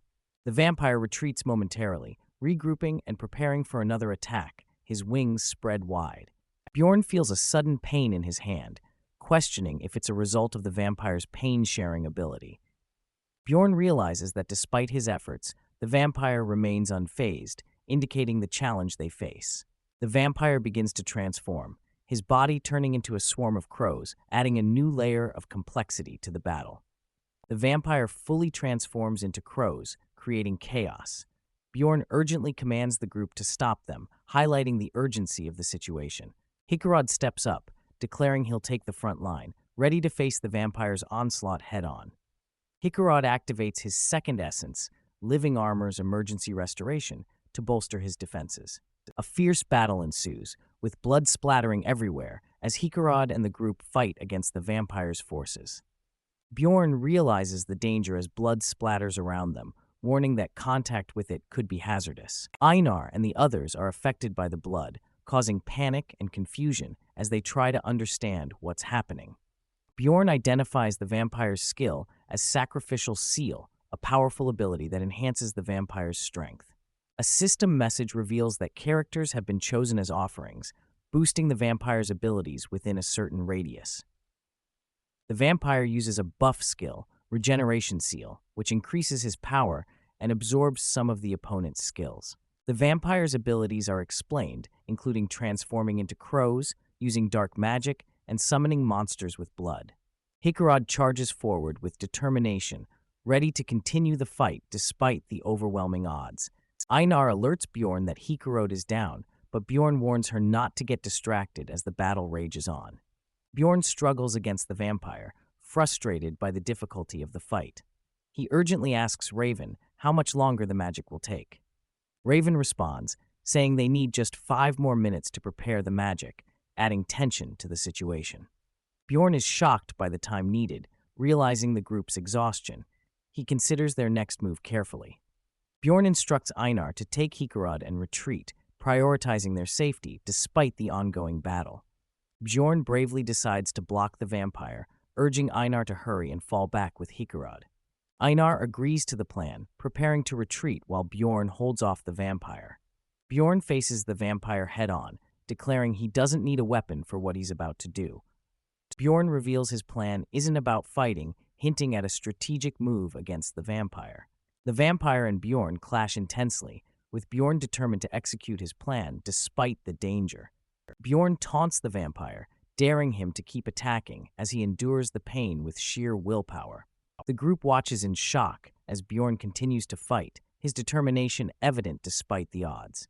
Arua is bewildered by Bjorn's actions, questioning his strategy as she prepares her magic. Bjorn appears to be relying on potions to sustain himself, a risky and painful tactic in the heat of battle. Bjorn's unconventional fighting style surprises everyone as he pushes through the pain with relentless determination. The intense pain from the potions is unimaginable, yet Bjorn continues to fight, defying logic. The pain worsens with his injuries, but Bjorn's resolve remains unshaken as he presses on. Empty potion vials litter the ground, evidence of Bjorn's desperate strategy to keep fighting. Smoke rises from Bjorn, a testament to the intensity of his efforts and the toll it's taking on his body. Despite the overwhelming pain, Bjorn manages to block an attack, showcasing his incredible resilience and determination. The vampire is amazed that Bjorn is still moving, considering it a miracle given the circumstances. Bjorn is visibly exhausted but determined, sweat dripping down his face as he continues to fight. Bjorn's body endures severe injuries as he struggles to block every attack from the vampire. Despite the constant assault, Bjorn manages to block all attacks aimed at his vital points, showcasing his resilience. Bjorn's focus is on protecting his vital points, maintaining his defense against the relentless vampire. Tarjin and Arua watch, recalling something they read about the strength of a barbarian's mentality. The text highlights that a barbarian's true value lies in their mental strength, not just physical capabilities. Bjorn understands the importance of mentality in battle, realizing the depth of his own resolve. Tarjin expresses concern for Arua's safety, suggesting they should escape, but Arua insists they have no other option. Arua explains that the only way to escape is by defeating the Guardian, emphasizing the gravity of their situation. Arua questions her role and actions, reflecting on her responsibilities in the battle. She observes Bjorn, who has recently completed his coming-of-age ritual, making rational decisions in the fight. Bjorn is doing his best by making strategic choices, showcasing his leadership and determination. Arua realizes the gravity of the situation, understanding that Bjorn's survival is crucial for their success. Arua instructs Tarjin to assist Mr. Murad, ensuring Einar can rejoin the fight effectively. Einar agrees to help, understanding the importance of teamwork and supporting each other in battle. Arua reflects on the role of a mage, emphasizing the need to analyze situations and provide strategic guidance. She acknowledges the need to make a critical decision to ensure her survival and the success of the group. Arua decides on the best course of action as a mage, preparing to execute her plan with determination. She activates magical aids like aim assist and projection range assist to enhance her effectiveness in the battle. Arua calls out to Bjorn, using her magic to send potions his way, enhancing his abilities. Bjorn notices the incoming potions, realizing the support Arua is providing in the battle. The potions activate, releasing a powerful energy that surprises Bjorn with its intensity. Bjorn absorbs the essence of Corpse Golem, which begins to integrate into his soul, enhancing his power. Bjorn's stats increase significantly. Pain tolerance, strength, bone density, and poison tolerance all rise, boosting his combat effectiveness. Bjorn stands empowered, surrounded by a mystical aura, ready to face the vampire with renewed strength. Bjorn's updated stats are displayed, showing his increased physical and mental capabilities, along with the new essence he has obtained. Bjorn Jandel absorbs the essence of Corpse Golem, enhancing his strength and resilience. Bjorn confidently withstands the vampire's attack, realizing the vampire's nails can't pierce his bones. Bjorn questions if Arua fed him the essence as he holds off the vampire with newfound power. Bjorn feels annoyed about changing his plans, but acknowledges the current optimism in the battle. Bjorn, now able to move, sees the situation as optimistic despite the ongoing fight with the vampire. Bjorn continues to battle fiercely, knowing his enhanced abilities increase their chances of survival. Bjorn, determined not to just take a beating, prepares to counterattack the vampire. Bjorn takes a hit but remains focused, ready to retaliate against the vampire's assault. Bjorn's body quickly recovers due to Arua's advanced healing magic, keeping him in the fight. Arua, the mage, finally regains her composure, ready to support the team with her magic. Bjorn realizes that with his regenerative power, victory is possible and attacks fiercely. Feeling empowered, Bjorn is determined that defeating the vampire is achievable. Bjorn declares his new, unstoppable state as Immortal Barbarian mode. He continues his relentless assault, unaffected by his torn muscles and flesh. Bjorn strategizes, knowing his acidic blood will harm the vampire. A potion appears, vital for Bjorn's ongoing regeneration and strength. Bjorn takes a vicious hit, but remains resilient in the face of the vampire. Despite receiving damage, Bjorn feels assured of quick healing thanks to potions and essence. Bjorn attacks the vampire with relentless power, while a teammate cries out in support. Einar shouts in determination, joining the battle to support Bjorn. Einar joins the battle, launching a powerful attack against the vampire. The vampire is shocked by the sudden assault, showing signs of vulnerability. Bjorn charges in with a fierce attack, determined to take down the vampire. Bjorn takes a hit, but remains undeterred, pushing through the pain. The vampire is injured, showing signs of weakening under the relentless attacks. Einar is frustrated, waiting for the spell to be ready as the battle intensifies. The Sunspot Sphere spell is finally ready, signaling a turning point in the fight. Bjorn focuses intensely, preparing for the next crucial move. Bjorn surprises the vampire with a powerful maneuver, catching him off guard. Bjorn delivers a decisive blow, sending the vampire reeling from the impact. Bjorn shouts for Murad to act, signaling a crucial moment in the battle. Hikarad Murad, with a confident smile, prepares to unleash his power. Murad uses his powerful lightning magic to strike the vampire.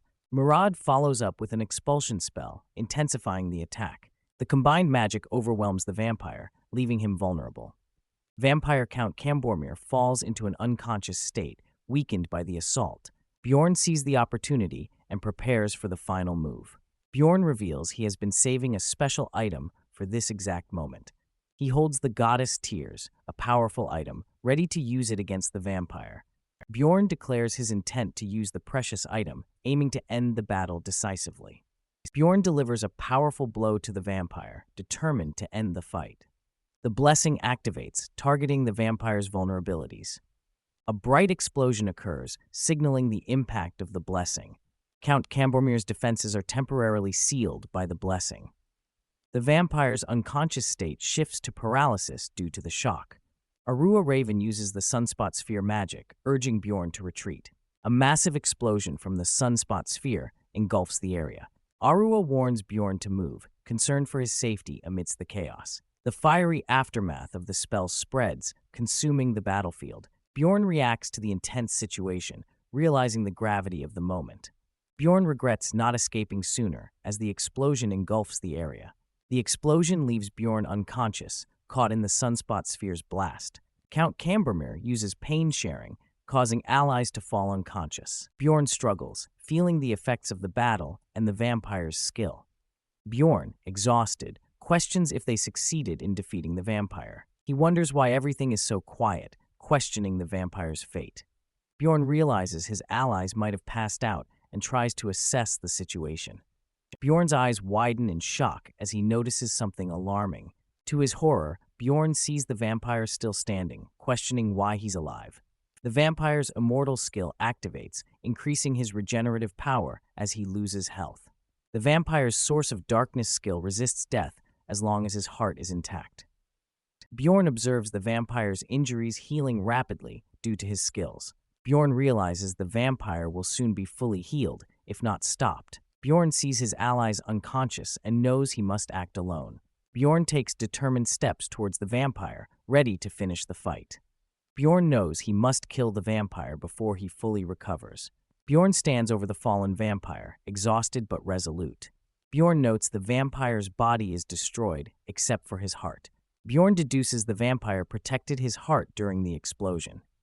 Bjorn prepares to deliver the final blow, determined to end the vampire's threat. Bjorn uses Flesh Explosion on the vampire, causing a massive blast. The explosion is intense, spreading destruction around them. Bjorn feels the pain from the attack, but knows it's necessary. He resolves to continue fighting to survive the ordeal. Bjorn repeatedly uses Flesh Explosion, pushing his limits. He senses he's nearing his breaking point with each attack. Bjorn realizes that killing the vampire this way is risky. The continuous explosions take a toll on Bjorn's health. A warning shows Bjorn's HP is critically low, under 1%. Bjorn acknowledges the risk of dying alongside the vampire. Bjorn receives a warning as his HP drops to 0, starting a countdown to his demise. Despite his HP at 0, Bjorn continues using Flesh Explosion, unable to stop. Every use consumes his mentality, draining his score further. Bjorn knows stopping isn't an option to avoid dying here. Bjorn pushes forward with his hurt mentality, feeling the strength of each explosion. Sweating and exhausted, he realizes he's expended almost every resource he has. Bjorn notices grimly that his hands are no longer there. Unable to use his hands, Bjorn resolves to use every part of his body left. Summoning all his anguish, Bjorn executes another violent Flesh Explosion.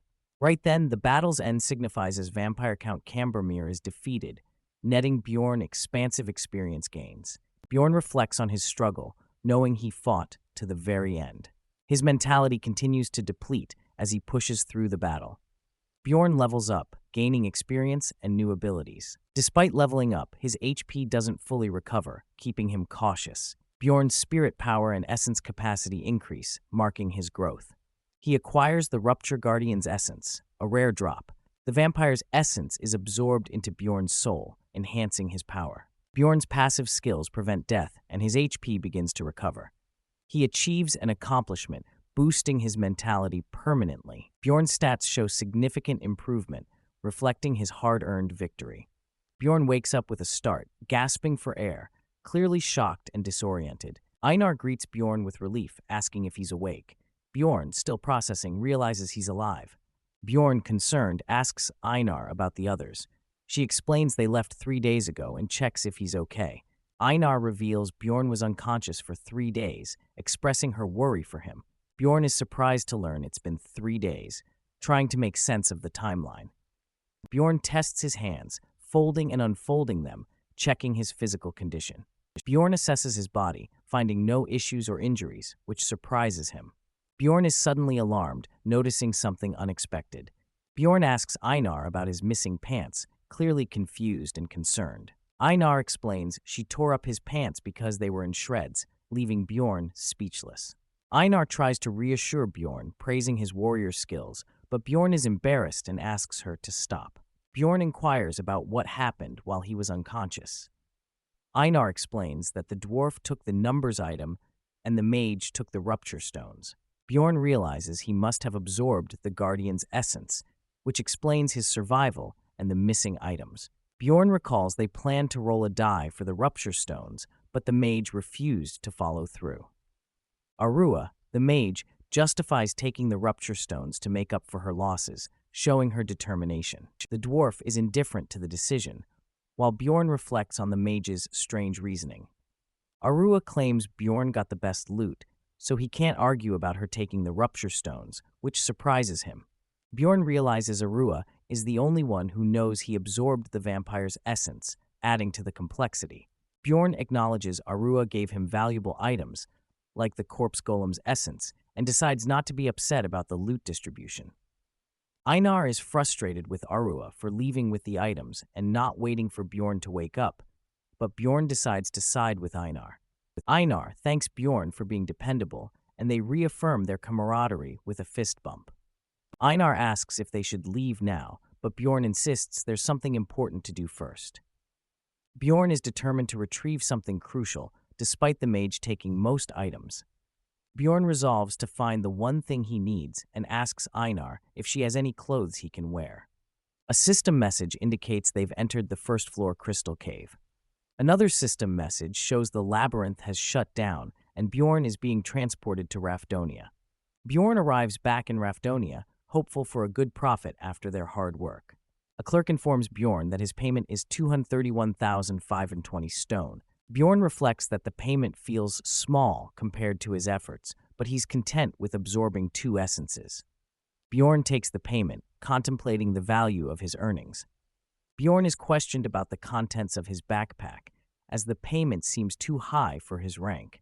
Bjorn is confused by the unusual question, noting it's never been asked before. Guards suddenly surround Bjorn, ordering him not to move, creating a tense situation. Bjorn is shocked and confused as he's told they'll discuss further in the interrogation room. Erwin is seen among a crowd looking for someone. Erwin reflects on the difficulty of the 3rd floor, feeling exhausted. She recalls encountering powerful 7th-rank monsters and her sister fighting a 6th-rank one. Erwin feels this adventure was more genuine compared to her previous survival-focused experience. Erwin is disappointed not to find Bjorn, realizing her timing was off. She wanted to show Bjorn her new essence, wondering if he'd test it like before. Erwin gets her shoulder adjusted painfully, but remains eager to see Bjorn. Erwin is at a counter, preparing to receive her payment. She receives 184,100 stone, which is noted as high for her rank, and she explains she was with her sister. Erwin provides her sister's name, Daria Wittenberg de Tercia, to verify her story. The clerk acknowledges Erwin as a certified explorer and allows her to leave. A view of the town's rooftops, indicating a peaceful setting. Erwin is seen stretching, looking out a window, and humming to herself. She wonders if Bjorn is back yet, eager to see him. Erwin plans to treat Bjorn to dinner with her earnings, excited to hear about his experiences. Erwin is surprised to hear that room 302, presumably Bjorn's, isn't back yet, expressing concern. Erwin worries about Bjorn's absence, but reassures herself that he'll return soon. A week passes, shown by a transition of the sky over the town. Erwin is surprised to see someone entering Bjorn's room. She confronts the person, questioning why they're taking things from Bjorn's room. The person explains they've waited long enough since the labyrinth closed, implying Bjorn's fate. Erwin is shocked by the implication that Bjorn might have died in the labyrinth. In the rain, Erwin is seen distraught, sitting on the ground while others pass by. Teresia approaches Erwin, who is crouched in despair. Erwin looks up at her sister, Teresia, acknowledging her presence. Teresia encourages Erwin to get up, asking how long she plans to stay in this state. Erwin, determined and emotional, tells her sister she wants to become stronger to protect the people she loves.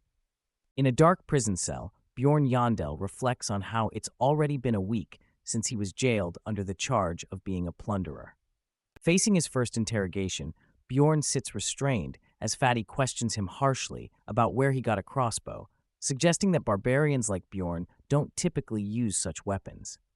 Fatty condescendingly replies, determined to unravel the truth. Bjorn, frustrated, senses something unusual about his imprisonment and tries to justify his actions.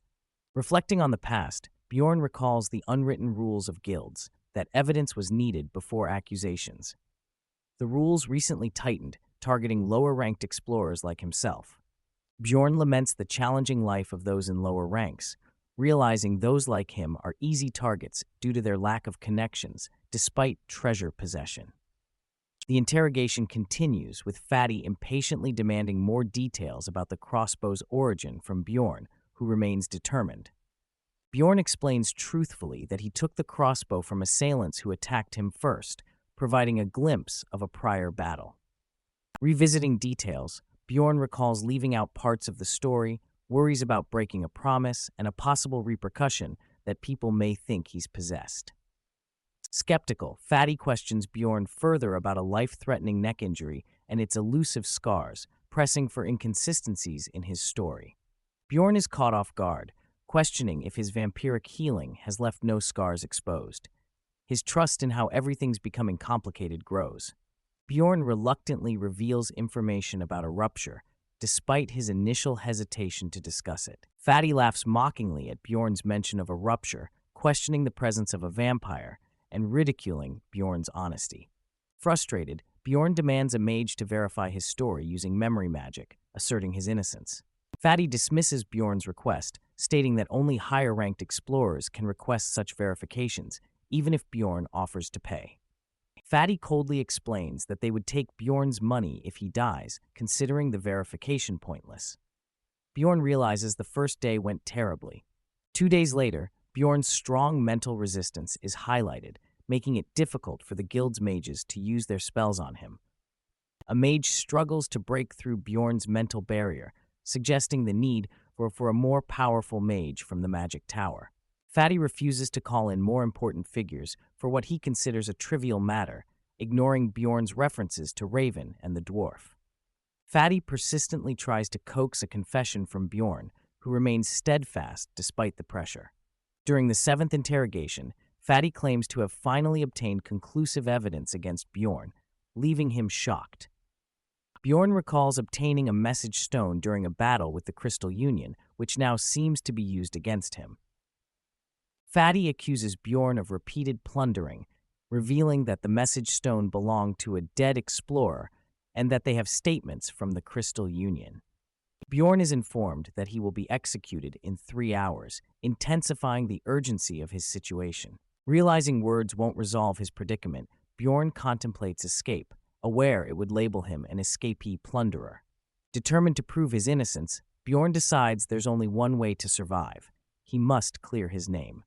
Bjorn resolves to live, gripping a bar with newfound determination. Bjorn activates his flesh explosion skill, setting off a powerful burst of energy. The explosion causes chaos, breaking the prison's structure and creating an opportunity for Bjorn to escape. Bjorn strides confidently through the destruction, startling a guard who is shocked by the sudden turn of events. A guard, bewildered by the chaos, questions how Bjorn managed to break free, highlighting the unexpected nature of his escape. A guard attempts to alert others of Bjorn's escape, but is swiftly knocked out by Bjorn's powerful strike. Bjorn stands over the fallen guard, determined and ready to continue his escape. With bloodied hands, Bjorn vows to break free from the prison, fueled by his resolve. Bjorn stands confidently over the unconscious guard, showcasing his strength and determination. Bjorn takes the keys from the guard, preparing to unlock his path to freedom. Other prisoners notice Bjorn's escape and call out to him, amazed by his boldness and hoping to join him. Bjorn acknowledges that some prisoners might be guilty, but as an innocent man wrongly accused, he focuses on his own escape. Bjorn uses the keys to unlock the cells, prioritizing his freedom over the potential guilt of others. A wave of prisoners rushes out, chanting for freedom and following Bjorn's lead in the breakout. The scene shifts to the bustling lobby of the Explorer Guild, unaware of the chaos unfolding in the prison. Guards in the guild lobby are alerted by a sudden noise indicating the beginning of the chaos. A horde of prisoners charges forward, shouting for freedom, causing panic among the guild members. Guild members call for explorers to help subdue the escapees, offering rewards for assistance. A fierce battle erupts as explorers confront the escaping prisoners, determined to stop them. Despite the prisoners' lack of weapons, the explorers are confident they will soon regain control. Bjorn, aware of the limited time, hopes the chaos will buy him at least 5 minutes to act. Bjorn sprints through the guild, determined to achieve more than just escape. Guards block the path to the branch manager, determined to prevent the prisoners from advancing. Bjorn prepares to use Flesh Explosion again, determined to break through the obstacles. The powerful explosion sends debris flying, shocking onlookers and clearing Bjorn's path. Amidst the chaos, a guard is hit with acid, screaming in pain as the situation escalates. Bjorn uses the Sacrificial Seal skill, enhancing his power by drawing strength from nearby sacrifices. The skill boosts Bjorn's physical stats, making him even more formidable in the ongoing battle. Bjorn, now empowered, confidently declares his readiness to fight, with his doping complete. Charging forward, Bjorn attacks with ferocity, taking down guards with his enhanced strength. Bjorn's powerful strike creates a massive impact, showcasing his overwhelming power. A guard is knocked to the ground, reeling from Bjorn's relentless assault. Another guard attempts to retaliate, but Bjorn's speed and strength are unmatched. Bjorn's swift movements send a guard flying, demonstrating his superior combat abilities. Observers are shocked as Bjorn's injuries heal rapidly, leaving them in disbelief at his resilience. A guard is shocked by Bjorn's rapid healing, questioning how it's possible without a potion. Bjorn feels power surging within him. Bjorn's enhanced abilities allow him to easily overpower multiple guards, reveling in the effectiveness of his doping skill. Guards are bewildered by Bjorn's strength, unable to comprehend how a 9th-ranked barbarian could be so powerful. Bjorn smirks, knowing the branch underestimates lower-ranking explorers, never expecting him to possess such strength. Bjorn charges through the guards with incredible speed and power, leaving a trail of chaos in his wake. Bjorn finally reaches the branch manager's office on the 3rd floor of the Explorer Guild, ready to confront those responsible for his predicament. Bjorn Jandel bursts through a large door, making a dramatic entrance as he escapes from his captors. Bjorn realizes he's walked into an ambush, his expression tense and alert. Bjorn is attacked, but he quickly retaliates, using his strength to fend off the assailant. The branch manager, confident in his attack, is caught off guard by Bjorn's defense. The branch manager is shocked as Bjorn's acidic blood splashes onto him, causing a painful reaction. Bjorn stands tall, explaining that his blood is acidic, which has incapacitated his attacker. The daughter of the district manager is startled, witnessing the branch manager's defeat. A guild member warns Bjorn not to touch the girl, revealing her identity as the district manager's daughter. Bjorn sees this as an opportunity. The guild member threatens Bjorn, warning him of consequences if he harms the girl. Bjorn stands over the fallen branch manager, deciding to change his plans, now using the girl as leverage. Bjorn considers his next move, realizing the presence of the district manager's daughter changes everything. The daughter accuses him of being calm despite the chaos. Bjorn confronts the daughter, suggesting she knew about his presence. He demands her silence, questioning her motives. Bjorn commands the guards to bring the inspector and a mage from the magic tower, using the daughter as leverage. The guards are shocked by Bjorn's threat, realizing the seriousness of the situation. Bjorn holds the daughter on a balcony, preparing to make a public declaration. Bjorn takes a deep breath, ready to announce his intentions to the crowd below. Bjorn shouts to the crowd, declaring his retaliation and demanding justice. Bjorn introduces himself to the onlookers, causing confusion and curiosity among them. Bjorn proclaims his innocence, explaining how the guild tried to frame and kill him. Bjorn passionately insists on his innocence, accusing the guild of framing him. Bjorn is determined to make a scene, believing it will prevent the guild from covering up their actions. At the Magic Tower, a towering structure, someone questions why the Explorer Guild is interested in them. A senior magician discusses the chaos caused by Bjorn, referring to him as a psycho. Arua Raven, a magician, is surprised to hear about the situation, questioning the description of Bjorn. The magicians discuss Bjorn's actions, noting he freed prisoners and took the district manager's daughter hostage. Arua decides to intervene, intrigued by the situation and curious about Bjorn. Bjorn holds the district manager's daughter, maintaining control of the situation. Arua arrives, recognizing Bjorn and questioning his actions, surprised by his boldness. Arua confronts Bjorn, questioning his recklessness and suggesting the use of memory-checking magic. Arua urges Bjorn to hurry, indicating the urgency of the situation as she prepares to help him. Arua agrees to help Bjorn but asks for a future favor in return. Bjorn reluctantly agrees. Arua reminds Bjorn of his promise as she prepares to assist him. Arua begins casting a spell on Bjorn, attempting to use memory-checking magic. The spell fails, and Arua questions if Bjorn has protection against psychological spells. Bjorn denies having any equipment. A concerned ally checks on the branch manager, who is recovering from the earlier confrontation. The branch manager is confused about the situation, learning that most prisoners have been dealt with. The ally is startled, questioning if the prisoners have reached their location. Bjorn stands confidently, his presence intimidating those around him. The ally identifies Bjorn as the cause of the chaos, but the branch manager acknowledges this calmly. The branch manager reflects on Bjorn's claim of being framed, recalling his own role in inspecting Bjorn. The branch manager questions the proof against Bjorn, doubting the accusations of plundering. An ally insists that framing Bjorn is impossible, expressing disbelief. Evidence is presented showing Bjorn with an excessive amount of magic crystals for his rank. Bjorn's backpack is revealed to contain equipment that appears stolen, adding to the suspicion. A message stone found in Bjorn's bag is linked to accusations of murder and looting. Bjorn challenges the validity of the testimony, pointing out it hasn't been verified with magic. The ally accuses Bjorn of lying about his survival and claims of consuming a vampire's essence. The branch manager questions the plausibility of Bjorn's story about a vampire's essence. The ally is convinced Bjorn lied to avoid magical scrutiny, questioning the trustworthiness of his claims. The ally declares this as the end for Bjorn, confident in the evidence against him. Arua confirms Bjorn's story about consuming a vampire's essence, surprising the others. The branch manager and his ally are shocked by Arua's statement, questioning its validity. Arua asserts her presence during the event, challenging anyone to use magic against her. The ally is confused by Arua's claim, questioning the truth about the vampire's essence. The ally warns Arua against defending Bjorn with lies, doubting her credibility.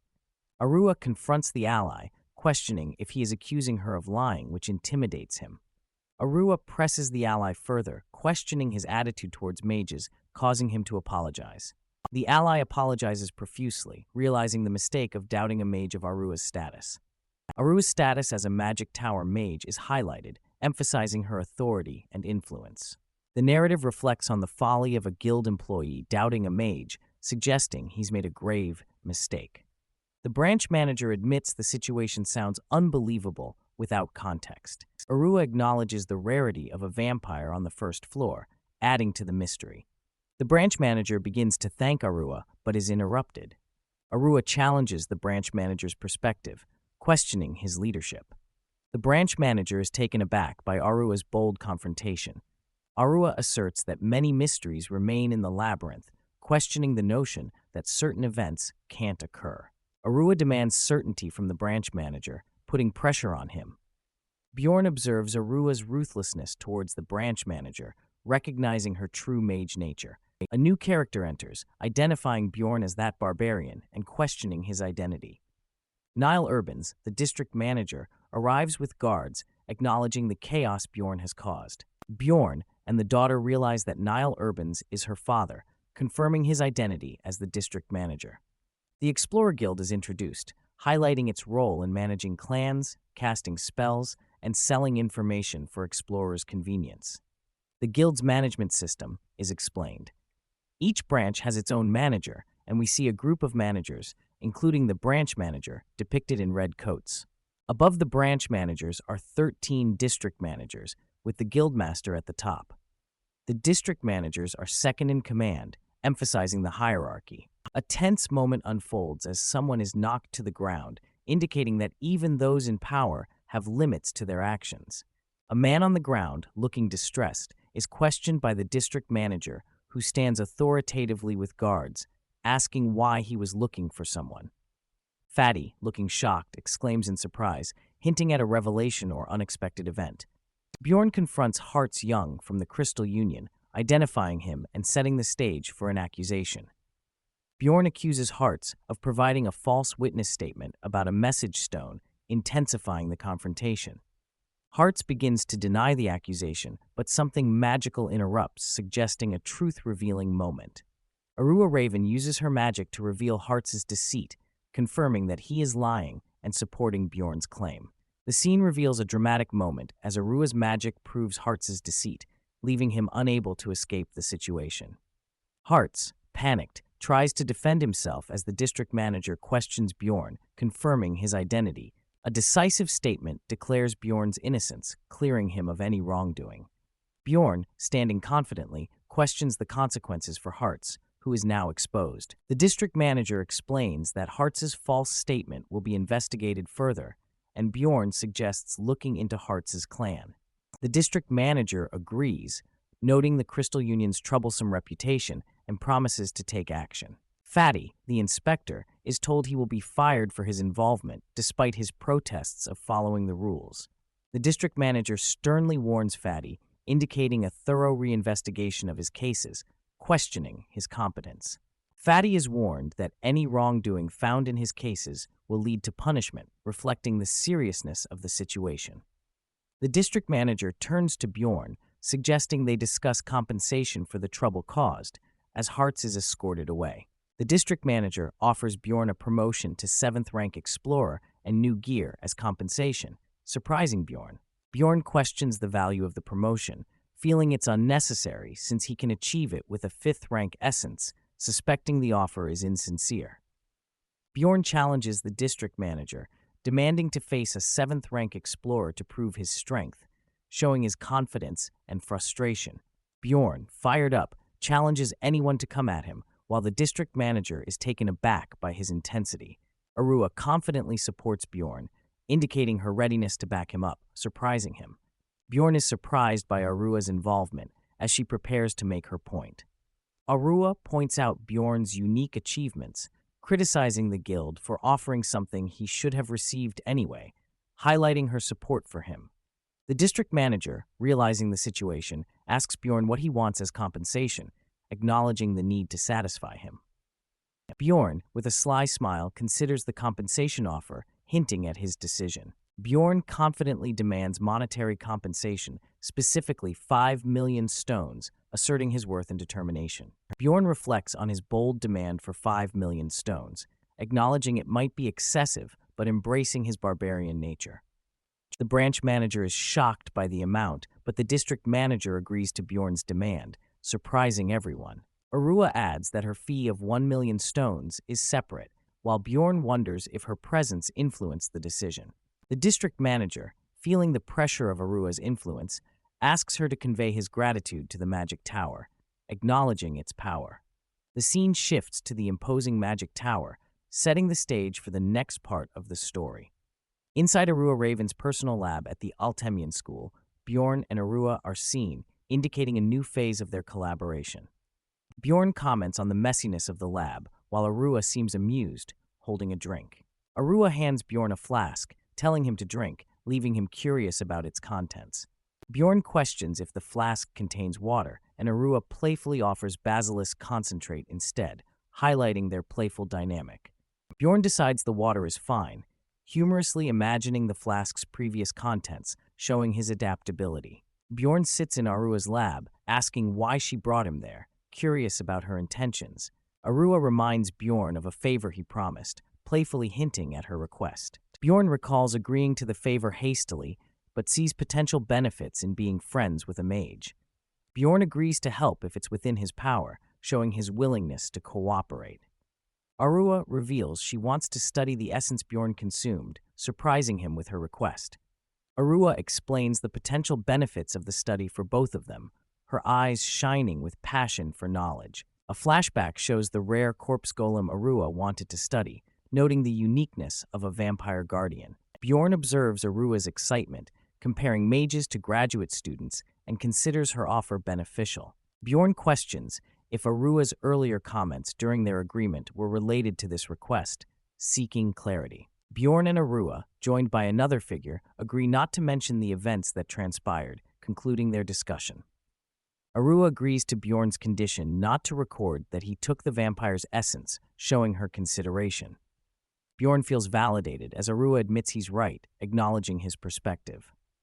Arua proposes Bjorn visit her lab weekly for 6 months, but he negotiates for 3 months instead. Bjorn insists on a shorter commitment, reminding Arua of his contributions and the compensation he received. Arua questions Bjorn's gratitude, while he acknowledges it but sees it as a separate matter. Bjorn reflects on the importance of showing his true character to maintain a long-term relationship with Arua. Arua is surprised by Bjorn's suggestion that she should pay him, highlighting their playful banter. Bjorn asserts the importance of standing up for himself, confronting Arua about the essence she gave him without consent. Bjorn accuses Arua of feeding him the corpse golem's essence without his consent, catching her off guard. Arua defends her actions, arguing that she gave Bjorn the essence for free, leading to a playful argument. Bjorn argues that Arua forcefully fed him the essence for her own benefit, questioning her motives. Bjorn demands 10 million stones to erase the essence, showing his dissatisfaction with the situation. Arua is shocked by Bjorn's desire to get rid of the essence, calling him psychotic barbarian. Bjorn insists the essence wasn't what he wanted, claiming it harmed him, and questions why he shouldn't be compensated. Bjorn challenges Arua's perspective, suggesting she ask other explorers for their opinions on essences. Arua, determined to prove her point, begins connecting with an explorer to validate her stance. Arua contacts Mr. Patsran, introducing herself and preparing to ask her question about essences. Arua asks Mr. Patsran how he would feel if given an unwanted essence, seeking an unbiased opinion. Mr. Patsran is puzzled by the question, but prepares to answer, while Bjorn watches with a knowing smile. Arua Raven is deep in thought, pondering a question as she gazes at a glowing orb. Bjorn Jandel expresses his anger, surprising Arua. He insists he'd be mad even if the essence was rare and valuable. Bjorn explains that an unwanted essence could be harmful, emphasizing his frustration to Arua. Bjorn smirks, confident that mages like Arua wouldn't understand his perspective. Arua looks concerned, realizing that taking random essences won't help her reach higher levels. Arua asks how to compensate for such a mistake. Bjorn suggests he'd ask for money. Bjorn casually mentions that 15 million stones would be a fair compensation, shocking Arua. Bjorn explains the high cost of erasing an essence, comparing it to worshipping money. Arua questions what Bjorn would do if money wasn't an option. Bjorn darkly suggests he'd resort to violence. Arua is worried, while Bjorn comments on the lack of imagination around him, leaving Arua unsure of her next move. Arua reflects on the skills of a skilled explorer, noting the importance of understanding essence balance. She contrasts this with less experienced explorers who would take any essence. Bjorn confidently challenges Arua, asking if she'll admit her mistake, highlighting why others fail. Dayan Tvahilian enters, amused by Bjorn's victory in a verbal argument against a mage, acknowledging Bjorn's uniqueness. Dayan introduces himself as Arua's mentor, noting Bjorn's impact on her. Arua defensively claims she wasn't crying, while Bjorn is surprised to learn Dayan is her mentor. Bjorn realizes Dayan is the powerful master of Altamian school, more influential than he initially thought. Dayan, amused, admits he enjoyed listening to their conversation, revealing his greater power. Dayan critiques Arua's soundproof spell, suggesting she improve it due to its flaws. Dayan explains his curiosity about Arua bringing a live barbarian, which is unusual. Dayan humorously notes that most barbarians arrive dead or barely alive, while Bjorn remains silent, processing the information. Dayan smirks, amused by the situation. Dayan laughs, telling Bjorn to loosen up, revealing it was all a joke. Bjorn wonders if this is mage humor. Bjorn, confident in his social skills, questions Dayan's identity, showing his ability to read the room. Bjorn jokes back, threatening to crack Dayan's skull, surprising him with his boldness. Bjorn clarifies it was a joke, urging Dayan to laugh, calling him an old geezer. Dayan is taken aback by the old geezer comment, while Bjorn justifies it as a joke. Bjorn continues to laugh, insisting his comments were jokes, while Dayan is caught off guard. Arua is shocked by Bjorn's behavior, recalling his past actions at the guild. Bjorn questions if he went too far, pondering how to resolve the situation. Dayan bursts into laughter, appreciating Bjorn's boldness, calling him a real one. Dayan, appearing angry, insists he's different from those who can't take jokes, but Bjorn notices his irritation. Bjorn, unfazed, jokes about being a barbarian and retracts his old geezer comment, while Dayan laughs, impressed by Bjorn's boldness. Dayan admits to having a bold side and shifts the conversation to offering Bjorn a valuable item instead of money. Dayan presents the number 9425 Frost Spirit Ring, a numbered item, as compensation. Bjorn is surprised by the offer, recognizing the significance of a numbered item. Bjorn reflects on the rarity of numbered items, which have unique abilities from Guardians of Ruptures. Bjorn questions why Dayan would give away the ring so easily. Dayan explains its usefulness in sealing unwanted essence abilities. Dayan mentions Bjorn's consumption of the corpse golem's essence and suggests the ring could help with its side effects. Bjorn is intrigued by Dayan's knowledge. Bjorn decides to accept the Frost Spirit Ring. As Bjorn leaves, Arua reminds him of his promise to help with the corpse golem essence research, and he agrees to return regularly. Arua looks worried, hoping Bjorn will remember his promise to help with the research. Arua apologizes to Dayan, feeling responsible for the situation. Dayan reassures her, saying the ring was unsellable. Dayan reveals the ring's market value is only 1.5 million, implying Bjorn got a good deal. Dayan chuckles, predicting Bjorn will be angry when he learns the ring's true worth. Bjorn reflects on the intelligence of mages, noting Arua's lack of knowledge about obtaining the goddess tears. Bjorn confidently considers mages as inexperienced compared to him, believing they don't know the ring's true value. Bjorn arrives at an inn, surprising the innkeeper, who thought he was dead. The innkeeper admits to emptying Bjorn's room, thinking he wouldn't return, and threw out his belongings.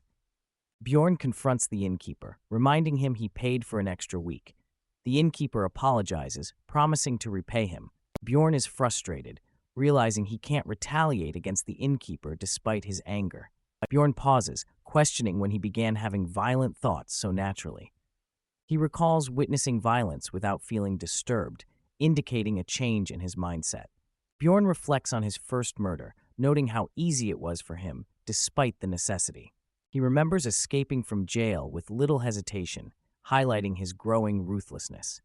Bjorn acknowledges his lack of hesitation in committing violent acts, pondering his transformation.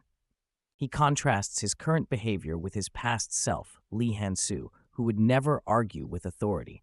Bjorn realizes these changes are due to his environment, but there's more to it. He recognizes that his instincts in battle are becoming more pronounced. Bjorn questions if he's becoming more like a barbarian, as his personality shifts to be more violent and simple. He concludes that this transformation is necessary for his survival. Bjorn demands 30,000 stones from the innkeeper to let the issue go. The innkeeper is shocked by the amount, questioning why Bjorn wants so much for a few items. Realizing his mistake, the innkeeper panics after admitting he sold Bjorn's belongings. Bjorn confronts the innkeeper about his lie, intensifying the situation. Bjorn relaxes in a new, more expensive inn, appreciating the upgrade. He enjoys the amenities, noting the windows and personal tub in his new room. Bjorn reflects on the convenience of the new location and plans to meet Einar to discuss profits. The scene shifts to the next day at the Angry Bull Inn. Einar excitedly calls out to Bjorn, eager to see him. Einar questions Bjorn's whereabouts, acknowledging his resilience but expressing concern. Bjorn explains he had some issues.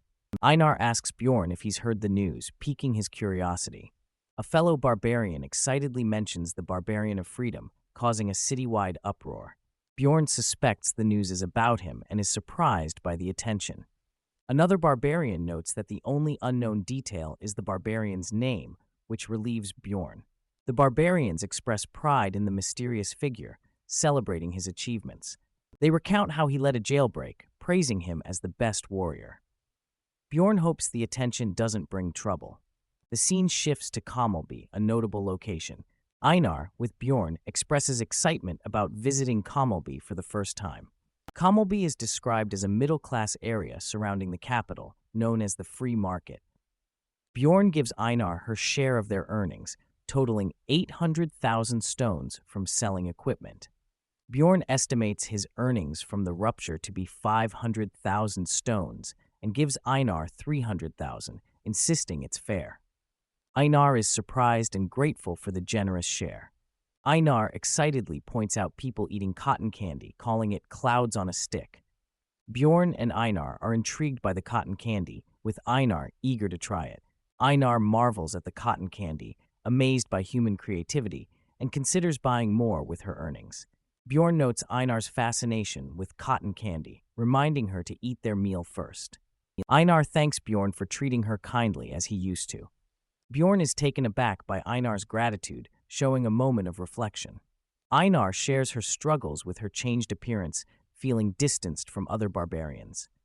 She expresses frustration about humans constantly hitting on her, a new and unwelcome experience. Einar, feeling insecure, questions if she's become ugly, reacting dramatically. Bjorn is confused by Einar's sudden outburst, unsure how to respond. Einar declares she's made a decision, telling Bjorn she can't accompany him into the labyrinth anymore, leaving him puzzled. Einar has left the party. Bjorn sits at a bar, reflecting on her departure. It's not just about her appearance, there's a deeper reason. A shrine elder, known for swordsmanship, has noticed Einar. She decides to train under this elder to improve her skills. Bjorn asks Einar if she can spare a day to explore the labyrinth with him. Einar explains she can't, due to a 6-month training commitment at the shrine. Bjorn is surprised, wondering if Einar is referring to a specific training method he knows about. Einar tells Bjorn she won't ask him to wait for her or to rejoin the party after her training. She sees this as a great opportunity. Einar promises Bjorn that she will train hard and return as a stronger warrior, determined not to be a burden. Bjorn takes a drink, contemplating Einar's decision and the changes it will bring. Bjorn acknowledges that he couldn't hold Einar back from pursuing her path. Bjorn recalls a past adventure where Einar was forced to submit to a plunderer, a moment that likely influenced her decision to train. During a rupture, Einar felt powerless, only able to watch. This memory fuels her desire to become stronger. Bjorn reflects that Einar's past experiences were the final push for her decision to train. Bjorn realizes he needs to find a new party member, though he considers going solo due to his increased strength. Bjorn feels much stronger than he was 2 months ago, confident in his abilities. He has consumed powerful essences, boosting his stats and giving him regenerative skills, making him formidable on the 2nd floor. Despite his strength, Bjorn knows the 3rd floor and beyond will be challenging alone. The game requires teamwork. Bjorn understands the importance of having a diverse party as he ascends higher floors. He decides to find similarly leveled party members to tackle higher-level monsters. Bjorn meets Arua Raven, a 6th-rank mage, considering her a valuable ally for his goals. Bjorn is optimistic about achieving his goals with Raven's help. Raven asks if Bjorn is ready, hinting at a challenging task ahead as Bjorn contemplates the risks. Arua firmly says no to Bjorn's proposal. Arua criticizes the idea of joining a party with just 2 barbarians, demanding higher-ranked members and a priest. Arua points out it would take Bjorn years to meet her requirements, and Bjorn realizes he should have expected her refusal. Arua shifts the conversation, showing Bjorn an analysis of the vampire's essence. Bjorn reviews the analysis, noting it's not detailed, but he already knows the exact stats. The vampire's essence includes impressive stats like natural regeneration and demon tolerance. Bjorn acknowledges the value of these rare stats, which he already knew were good. The essence includes a passive skill, Source of Darkness, allowing resistance to death if the heart is intact. It also has an active skill, Sacrificial Seal, which boosts stats based on blood splatter. Another active skill, Owner of Blood, allows temporary absorption of an opponent's skill when their blood is sucked. The Immortal skill boosts regenerative power based on HP lost, adding to Bjorn's active skills. Bjorn feels confident with his new skills, noting this is the fastest he's ever grown in the game. Bjorn decides to leave, but Arua stops him, wanting to ask a question. Arua inquires about a divine power she sensed when Bjorn dealt with a vampire. Bjorn realizes she's referring to the goddess Tears, but doesn't want to reveal it. Bjorn deflects, suggesting Arua imagined it due to the chaos, but internally knows he can't tell her the truth. Arua insists she saw something, but Bjorn quickly changes the subject, claiming he's hungry and needs to leave. Arua is left frustrated as Bjorn makes a hasty exit, activating Barbarian run mode. Arua suspects Bjorn is hiding something and resolves to uncover the truth. Arua finds a book titled Complete Understanding of the Rupture 3, determined to learn more.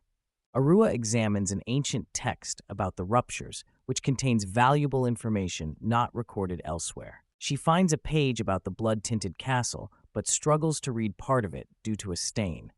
The text mentions the Golden Mask and the goddess Tears, but their locations are obscured. Arua recalls reading about the goddess Tears in the book and searches for more information. She finds the section on goddess Tears, eager to learn about its properties. The goddess Tears is a consumable relic with a strong blessing effect when broken.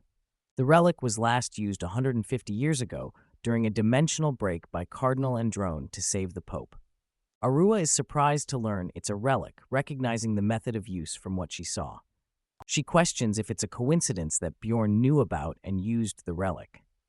Arua wonders how a young barbarian like Bjorn could know the hidden location of the goddess Tears and how he managed to use it. Bjorn is deep in thought, questioning if Jandel is involved. The Golden Mask is revealed as an item obtainable after defeating the blood-tinted castle boss. The mask allows the user to change their face for a month, with 5 uses total.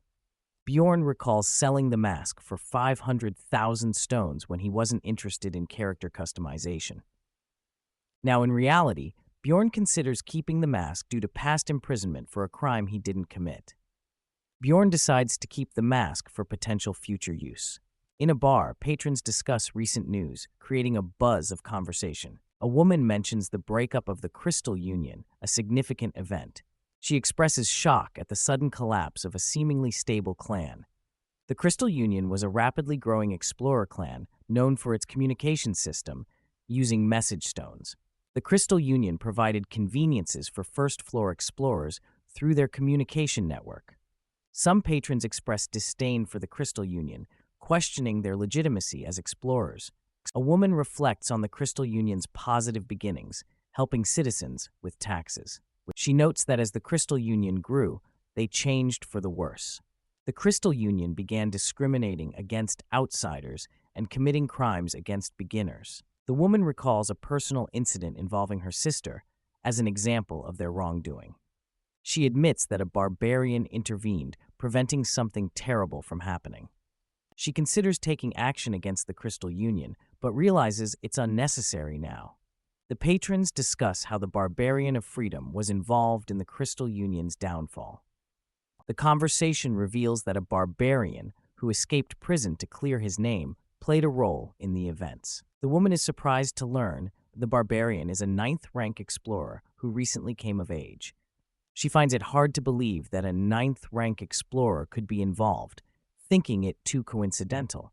There's a question about whether the Barbarian is really dead, adding mystery to the situation. The woman speculates that if the Barbarian of Freedom is the same person, it explains his absence. She hesitates, wondering if it's okay to proceed with her thoughts. Erwin is mentioned, suggesting a connection or message to be conveyed. Erwin contemplates whether to share certain information with her sister. In a busy hall, someone asks about the situation, indicating a bustling environment. Bjorn is looking for party members, specifying a team for the third floor or higher. Bjorn provides his personal details and identity plaque to proceed with his search. The clerk reviews Bjorn's details, noting he's a 7th-rank explorer. The clerk is shocked to see Bjorn has a 5-star reputation. Bjorn is curious about the clerk's reaction, but the clerk quickly changes the subject and provides a list of teams. Bjorn thinks the 5 stars might be a guild keyword, but he's indifferent as long as he's treated fairly. Bjorn recognizes a name on the list, sparking his interest. Hikarad, a familiar dwarf, recognizes Bjorn and is excited to see him. Bjorn and Hikarad catch up, planning to discuss details later as they wait for another person to join. Hikarad mentions a mage joining them, which surprises Bjorn. Bjorn is astonished at the prospect of having a rare mage in their party. Hikarad spots the mage and calls them over, leaving Bjorn wondering who it could be. Leorwerv Dwalki, an 8th-rank mage, makes a bold entrance, announcing himself to Bjorn and his party with enthusiasm, hoping to join them in their dungeon exploration. Leor shakes hands with Hikarad, the red-haired dwarf, introducing himself amid some skepticism about the coincidence of their meeting. Bjorn and Hikarad discuss the situation. Hikarad tries to make sense of the mage's presence as Bjorn remains watchful, processing the unexpected interaction. Hikarad warmly introduces himself to Leor, who proudly boasts of his noble background as a mage from Rafdonia's royal family. Hikarad is momentarily taken aback by Leor's royal claim. Bjorn clarifies that the mage doesn't work for the guild, revealing his independence from the magic tower. Leor compliments Bjorn on his knowledge, somewhat condescendingly addressing him as a barbarian before inquiring about his name. Bjorn, slightly irritated by Leor's demeanor, introduces himself as Jandel's son, Bjorn, and instructs Leor to sit for a serious conversation. The group settles at the table, and Bjorn prepares to get straight to the point, intending to understand Leor's motivations. Bjorn questions Leor's desire to become an explorer, noting the rarity of high-ranked mages venturing into such roles. Leor reveals his straightforward reasoning for exploring, acknowledging his skill limitations and the financial challenges of other floors, finding city work more economically stable. Leor reveals his ambition to become a renowned explorer and elevate the status of Baron Martoin's family, showing his determination. Hikarad is shocked by Leor's claim of nobility. Leor explains his distant connection to the Baron, which Bjorn finds unimpressive. Leor assures the group he doesn't see anyone as lesser, but Bjorn grows more skeptical of Leor's grandiose claims. A detailed description of Leor highlights his appearance and magical abilities, emphasizing his inexperience and arrogance. Despite doubts, Bjorn decides to include Leor in the party, hoping his presence will attract more skilled members. Bjorn and Hikarad notice an improvement in their recruitment efforts, meeting frequently to review documents, though Bjorn feels overburdened. Hikarad is relieved that Bjorn accepted Leor, completing their team and setting the stage for their adventures. The team upgrades their equipment, with Bjorn proudly showcasing his new armor and shield, ready for exploration. A librarian sits quietly, surrounded by books, possibly reflecting on the team's preparations or upcoming journey. Bjorn approaches the librarian, curious about something. He offers to share information, hinting at a deeper conversation. Bjorn proudly shows off his new armor and shield made from latinium, excited about the significant upgrade. The new equipment boosts Bjorn's item level significantly, with the chest armor and great shield adding substantial power. Bjorn also equips an expandable backpack, greatly increasing his inventory capacity, preparing him for the journey ahead. Bjorn explains the functionality of his new expandable backpack, feeling confident about his preparations. The librarian asks Bjorn to remove his armor due to complaints, and Bjorn complies, realizing she doesn't appreciate his humor. Bjorn walks through the city streets, reflecting on his recent upgrades and the upcoming adventure. Bjorn hears snoring and turns to investigate, curious about the source of the sound. Bjorn spots a fellow barbarian, Tarakan, sitting in an alley, looking disheveled and without a weapon. Bjorn wonders why Tarakan, like all barbarians, is without his weapon, which is considered a lifeline, regardless of circumstances. Tarakan acknowledges Bjorn with a simple hey, initiating a conversation between the two barbarians. Bjorn approaches Tarakan, who is startled by his presence, feeling intimidated by Bjorn's imposing figure. Bjorn reassures Tarakan, asking about his missing weapon and his current situation, showing concern. Tarakan admits he sold his weapon due to financial struggles, speaking formally to Bjorn, which surprises him. Bjorn, with a knowing smile, realizes Tarakan's predicament and decides to help him. Bjorn introduces himself as Jandel's son, and Tarakan responds, revealing his own lineage, creating a connection. A dramatic thought reveals Bjorn's suspicion of an evil spirit, adding tension to the encounter. Tarakan eagerly devours a meal, grateful for Bjorn's generosity, showing his desperation and hunger. Tarakan expresses his gratitude to Bjorn, promising not to forget his kindness, while Bjorn reflects on Tarakan's past.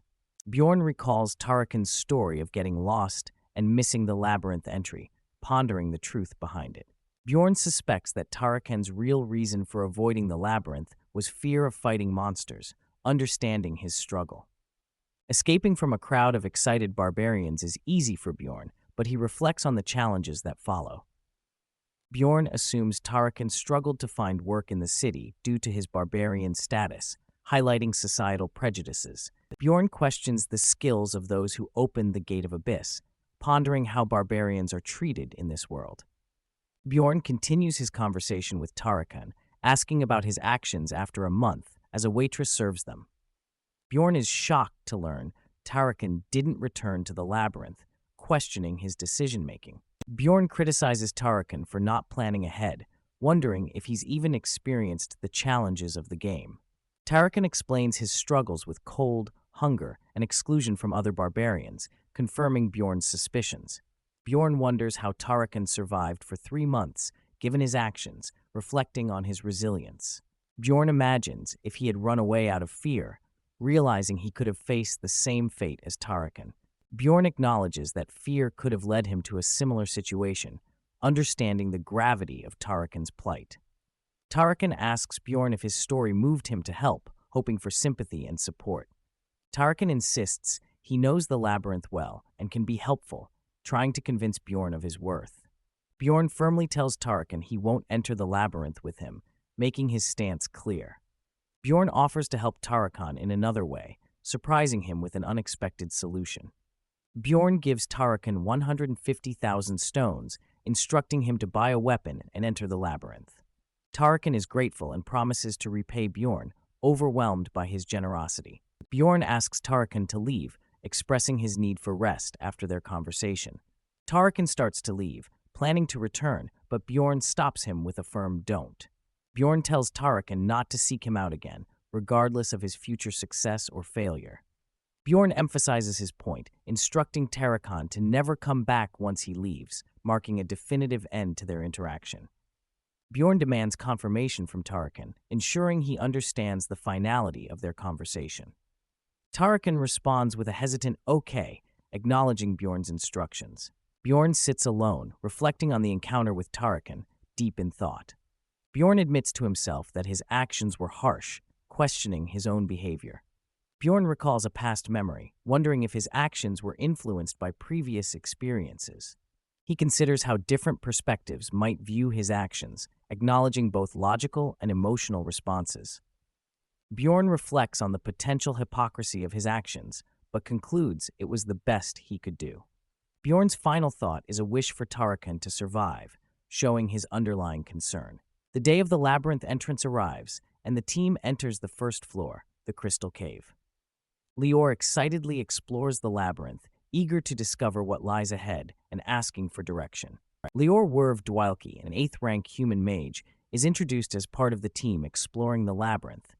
Lior excitedly explores the Crystal Cave, marveling at its beauty and the thrill of exploration. Braun Rottmiller, a 7th-rank explorer, plans to inspect the area, showcasing his experience and caution. Braun Rottmiller is introduced, highlighting his extensive exploration experience and calm demeanor. Braun assesses the situation, suggesting a safe route, noted as the most level-headed member of the group. Hikarod Murad, the team leader and 6th-ranked dwarf explorer, shares a moment of camaraderie with Bjorn Jandel, the 7th-ranked barbarian tanker. Misha Karlstein, a 7th-ranked beast-human explorer, is eager for battle, expressing her excitement with her signature Nya. Misha Karlstein is introduced, known for her energetic personality and unique speech habit. Misha enthusiastically suggests fighting monsters, her habit of saying Nya adding to her distinctive character. Hikarod playfully calls Misha princess, teasing her as they prepare for their adventure. Misha jokingly threatens Hikarod for calling her a princess, while Bjorn tries to recall if she mentioned being a 13th princess of a tribe. Braun signals the team to start their journey, ready to lead them through the labyrinth. The team gathers, with Braun reminding everyone to stay close as they prepare to explore. The narrative concludes with the team embarking on their first exploration together, marking the beginning of their adventure. With Rottmiller's guidance, the team arrives at the second-floor portal within 10 hours. They notice someone has beaten them to it. Rottmiller reflects on their speed, acknowledging they did well, but still feels unsatisfied. The team discusses Rottmiller's guide skill, which helps them find the portal. They decide to enter the portal together. Bjorn feels disappointed about missing out on experience points for opening the portal. Bjorn thinks about using a bug to open the portal for experience, but decides to wait for trustworthy teammates. The team enters the beast's lair on the second floor, ready for the challenges ahead. As they walk through the beast's lair, the team struggles with the unpleasant smell and waste puddles. Hikarod checks on Dwylke, who is clearly uncomfortable with the environment. Dwylke asks not to be spoken to, while Misha complains about the dirtiness, adding her usual nya to her speech. Bjorn checks on Rottmiller, who reassures him that he's fine, used to the harsh conditions of exploration. Rottmiller advises the team to stay close to avoid stepping in waste puddles, showcasing his dependability. The team carefully navigates through the muddy terrain, following Rottmiller's lead. The beast's lair is a natural maze, requiring careful navigation. The team relies on their pathfinding skills. The team successfully defeats the great razormane wolf and werewolf, gaining experience points. They continue their victories by defeating the saber tiger, earning more experience. The wall mole is also defeated, adding to their growing experience points. The team sets up camp, using Dwylke's alarm magic for safety, allowing them to take shifts and rest. Dwylke questions the need for shifts, as his magic detects incoming monsters. The team explains that explorers can be more dangerous than monsters, highlighting the need for caution. Dwylke is surprised by this revelation, but agrees to rest, reassured by his teammates. Rottmiller contemplates that this might be his last exploration with Dwylke, hinting at dissatisfaction. On the second day, Rottmiller points out the portal to the third floor, where they plan to hunt 7th to 8th rank monsters. The third floor is known as the Pilgrim's Passage, a giant map where everyone ends up in the same place. The team hopes to start in a favorable spot on the third floor, depending on their entry point. Misha asks Bjorn if he's been to the third floor, and he confirms he has, surprising her. Bjorn inquires how long it took Misha to reach the 4th floor, leading to a discussion. Misha reveals it took her 2 years to reach the 4th floor, similar to Hikarod's experience. Misha playfully complains about Bjorn's rank, while Hikarod jokes about his family background. Rottmiller interrupts their banter, telling them to stop, showing his growing annoyance. Misha and Hikarod apologize, noticing Bjorn's annoyance, and wonder what's bothering him. Rottmiller walks ahead, working hard on his own, which might explain his frustration. The team enters the 3rd floor, Pilgrim's Passage, arriving at Steelstone Valley. Rottmiller is shocked by something unexpected. Bjorn urgently tells Rottmiller to back off as they face a sudden threat. Bjorn is surprised by the presence of monsters right at the portal, questioning their appearance. Bjorn braces himself against a powerful shock, grateful for his shield's protection. Bjorn notes that without his shield, he could have ended up like Hikarod, who is struggling. Hikarod attempts an emergency recovery after being hit. The team identifies the monsters as 7th rank Ayantro, alerting Bjorn to the danger. Hikarod instructs the team to block the monsters from pushing them back further. Bjorn acknowledges he already knows about the Ayantro's abilities, feeling a bit envious of Hikarod's quick recovery. The Ayantro's active skill, weight balance, gives them knockback resistance, making them tough opponents.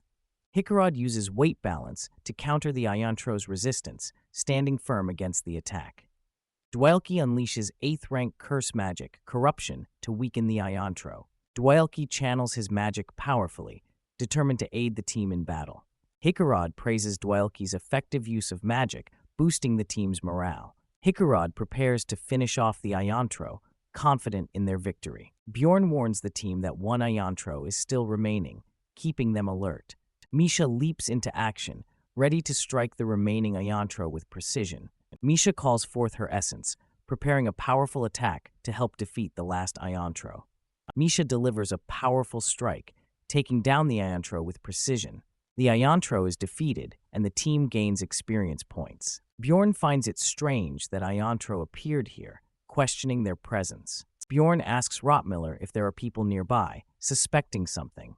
Rottmiller uses body warmth search to detect any nearby living beings. The skill reveals no one in the area, but the team suspects recent activity. Bjorn deduces that people were nearby, but left after watching them hunt. Hikarod wonders if someone was targeting them, but Bjorn doubts it. Bjorn explains that luring monsters to the portal is a common plunderer tactic. Misha suggests catching and dealing with the plunderers, noting the potential reward. Dwalki points out the difficulty in finding plunderers without proof, suggesting they could be blamed if things go wrong. Hikarod suggests leaving a warning for plunderers at the portal instead of pursuing them. Misha is impressed by Rottmiller's knowledge of plunderer tactics, noting it's her first time experiencing it. Misha reveals she's encountered plunderers about 8 times in 5 years, surprising the team. Bjorn is shocked, having encountered plunderers 5 times in 3 months, questioning his luck. Misha jokes about Bjorn's bad karma, while Hikarod notes the decrease in plunderer numbers. Bjorn humorously laments his life choices, wondering if he's the reason for their plunderer encounters. Rottmiller defends Bjorn, attributing their luck to Misha's presence, and reassures him. The team decides to move on, acknowledging their frequent encounters with plunderers. The team gains experience points from defeating various monsters, including the Wormstone, Iron Falcon, and Steel Valley Guardian. The team decides to camp for the night and move to the next area in the morning. They camp at the border of the region, where there are fewer monsters, making it a strategic choice. Hikarod checks on Dwalki, noticing he hasn't been looking well. Dwalki appears troubled, usually talkative, but now silent and reflective. Dwalki admits his fantasy of exploration has been shattered, feeling disillusioned. He reflects on his naivety, acknowledging how young and inexperienced he feels. Dwalki realizes the harsh reality of explorers who kill others for profit, far from his fantasy. Misha contemplates the possibility of having to kill someone if she continues exploring. Bjorn asks Dwalki if he's prepared for the harsh realities of their journey. Dwalki's expression shows determination, indicating he's ready to face what's ahead. Dwalki affirms his readiness, but his eyes reveal uncertainty and fear. He admits he's unsure if he can act when the time comes, showing his lack of confidence. Hikarod notices Dwalki's struggle, concerned for his friend. Bjorn reflects that Dwalki is better than those who lie about their abilities, appreciating his honesty. Bjorn advises against arrogance, valuing Dwalki's humble approach as more dependable. Dwalki asks the team for some time, indicating he has something important to share. The team gathers around as Dwalki prepares to show them something significant. The scene opens with the team being led somewhere special. A voice suggests there's something intriguing to show them. Bjorn, Misha, Dwalki, Hikarod, and Braun gaze in awe at the unfolding space up ahead, keen to uncover what makes this moment so unique. The vista opens up, revealing a beautiful starry sky mixed with glowing lights. The team continues walking along the illuminated path, mesmerized by the scenery. Misha, filled with wonder, hears from Bjorn about this magical view exclusive to a certain time, adding an air of mystery to their exploration. Braun and Hikarod discuss the rarity of this event, noting its exclusive occurrence on the 3rd floor. Hikarod is especially captivated by the scene before them. Dwalki reflects on the captivating sight, noting that the magnificence of the moment makes its mystery trivial in comparison. As the team contemplates the beauty of the view, Dwelke stands wistfully contemplating whether this remarkable experience might inspire more courage in their mission. Night falls, enveloping the labyrinth in darkness. Bjorn remains vigilant and keeps watch as the rest of the team settles into sleep, each nestled beside a cozy campfire. Despite the peacefulness around, there's an undertone of restlessness. Dwelke moves a bit, perhaps immune to the calming lullaby of the night just yet, hinting at unease. Finally surrendering to sleep, Dwelke's constant breathing reassures Bjorn. Watching over his team, Bjorn spots something in the distance with a determined gaze. As the team moves forward, Bjorn reflects on his progress, calculating his experience points. He notes he's earned a little over 50 points so far. Bjorn considers his journey ahead, realizing he needs 150 experience points to reach level 4.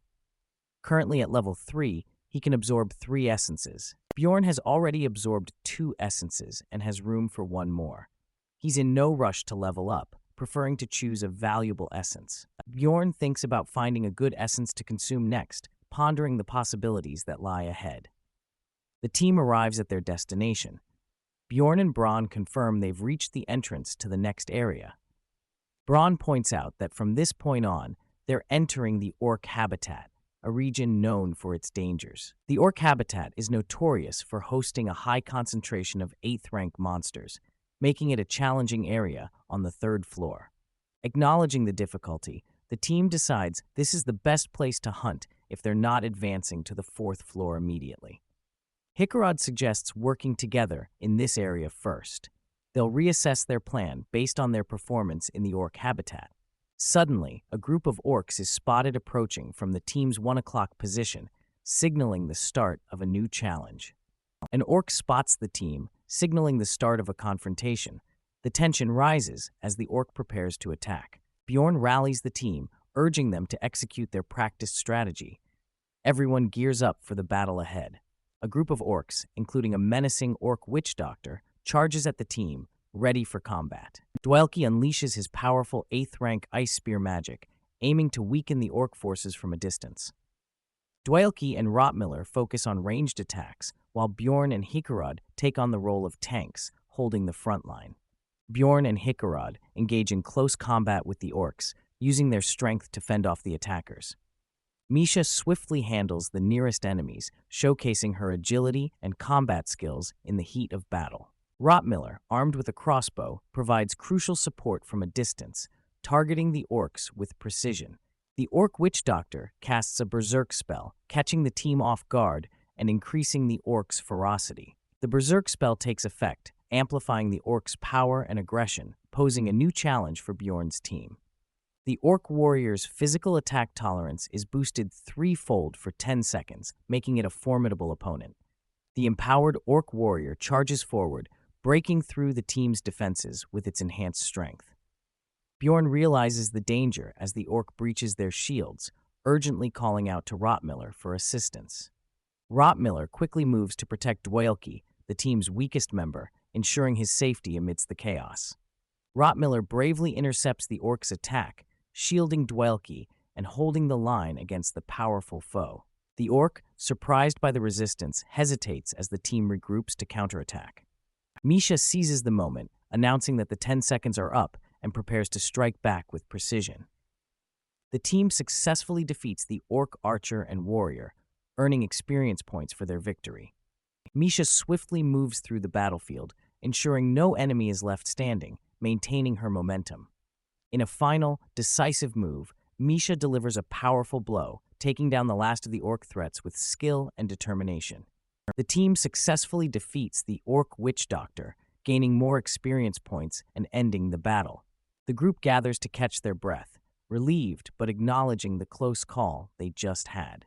Bjorn reflects on the battle, noting it took about 8 minutes. He realizes their damage output is low, but appreciates the team's safety and strategy.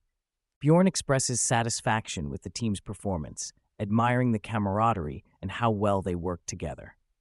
The team pushes towards the orc habitat's center, fighting increasingly larger groups of orcs on their way. They encounter a formidable great orc warrior, a 7th-rank monster, posing a significant challenge. Despite the threat, the team efficiently defeats the great orc warrior and earns extra experience points. Bjorn acknowledges that unexpected challenges often arise during smooth progress, hinting at potential trouble. An explosion occurs, catching the team off guard and creating chaos in the environment.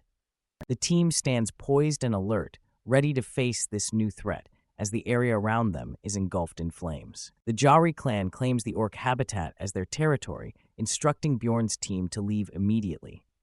A system message explains how clans can restrict areas in the game, affecting players' access to certain locations.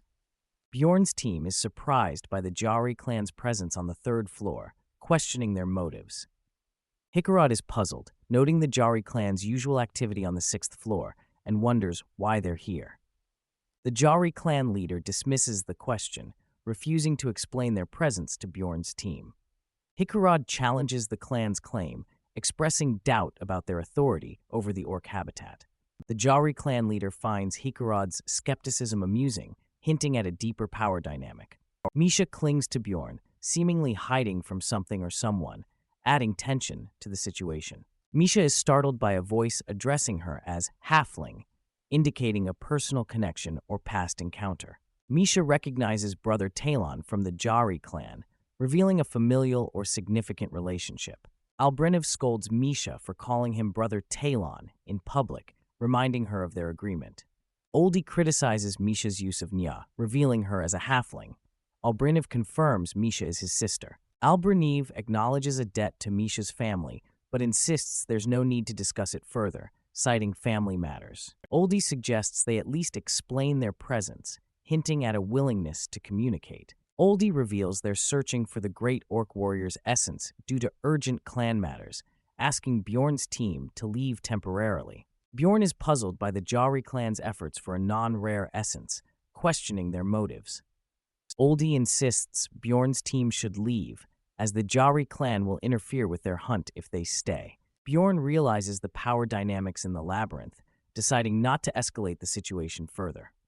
Bjorn empathizes with Hikarad's frustration, but knows they must retreat to avoid danger. Dwalki steps forward, offering to resolve the situation, surprising Bjorn with his determination. Dwalki introduces himself to the senior mage, trying to make a good impression. The senior mage harshly dismisses Dwalki, calling him garbage and shocking him. The senior mage berates Dwalki, belittling his magical abilities and dedication. The senior mage continues to insult Dwalki, questioning his right to call himself a mage. Dwalki is visibly shaken by the harsh words, feeling defeated and humiliated. Hikarad defends Dwalki, calling out the senior mage's harshness, while Bjorn worries about escalating the situation. The senior mage claims he's only speaking the truth, provoking Hikarad further. In a burst of anger, Hikarad uses his lightning magic, ready to confront the Jari clan despite the risks. The scene opens with a tense standoff between the team and the Jari clan. Hikarad Murad, feeling provoked, charges forward, lightning crackling around him as he prepares to attack. Oldie, the leader of the Jari clan, stands firm, his expression stern and unyielding as he faces Hikarad's aggressive advance. Hikarad, in a moment of rage, unleashes a powerful attack, his name being shouted in alarm by his teammates as the ground erupts beneath him. Bjorn steps in, using his shield to block Hikarad's attack, trying to prevent the situation from escalating further. Dwalki and Misha react with shock and concern, while Braun remains calm, assessing the situation with a serious expression. Bjorn, showing his strength and leadership, restrains Hikarad, urging him to get it together as Hikarad coughs, realizing his mistake. Hikarad, still tense, acknowledges the gravity of the situation, his expression showing regret as he begins to calm down. Oldie addresses the team, acknowledging Bjorn's intervention and reminding them of the close call, emphasizing that they almost all died. The team regroups outside the Jari clan's territory. Hikarad stands in front of them, apologizing for his reckless actions. Hikarad admits he lost his reason and acted out, showing remorse for almost putting his team in danger. Braun confronts Hikarad, pointing out that his actions almost got everyone killed. Hikarad apologizes sincerely, acknowledging his mistake. Bjorn praises Braun for handling the situation well, suggesting they continue to hold Hikarad accountable. However, Braun decides to let it go, since nothing happened in the end, surprising the others. Braun reflects on the situation, admitting that while Hikarod's actions were rash, it was commendable that he stood up for his teammates. Bjorn thinks to himself that Braun is too lenient to be the team leader, feeling relieved that the situation didn't escalate further. Misha apologizes, feeling responsible for the situation. Dwelke reassures her, insisting that things turned out okay thanks to her. The team shares a light-hearted moment, with Dwelke humorously calling Misha a mage to cheer her up, while Braun comments on the unique way of reassurance. Bjorn feels awkward as the atmosphere shifts, finding the emotional moment a bit cringy, but he tries to go along with it. Misha opens up about her past, revealing her inability to form a contract with a spirit beast, which brought shame to her family. The narrative explains the concept of spirit beasts, ancient creatures with which therianthropes can form contracts for various abilities. The contracts with spirit beasts can take many forms, from summoning them for battle to gaining special abilities, highlighting the diversity of these mystical bonds. Misha is revealed to be part of the Karlstein family, a direct bloodline expected to form contracts with spirit beasts, but she wasn't chosen, which is a source of shame. Misha reflects on her past, explaining that her inability to handle spirit beasts brought disgrace to her family, despite having a good relationship with her siblings when she was younger. A flashback shows Misha happily playing with her siblings, highlighting the contrast with her current situation. As Misha grew up without being chosen by a spirit beast, she faced rejection and was ignored by others, being called a halfling. Misha recalls being labeled as a halfling and mixed, facing discrimination and isolation from her community. She was also called an illegitimate child, adding to her feelings of alienation and shame. Misha shares that her mother passed away early, leaving her to face discrimination alone. Unable to cope, she left home to learn how to fight. Determined to prove herself, Misha became an explorer, channeling her struggles into her new path. Hikarod comforts Misha, acknowledging her hardships and expressing gratitude for her sharing. Misha appreciates the team's support, feeling valued. Hikarod, feeling inspired by Misha's story, decides to share his own experiences, eager to connect with his teammates.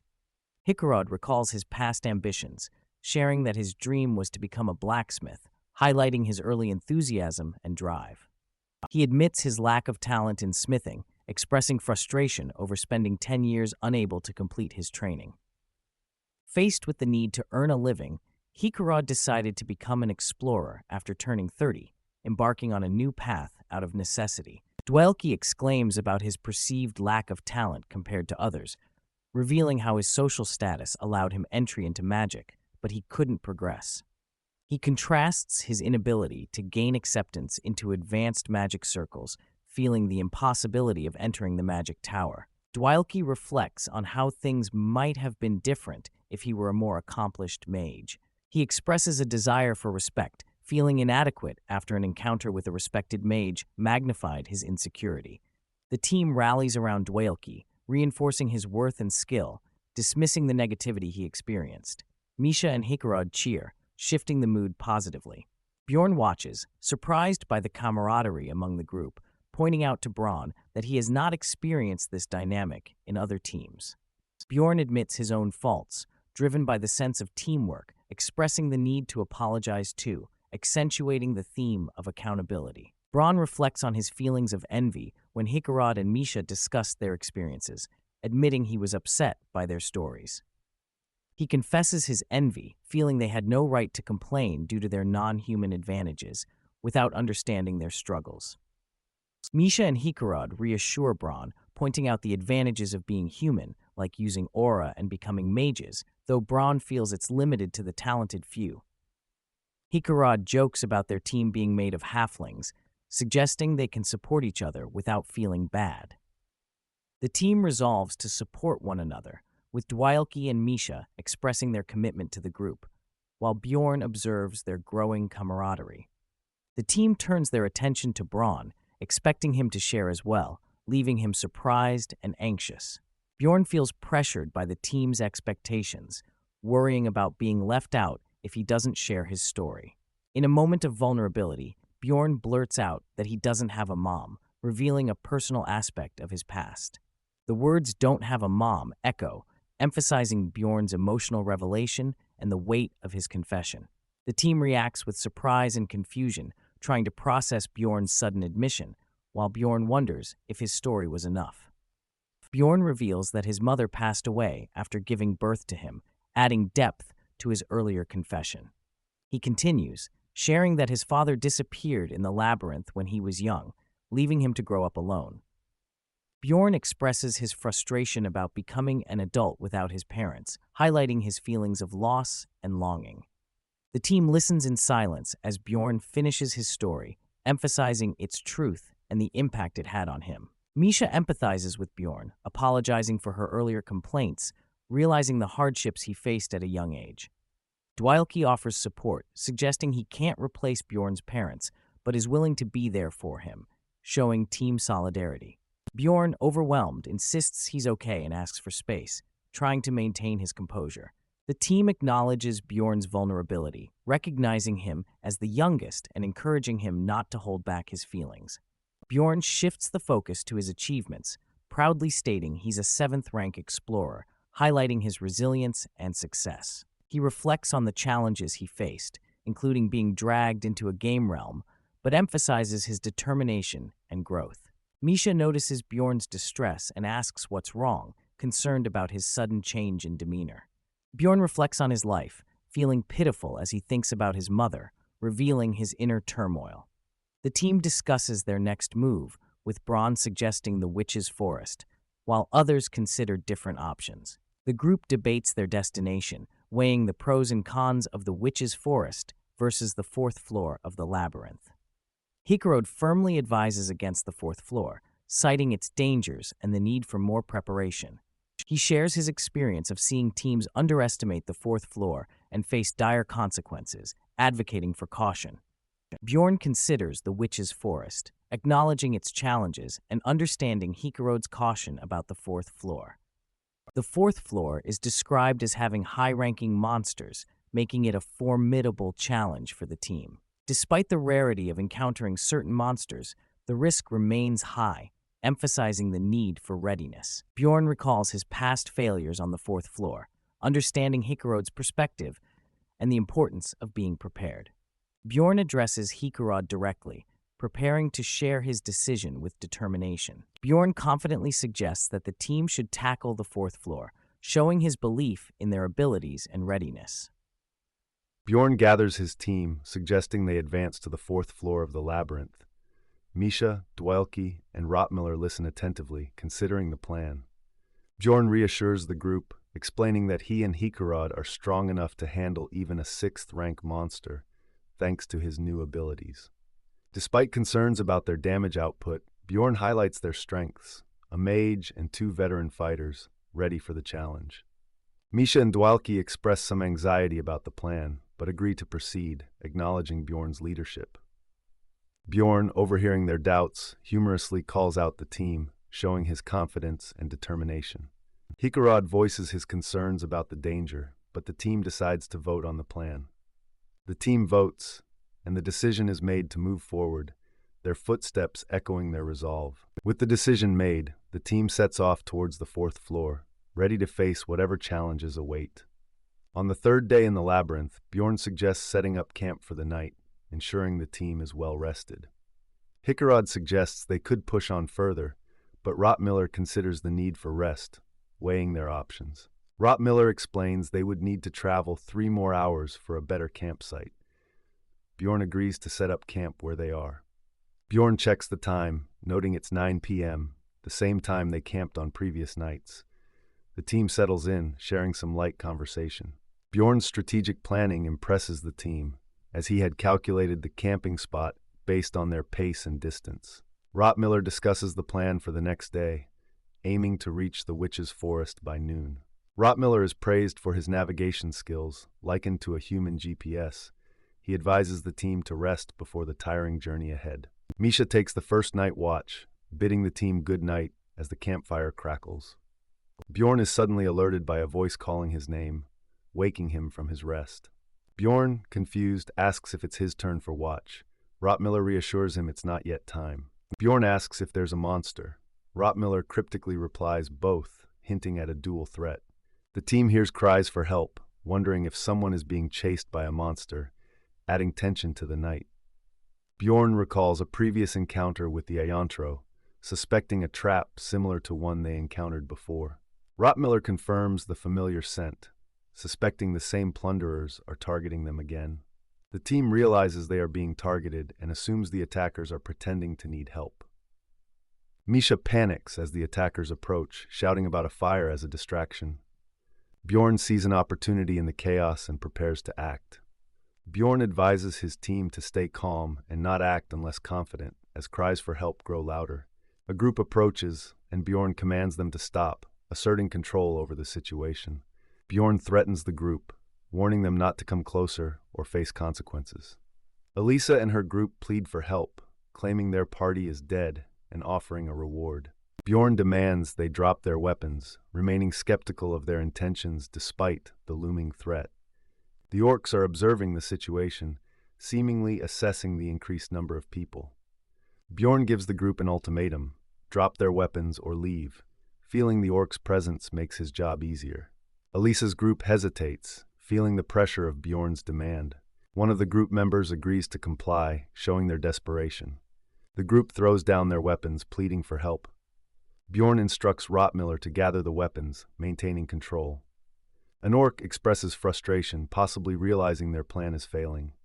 The orcs retreat, sensing the situation has changed with the group's compliance. Bjorn acknowledges the group's cooperation, thanking them for their help. Elisa introduces herself, expressing gratitude to Bjorn for saving their lives. Hikarod introduces himself, impressed by Elisa, while Bjorn suspects Hikarod is charmed by her appearance. Irida Tayson and Hans Argot introduce themselves, adding to the introductions. Bjorn is suspicious of Hans, recalling a plunderer with the same name from his past. Hans dismisses the coincidence, noting it's a common name, but Bjorn remains wary. Elisa expresses relief and gratitude, attributing their safety to divine protection. Rottmiller questions Elisa about her faith, suspecting she might be a priestess. Elisa confirms her role as a priestess, serving the goddess of light, and speaks of guidance. Bjorn is skeptical, accusing Elisa of pretending to be a priestess, while another asks for her help. Bjorn is surprised as Elisa begins to perform a genuine divine spell. Elisa uses a divine spell, shocking Bjorn, who realizes she might truly be a priestess. Hikarod and Misha are surprised to learn Elisa is a real priestess, questioning Rottmiller's earlier doubts. Rottmiller is confused, having been certain of his suspicions, but acknowledges the holy nature of priestesses. Elisa confidently asks for their weapons back, believing her divine spell is proof enough. Bjorn refuses, surprising Elisa as he remains skeptical despite her powers. Bjorn dismisses her status as a priestess, stating it only matters to humans, not to him. Bjorn demands a reward for saving them, showing no change in attitude despite her divine abilities. Elisa acknowledges the custom of rewards and asks how much would be sufficient. Bjorn demands 2 million stones, equating it to the value of their lives, but Elisa protests they don't have that much. Bjorn insists on immediate payment in valuable objects if they lack money, showing his distrust. Bjorn suggests taking the armor from Elisa's colleagues as payment, shocking them with his demand. Hans deems the armor worth their lives and agrees to Bjorn's demands, complying to save themselves. Bjorn acknowledges taking what he can and asks if they can now rest, indicating a temporary truce. The group agrees to follow Bjorn, tightening their grip on their weapons, wary of the situation. As tensions break, Elisa offers to heal anyone injured, trying to ensure cooperation. Bjorn suddenly attacks, prioritizing eliminating the healer as a strategic move. Bjorn lands a powerful blow on Elisa, initiating a surprise attack. Bjorn fiercely continues his unexpected assault against Elisa, leaving others in shock. Hikarod is shocked, witnessing Bjorn's violent actions and holding a bloody weapon. The team and Elisa's group react in horror and confusion at Bjorn's abrupt violence. Bjorn coldly apologizes, feigning it was a mistake, but his mistrust of them being plunderers is evident. Irida and Hans panic, fearing for their lives due to the chaotic situation. They notice something strange, realizing the attention is focused elsewhere. Irida is suddenly struck, leaving him shocked and in pain. Irida collapses, enveloped in a mysterious dark energy, while Hans looks on in horror. Hikarod and Dwalki are confused, questioning if anyone in their group caused this. Bjorn observes Elisa, who is acting strangely, as a dark aura surrounds her. Bjorn is tense, realizing something is amiss with Elisa. Elisa, injured and revealing her true nature, questions how Bjorn knew she was an enemy. Elisa laughs maniacally, revealing her sinister intentions. She declares it's too late for Bjorn and his team as she unleashes her dark powers. Bjorn, bloodied and frustrated, questions why his life is filled with constant struggles. Misha and Braun are shocked and confused as they witness the frozen state of their enemies, similar to the corpse golem they encountered before. Bjorn urges everyone to stay calm, promising to handle the situation as he prepares to confront the threat. Bjorn launches a powerful attack on Elisa, determined to stop her dark magic. Hikarad watches in shock as Bjorn strikes Elisa, who lies motionless on the ground. Hikarad questions Bjorn's actions, concerned that he's attacking a corpse while trying to understand the situation. Bjorn defends his actions, explaining he was too scared and believes offense is the best defense. He worries about the possibility of Elisa coming back to life. A symbol appears identifying Elisa as a Karui's priest, a powerful and hidden class. The narrative explains the Karui's priest class, a hidden class unlocked by reaching the 5th floor as a priest, granting access to combat and curse spells. The Karui's priest class allows the use of both divine and dark magic, but it comes with penalties. Karui is an evil god, and revealing this class results in execution by hanging. Maintaining the Karui's priest class requires regular sacrifices of living beings. Elisa likely became a plunderer to safely acquire sacrifices within the labyrinth. A man is choked by dark magic, illustrating the deadly consequences of Elisa's powers.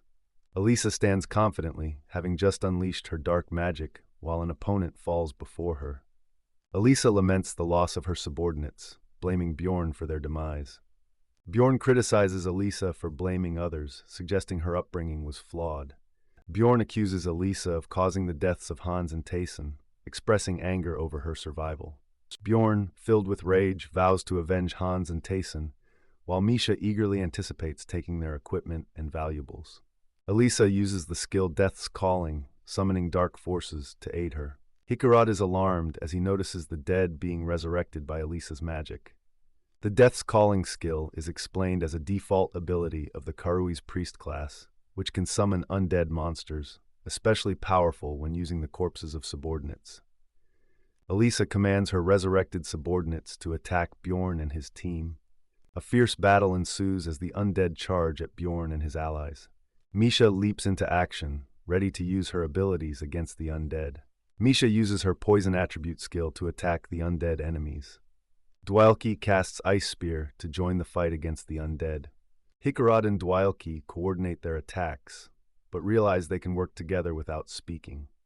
The team discovers that the undead are resistant to both poison and ice, making their attacks ineffective. Braun calls out to Rottmiller, who is engaged in battle, while another team member is almost ready to act. A team member throws a flaming bottle, warning others to get back. The bottle explodes on an undead, causing significant damage. Bjorn observes the effectiveness of fire against the undead, noting it's the best method. Elisa counters with Fire of the Dead, rendering their fire attacks useless. Elisa's magic absorbs all the fire in the area, leaving the team without their primary attack method. Bjorn realizes they can't use divine power, and their fire attack is no longer an option. Bjorn instructs the team to focus on attacking Elisa, while he and Hikarad block the undead. Bjorn reveals he had previously removed the undead's armor and weapons to buy time. The team charges forward, leaving the blocking of the undead to Bjorn and Hikarad. Misha charges at Elisa, determined to stop her, but Elisa confidently stands her ground. Elisa summons a Shadow Guardian, a powerful entity to aid her in battle.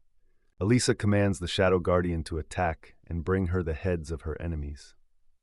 Misha and Dwalki launch their attacks against the Shadow Guardian, trying to break through its defenses. Elisa casts a curse on Misha, who is shocked and struggles against its effects. Misha faces the looming threat of the Shadow Guardian, preparing to defend herself. Misha is surprised by an attack and calls out for Hikarod's help. Hikarad arrives, saying Bjorn instructed him to assist the team. Misha questions if Bjorn is handling the situation alone, concerned for his safety. Bjorn is seen fighting alone against the undead, determined to hold them off. Elisa, frustrated and angry, curses her enemies as she unleashes her power. Elisa desperately calls for her subordinates, Taysen and Hans, to protect her, but they are unable to respond. Bjorn smirks, apologizing sarcastically as he holds off the undead. Bjorn explains that Taysen and Hans are too busy dealing with him to help Elisa. Elisa glares at Bjorn, filled with rage and frustration. Elisa vows not to forget the humiliation she's faced, preparing to make her escape. Elisa uses spiritification to flee the battle, leaving Bjorn and his team behind. Bjorn is shocked and frustrated as Elisa escapes, realizing she's running away. Elisa ominously warns Bjorn's team that they will never leave the area alive. The team is left in a precarious situation, facing the aftermath of Elisa's escape and her parting threat. Bjorn reflects on how close they were to capturing Elisa before she escaped. He realizes Elisa left with resentment towards them, intensifying the situation. A series of curses are still affecting Bjorn, including energy and stamina decreases. A warning indicates over 15 curses are active on Bjorn, frustrating him. Bjorn is left with numerous curses and recalls Dwalki's knowledge of curse magic. Bjorn asks Dwalki to remove the curses, but Dwalki is unsure about curse elimination. Bjorn questions Dwalki's ability to use curse magic, seeking clarification. Dwalki admits he can use curse magic but cannot eliminate curses, leaving Bjorn exasperated. Bjorn is left speechless by Dwalki's admission, feeling frustrated. Bjorn angrily calls Dwalki useless, overwhelmed by the situation. A warning states that Bjorn's physical stats may be permanently lowered if the curses aren't cured with divine power or magic. Hikarad asks Bjorn if he's okay as they run, both looking exhausted. Bjorn insists he can make it, though he feels like he's going to die. Bjorn reflects on running with over 15 curses for more than 5 hours. He credits his vampire essence for his endurance, preventing him from collapsing. The rest of the team is also cursed, but less severely. They encourage each other, knowing they'll reach safety soon. Elisa, the antagonist, has cursed Bjorn over 15 times. She taunts him, saying he won't make it out alive. Bjorn struggles with a curse that drains his energy and stamina. Despite his regenerative powers, his stamina is being consumed rapidly. Bjorn compares his stamina to a game, estimating he has about 30% left, as he continues to push forward. A system message reveals an achievement condition. If energy drops to 5% or less, there's a reward of a permanent mental stat boost. Bjorn and Rottmiller push forward, encouraging each other as they near their destination. Bjorn is shocked as they approach a mysterious place, realizing its significance. A dark bird watches over a glowing, ominous area, hinting at the challenges ahead. The team arrives at the Witch's Forest, a foreboding and dangerous place. 5 hours earlier, a campfire burns as the team discusses their situation. Rottmiller expresses disbelief that a Kerui's priest is targeting them. Bjorn explains that the priest's skills are formidable, at least at the level of the 5th floor, making her a serious threat. Bjorn recounts how they narrowly avoided disaster by disarming their enemies, acknowledging the danger they faced. Misha enthusiastically praises the reliability of barbarians, clearly impressed by their strength. Misha recalls how Rottmiller took decisive action against a foe using divine powers, much to her surprise. Bjorn asks Rottmiller if there's a way to track the woman down, but Rottmiller admits he can't find any trace of her. Bjorn speculates that with her identity exposed, the priestess will likely come after them. Dwalki suggests they can handle her again if needed. Bjorn looks determined, ready to face whatever challenges lie ahead. Bjorn worries about being ambushed while fighting monsters, causing Dwalki to react nervously. Bjorn begins to explain his reasoning, emphasizing the urgency of their situation. Bjorn declares they must enter the Witch's Forest immediately, as the team listens intently. The Witch's Forest is described as a dangerous area with high-ranked monsters, surrounding the portal to the 4th floor. The team acknowledges the forest's challenges, noting that many monsters are immune to physical attacks, but it's their best option. A system message indicates they've entered a special area where status effects are disabled, surprising Misha. Misha feels lighter, realizing the curse is gone, while Rottmiller confirms it. Rottmiller is surprised by Bjorn's knowledge of the forest's topography, questioning his experience. Bjorn admits he studied the forest in the library, impressing Rottmiller with his sharpness. Misha playfully doubts Bjorn's claim of reading, finding it amusing, while Dwelke laughs along. Misha realizes the curse is gone, but a new field effect has been applied, causing concern. A menacing presence in the forest shouts, "Die!" creating a tense atmosphere. Bjorn hears taunting voices targeting him, but he remains unfazed, acknowledging the hallucinations.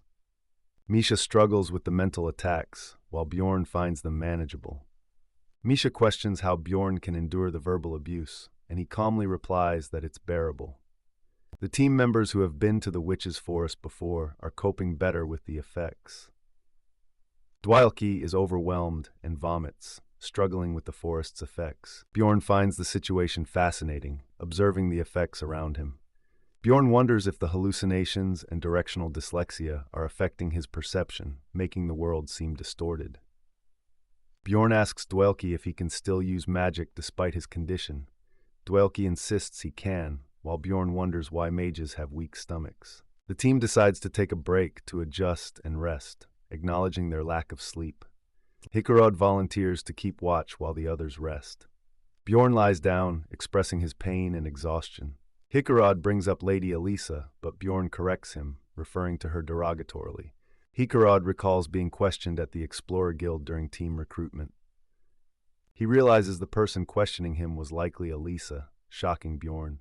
Hikarod explains he received a valuable item, the Guardian's wrist guards, which may have been overheard by Elisa. The Guardian's wrist guards are a rare item, typically found in high-level ruptures with significant effects. Bjorn is frustrated, feeling he worked hard for Essence while Hikarod easily obtained a valuable item. Bjorn questions Hikarod's failure to recognize Elisa earlier, who explains her different appearance in the city. Hikarod explains that Elisa was wearing a priest's dress, which was dirty and torn, making her hard to recognize. Hikarod admits he was distracted, not focusing on her face, which led to the oversight. The team realizes their meeting in a bar might have been overheard by Elisa, allowing her to set a trap. Hikarod reflects on how treasure can cause trouble, while Bjorn criticizes him for not being careful. Bjorn tells Hikarod to rest, questioning the party's competence. Bjorn is abruptly woken up by his teammates, surprised he slept through the noise. Misha teases Bjorn about sleeping well, noting that even strong barbarians struggle on their first trip. Bjorn, now awake, asks about the monster, and Rottmiller points it out. Bjorn looks determined, ready to face the challenge ahead. Bjorn identifies the creatures as fairies, observing them in the forest. The fairies are identified as 9th-rank monsters, known for spewing a poisonous dust mixed with a stimulant potion. Hikarod notes that the presence of fairies suggests a more dangerous creature is nearby, and they must be cautious. Hikarod, seeing Dwelke is better, prepares to draw out the lurking threat with his magic. Hikarod casts a powerful lightning spell, ready to confront the danger. Hikarod unleashes his magic, creating a massive lightning strike. The fairies scream as they are caught in the lightning attack. A system message confirms a fairy has been killed, granting minimal experience points.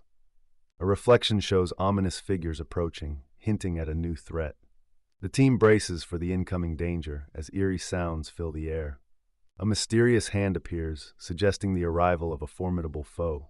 A 7th-rank half-troll appears, known for stalking fairies in the witch's forest. The half-troll is a dangerous creature that preys on groups of fairies. The half-troll charges aggressively, ready to attack. Hikarod is caught off guard by the half-troll's powerful strike. Hikarod struggles with the impact, feeling the pain. Bjorn notes that Hikarod's pain tolerance isn't as high as his own. The witch's forest is notorious for its pain enhancement, making it difficult for warriors. Bjorn struggles as the monsters are immune to physical attacks and use mental skills, but Dwelke is almost ready with magic. Dwelke casts an 8th-rank attack aid, Freeze Intensify, to boost the next freezing spell. Dwelke unleashes Ice Spear, an 8th-rank attack spell, successfully slaying the half-troll and gaining experience. The team is disappointed to find no essence from the defeated half-troll, acknowledging its difficulty. Rottmiller suggests they move quickly to the 4th floor, as the witch's forest isn't safe for resting. A sudden realization hits Rottmiller, causing alarm. Bjorn spots a group of explorers approaching, raising concern. Elisa identifies the explorers, recognizing them with a sinister smile. Elisa accuses Bjorn and his team of killing her comrades, setting the stage for a confrontation. Elisa's team is on high alert as they navigate the witch's forest. Her followers urge her to stay back, worried about the increasing threat. Bjorn realizes the battle is turning against them. He knows there's only one option left and calls out to Hikarod. Hikarod is instructed to use a special item, hinting at a desperate move to turn the tide. Hikarod activates the Guardian's wrist guards, a powerful tool in their arsenal. The wrist guards unleash a surge of energy, and Hikarod braces himself for the impact. The wrist guard's power drives enemies away and grants temporary immunity to Bjorn's team. It's their chance to escape, and Bjorn urges everyone to run. As they flee, Misha questions how Elisa managed to follow them into the supposedly safe witch's forest. Bjorn contemplates the situation, trying to piece together how Elisa tracked them down. Bjorn reflects on their entry into the witch's forest, believing it should have been difficult for Elisa to follow. He deduces that Elisa must have manipulated some explorers, pretending to be a victim to gain their assistance. Elisa's sinister plan is revealed as she intended to use the chaos to her advantage, hoping to eliminate Bjorn's team. Bjorn urges his team to stop talking and keep moving, aware that the wrist guard's effect is about to end. The protective effect of the wrist guards ends, and the witch's forest's natural dangers return as the team continues to flee. Braun Rottmiller, the scout, is the first to detect enemy movement, using his skills to guide the team. Rottmiller leads the team through the forest, using his expertise to find the safest path. The team relies on prior knowledge and experience to navigate the labyrinth, but this only works up to a certain point. The Witch's Forest is the ultimate test for a scout's abilities, being the last challenge before the fourth floor. Rottmiller's keen sense of smell is his main asset, allowing him to track and guide the team effectively. Rottmiller confidently directs the team, his sense of smell helping them navigate the disorienting forest. As Rottmiller's sense of smell reaches a high level, he can detect mana, guiding the team with precision. The enemy scout is also skilled, closing in on them. Rottmiller decides to increase his speed, determined to reach the fourth floor portal first. Bjorn realizes the race to the portal is crucial, but the team is exhausted from the chase. Misha is struggling to keep up, visibly tired and out of breath.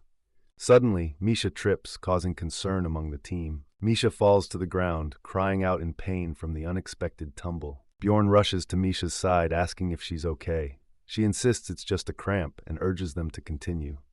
Bjorn is skeptical, suspecting Misha's injury is more serious than she admits. Bjorn tells Misha to stay still, trying to assess her condition. Misha is confused, realizing they might have lost track of the team in the chaos. Misha worries about being separated from the team, and Bjorn is frustrated by the unexpected turn of events. Misha questions why Bjorn isn't following the team, worried about being left behind. Bjorn tells Misha to stay quiet, believing it's safer to wait for Rottmiller to find them. The forest is dangerous, and Bjorn knows they can't navigate it without a scout. Bjorn is anxious, knowing they can't find their way without help. Misha asks how long they need to wait. A loud noise startles them, making Bjorn realize someone is nearby. Bjorn recognizes a familiar voice, suspecting it's someone from their team. Misha is concerned about their next move, suggesting they should help their teammates. Bjorn decides against following the sound, thinking it might lead them astray. He focuses on escaping the forest first. In a crisis, Bjorn considers what resources are most crucial for survival. While all resources are important, Bjorn contemplates which single item would be most essential. Bjorn believes that mental strength is the most crucial asset in a crisis. Bjorn remains focused, determined to keep moving forward, despite the challenges. Misha is overwhelmed, fearing her efforts might be in vain. Bjorn advises Misha to stay calm and accept their current situation without denial. Misha regrets her fall, feeling it has put them in danger. Bjorn insists Misha follow his instructions to survive, emphasizing the need to focus on the present. Bjorn instructs Misha to find a potion in his bag and drink it to regain her strength. Bjorn decides they need a short break to recover and plan their next move. Misha is relieved after drinking the potion, amazed she managed it while running.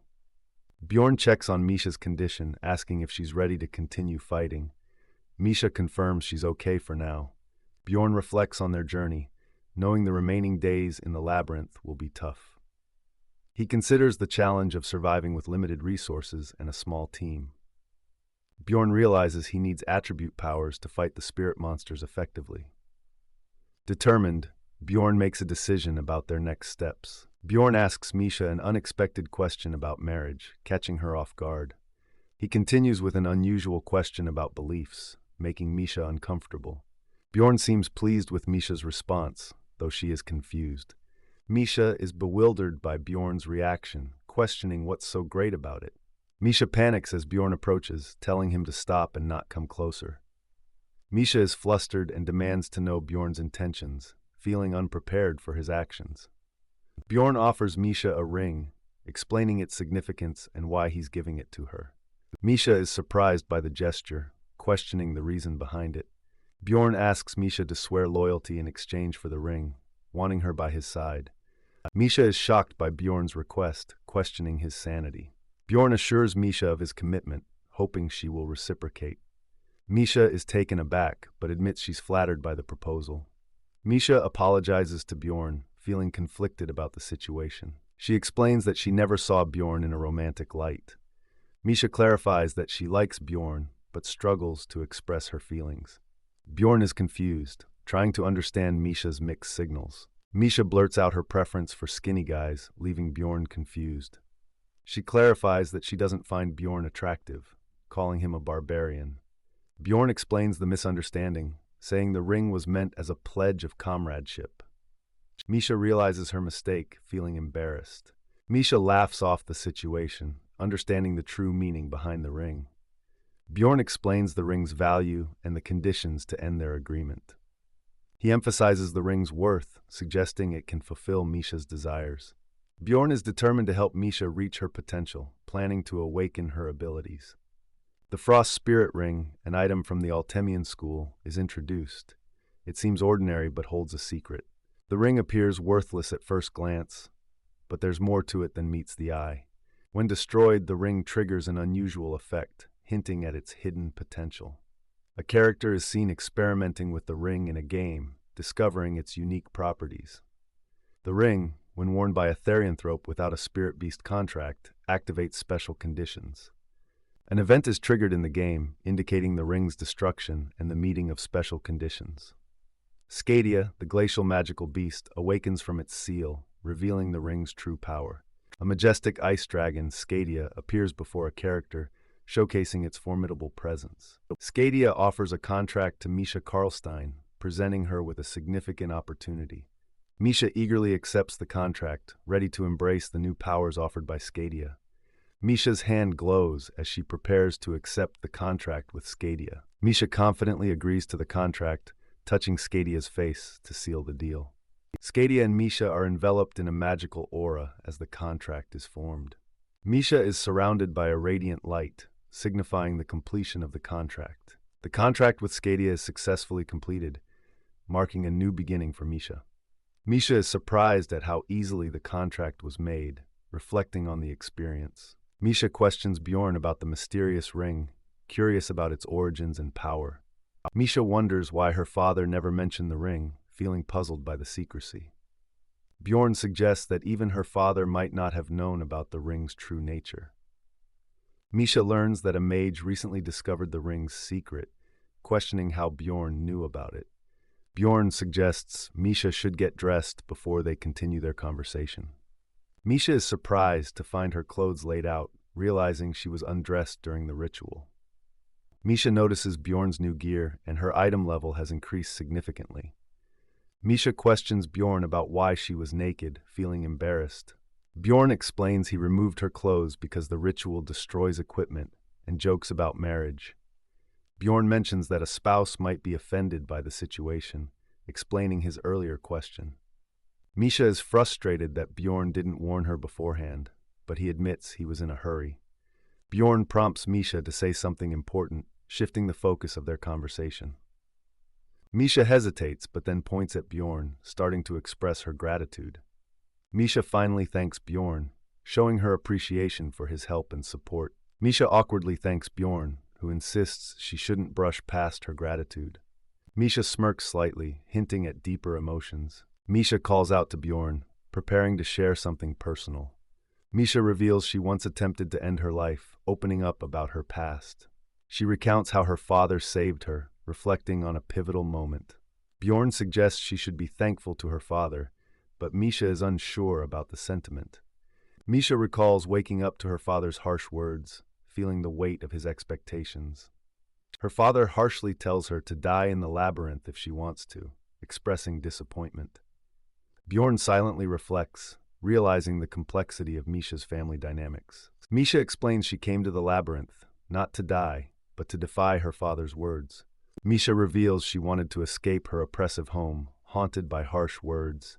She hoped becoming a great explorer would earn her father's forgiveness. Misha is uncertain if her father will ever acknowledge her, but she's okay with that now. Misha bows deeply, expressing heartfelt gratitude to Bjorn. She vows never to forget Bjorn's help, holding it dear to her heart. Bjorn asks if she swears to the guardian gods, smiling at her sincerity. Misha joyfully swears to the guardian gods, feeling a sense of resolution. A scene of summoning shows a powerful bear spirit being called forth. A strengthening ability is depicted, showcasing enhanced physical power. Therianthropes gain one of three abilities: summoning, strengthening, or powers when contracting with spirit beasts. Misha's body is permanently imbued with Scadia, the ice magical beast. Misha demonstrates her strengthening ability, showcasing her new power. A powerful aura surrounds Misha as she channels Scadia's energy. Misha gains experience by defeating a wraith, marking her progress. Bjorn and Misha celebrate their ability to make attribute attacks, ready to face spirit monsters. Misha feels a strange sensation when attacking spirit monsters, realizing her new potential. The narrative explains the stages of advancement for therianthropes and their spirit beasts. Misha is still at stage 1, unable to imbue her weapon, but confident in her fighting skills. Misha alerts Bjorn to the increasing number of spirit monsters approaching them. Bjorn and Misha decide to retreat, acknowledging the overwhelming number of enemies. Bjorn declares that the real survival challenge is starting now. 11 hours pass as Bjorn and Misha fight and evade numerous monsters. They gain experience by defeating various creatures like witch lamps and owlbears. More monsters are defeated, including a low-level mutant spirit and a homunculus. Misha is exhausted, and Bjorn urges her to collect magic crystals quickly. Bjorn is relieved they haven't encountered a 7th-rank monster yet, but remains cautious. The disappearance of the Frost Spirit Ring activates a passive skill of the Corpse Golem. Bjorn notices his gear is corroded by acidic blood, causing concern. His breastplate and shield have lost their luster, worrying about repair costs. Bjorn laments not obtaining any attributable essence despite their efforts. Bjorn notices Misha's fatigue is increasing as they continue their journey. Bjorn estimates their chances of survival at only 30%. Feeling the pressure of their situation. They've been in the witch's forest for 12 hours, and the field effect has strengthened, causing a debuff. Bjorn hands Misha a rope to tie around her waist for safety in case they fall. Misha acknowledges the abnormal stat effect from staying in the witch's forest too long. The witch's eye debuff is applied, and Bjorn insists they must keep moving without stopping. The witch's eye debuff is active, making the forest a dangerous place to linger. Staying still summons the Kanabaro monster, forcing Bjorn and Misha to keep moving. They've been in the witch's forest for over 70 hours, and the debuff is now at level 5. It's the 3rd day, and Bjorn notes it's been over 60 hours since he was separated from the dwarf. Misha is exhausted and admits they're still lost in the forest. Since the witch's eye activated, they haven't stopped to rest, as the Kanabaro appears quickly. Bjorn realizes it takes longer to defeat a Kanabaro than the time they have before another appears. Bjorn and Misha are tied together with a rope to avoid getting separated in the forest. Misha asks Bjorn to slow down, and he agrees, noticing her fatigue. Bjorn observes that Misha's condition has worsened, not due to illness or injury, but exhaustion. Misha is just exhausted from the journey. Bjorn slows down, but Misha still struggles to keep up. Bjorn realizes Misha is having trouble due to her earlier efforts against the illusions. Bjorn offers Misha a ride on his back to help her rest. Misha hesitates, concerned about Bjorn's burden. Bjorn lifts Misha onto his back despite her surprise. Bjorn reassures Misha to trust him as he carries her. Misha, too tired to resist, thanks Bjorn for his help. They've been in the forest for over 87 hours, and the debuff is now at level 6. Bjorn has been carrying Misha for 17 hours, only putting her down to fight. Bjorn feels he's reaching his limit and worries about finding a solution in time. A mysterious voice questions Bjorn's actions, hinting at deeper issues. Bjorn is startled by the familiar voice, recognizing it immediately. The voice claims Bjorn has solved a major problem for someone. The figure suggests Bjorn won't need to seduce Misha, implying something about their relationship. Bjorn realizes the voice belongs to his ex-girlfriend. Bjorn is confused by the realistic appearance of the illusion, questioning his fears. The illusion teases Bjorn about his thoughts, making him question his reality. Bjorn notes the illusion acts like his ex, likely because it's based on his memories. The illusion accuses Bjorn of being secretive, challenging him to open up more. Bjorn's ex accuses him of being the same, questioning what he doesn't know about her. She suggests Bjorn knows her intimately, challenging his understanding. She teases Bjorn, implying he knows her better than she knows herself. Bjorn is taken aback by her touch, feeling conflicted. She comments on her changed appearance, hinting at Bjorn's unchanged preferences. Bjorn questions his feelings, troubled by his reaction to the illusion. The illusion urges Bjorn to leave Misha and be with her instead. Bjorn's bag is shown, possibly indicating a decision point. The illusion claims other girls don't understand Bjorn like she does. Bjorn hesitantly questions her claim, and she confidently affirms it. The illusion promises to make Bjorn feel good, trying to seduce him. Misha shouts for Bjorn to wake up, breaking the illusion's hold. Bjorn and Misha fight back against the illusion, regaining control. Bjorn questions if what he experienced was another illusion. Misha attacks the illusion, determined to protect Bjorn. Misha checks on Bjorn, ensuring he's okay after the encounter. Misha proudly announces she defeated the Dryad, urging Bjorn to focus. Bjorn is confused, realizing the illusion was caused by a Dryad. The status abnormality captivation is cancelled, revealing the Dryad's true form.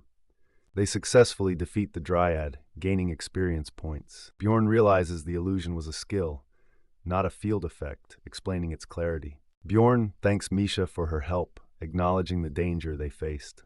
Misha is surprised as they encounter a group of explorers. Bjorn and Misha meet explorers for the first time since being separated. The explorers notice Bjorn and Misha, assuming they are lost. Bjorn reflects on the rarity of meeting others in the vast witch's forest. An explorer asks if Bjorn is separated from his team, and Bjorn confirms, but remains cautious. Misha asks if they're saved, but Bjorn tells her to stay cautious. The explorers try to reassure Bjorn and Misha, claiming they're not bad people. Bjorn declines their offer, suspecting danger, especially if they mention having kids. Bjorn suspects the explorers' motives, thinking they might be driven by financial needs. One explorer's unsettling expression confirms Bjorn's suspicions about their intentions. Misha suggests the explorers might help, but Bjorn tells her to be quiet. Bjorn reflects on his strategy if he met explorers, considering asking for help.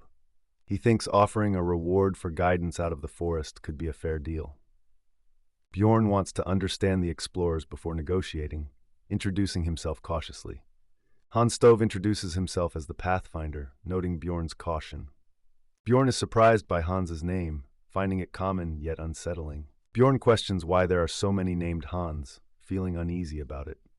The group consists of 2 warriors, 2 archers, and 1 pathfinder, making Bjorn wary. Bjorn realizes the situation with the explorers is dangerous, feeling alarmed. Bjorn asks Misha if she trusts his judgment. Misha confidently replies that she does, adding her usual nyan.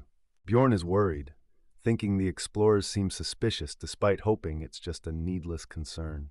Bjorn tells Misha they need to leave. The explorers question why they're leaving, suggesting they needed help. Bjorn senses danger from the explorers, who appear menacing with glowing eyes. Bjorn insists they don't need help and tells Misha to leave with him. Misha agrees, following his lead. An arrow is shot, indicating an attack has begun, creating a chaotic scene. Bjorn realizes his suspicions were correct, exclaiming that the explorers are not ordinary.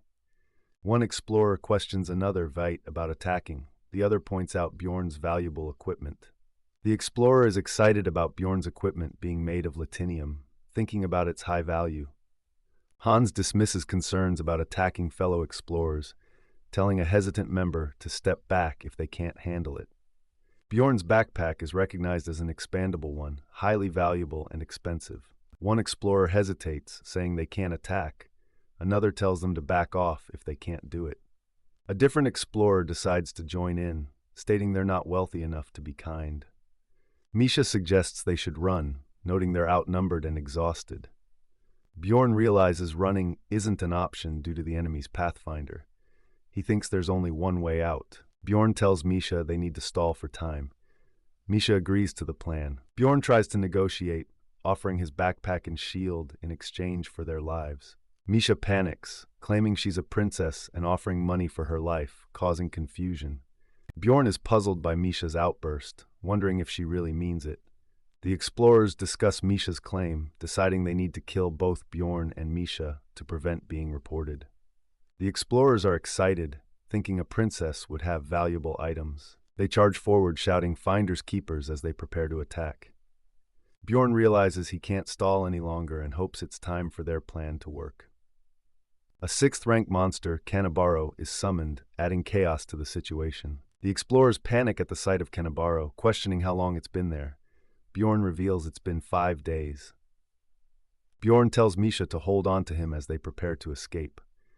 Bjorn knows Kanabaros relentlessly pursue their prey, making escape difficult. The Kanabaro charges, and Bjorn and Misha try to evade it. Hans is shocked as the Kanabaro turns toward them, causing confusion. Hans decides to use the other explorers as bait to escape the Kanabaro.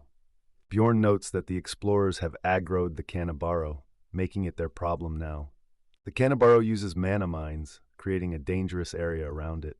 The explorers panic, realizing the area is filled with mana mines, and wonder about Bjorn and Misha's fate. Hans tells his group to focus on killing the Kanabaro, believing Bjorn and Misha won't get far. Bjorn notices the mana mines and realizes he can't dodge them. Bjorn decides to step on the mines as he runs, carrying Misha with him. Misha warns Bjorn about his foot as they make their escape. The Kanabaro roars, adding to the chaos. The Kanabaro summons hounds, increasing the threat level. Hans yells for his group to get out of the way as the hounds charge at them. An explorer panics, unable to dodge the hounds due to the mana mines. The explorers are caught in the chaos, expressing fear and desperation. A hound barks aggressively, adding to the tension. Bjorn is attacked by a hound, showing the intensity of the battle. Bjorn uses flesh explosion to fight back against the hounds. Bjorn realizes he can't feel below his ankle, indicating a serious injury. A warning appears about potential permanent injury if not treated quickly. Bjorn worries about his ability to run. Bjorn decides to change plans, asking Misha to take over and throw him toward the Kanabaro. Bjorn throws Misha, declaring her as his choice to handle the situation. Misha, determined, prepares to attack, shouting "Die!" as she faces the threat. Misha leaps into action, ready to strike with her weapon. Misha lands a powerful attack, creating a burst of energy. Misha looks determined, thinking about the others involved in the battle. She sees the explorers on the ground, pleading for help. One explorer desperately asks for help, reaching out in fear. Misha listens as the explorer begs for a potion, showing her conflicted emotions. The explorer offers money in exchange for help, but the scene turns grim. Misha checks on Bjorn, worried about his severe injury. Bjorn reassures her not to worry. The injury glows with energy, indicating something unusual is happening. Bjorn's life power surges due to his immortal ability, promising rapid healing. Misha is shocked as Bjorn's foot regenerates without a top-grade potion. Bjorn explains his regenerative abilities come from a vampire's essence and the immortal skill. Misha questions Bjorn's lack of pain during healing, curious about his nature. Bjorn attributes his resilience to the mental fortitude of a barbarian. Bjorn reflects on how Einar also showed no pain due to a high pain tolerance stat. Bjorn adjusts his gear, preparing to move on. Bjorn suggests they leave before more Kanabaros arrive. Misha asks how he knew the explorers were dangerous. Bjorn mentions he didn't like the name Hans, hinting at his intuition. Misha is puzzled by Bjorn's reasoning, but relieved they escaped. Misha reflects on the unexpected betrayal, lamenting the loss of potential kindness. Bjorn reflects on how circumstances led to the betrayal, pondering if things could have been different. He concludes that the woman might have been kind if not for the situation, but she was the first to attack. Bjorn questions Misha about her reasons for entering the labyrinth, expressing confusion. Misha admits she needs money, realizing her motivations are similar to others. She reflects on how money is crucial for protection in their harsh world. Misha recalls the explorers mentioning their children, understanding their need to protect loved ones. Bjorn and Misha continue their journey, with Bjorn feeling he's learning a lot from the experience. They've been lost in the witch's forest for 109 hours, and Misha calls out to Bjorn. Misha excitedly announces she's found something, asking for confirmation. Bjorn and Misha finally locate the witch's hut, a place of respite in the forest. Bjorn hopes for nothing bad to happen as they approach the witch's hut. Bjorn's hand glows as he prepares to enter the witch's hut, signaling a moment of transition. The witch's hut is introduced as a safe zone in the witch's forest, appearing randomly and staying for 8 hours. Inside the hut, it's a cozy safe zone where monsters don't exist, providing a rare resting area in the forest. Bjorn and Misha find the witch's hut quickly this time, thanks to Misha's sharp eye. With 53 hours left until the labyrinth closes, a character enters the witch's hut. 5 people have entered the hut, and the entrance is now locked. Misha is excited about visiting the hut again, expressing her delight to Bjorn. Bjorn interrupts Misha, asking her to be quiet. Bjorn senses that there are other people in the hut. Misha is surprised and asks how Bjorn knows. He explains the hut's capacity is 5 people. Misha realizes someone else is there and suggests they look for them. Bjorn agrees. Bjorn and Misha find a helmet and weapon on the ground, indicating someone else is nearby. Bjorn is surprised by the discovery, realizing the situation is serious. They find a man who looks disheveled, someone Bjorn recognizes from before. Misha points out there are more people inside, and Bjorn decides to take action. Bjorn strikes the man, knocking him out. Misha is surprised by the force used, questioning Bjorn's intention. The man is tied up inside the hut, and Bjorn notes he's still alive. Bjorn expresses concern that the man might not survive much longer. Bjorn pours a liquid on the man's head, causing a reaction. The man screams in pain, indicating the liquid had a strong effect. Bjorn questions the tied-up man, who recognizes him as the Barbarian from before. The man insists it's all a misunderstanding, claiming they were manipulated. He explains they found only 3 of Bjorn's teammates when they caught up. To stop them from running, they injured the assumed Pathfinder, Rottmiller. Suddenly, a mysterious light pushed them back, causing confusion. When they awoke, their Pathfinder had been killed by an ice spear. Bjorn realizes the scream they heard was Rottmiller's when he got hurt. Without their Pathfinder, the group wandered aimlessly, facing new problems. A strange encounter with Elisa leaves one of the men confused. They witness Hans having his life force drained, realizing the danger too late. Elisa is revealed to be an evil priest, deceiving the group.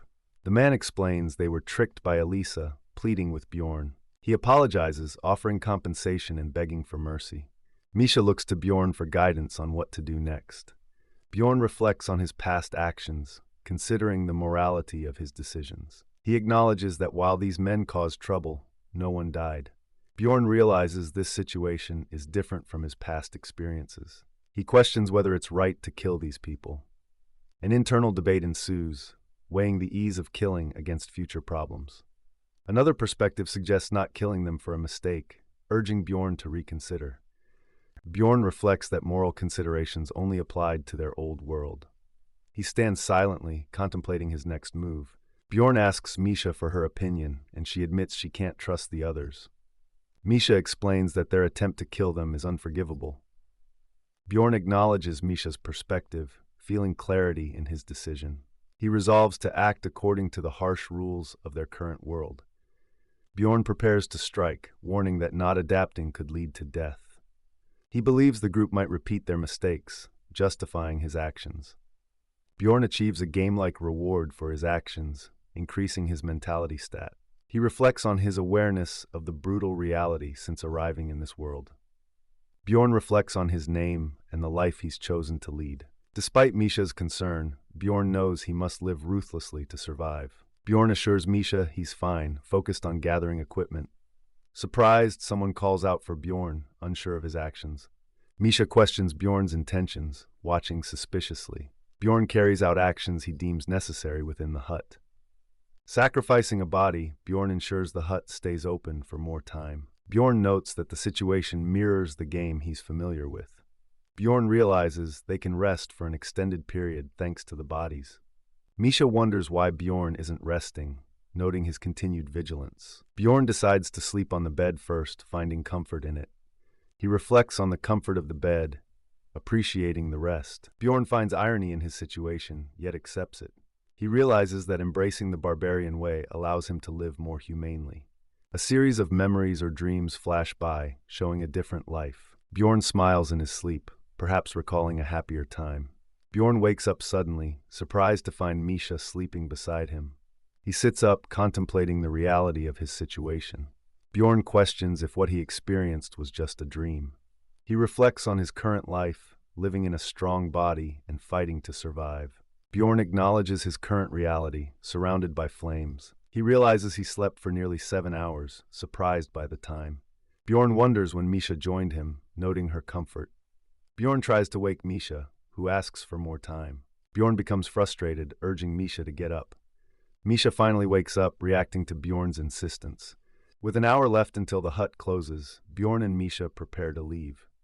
Misha talks about her plans after returning, while Bjorn is uncertain. The witch's hut closes, and they move back into the witch's forest. Bjorn and Misha are shocked by the red eclipse and the transformed forest. Misha asks Bjorn what has happened to the forest. Bjorn realizes the situation is dire, expressing frustration. A computer screen glows ominously, hinting at a connection to the events. Messages indicate multiple offerings have been made in the witch's hut.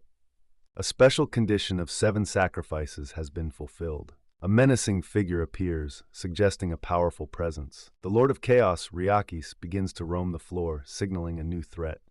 The scene introduces the concept of a floor lord, a powerful monster acting as the field boss on each floor of the labyrinth. Misha is shocked to learn about the floor lord on the 3rd floor, which she thought didn't exist. Bjorn explains that its summoning was a secret. Bjorn reveals the danger of summoning the floor lord Ryakis, as it could lead to many deaths. The chaos caused by Ryakis makes other monsters hide, and it threatens everything on the 3rd floor. The portal is disabled, trapping everyone on the 3rd floor with Ryakis, making escape impossible. Misha panics, questioning why Ryakis appeared. Bjorn admits it might be their fault. Bjorn recalls burning corpses at the hut, which was a condition for summoning Ryakis. Bjorn thought burning 3 corpses wouldn't matter, unaware that others had already burned 4. Misha blames Bjorn for their predicament, fearing they will all die because of him.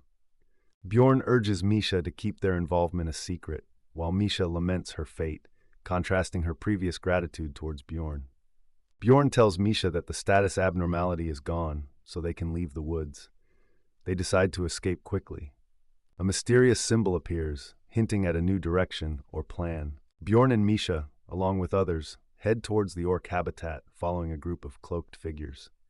The Jarwi clan is introduced as a large and powerful group, active on higher floors, with hundreds of members. Bjorn realizes that sticking with the Jarwi clan is their best chance of survival against Ryakis. Misha notes the large number of people from the Jarwi clan on the 3rd floor, estimating at least 10 teams. A leader urges everyone to calm down and follow orders amidst the chaos. Explorers panic, pleading for help and blaming others for summoning the floormaster. Bjorn and Misha observe the chaos around them, feeling overwhelmed by the situation. A character is seen praying or casting a spell, possibly to help control the chaos or protect the group. A leader reassures everyone that it's safe, as their priest has activated a protective spell. The Jarwi clan promises to protect everyone for 1 day until the labyrinth closes, fulfilling their contract with the royal family. A group of explorers listens intently, showing a mix of concern and hope. The leader warns that anyone causing trouble will be expelled, urging everyone to follow the rules.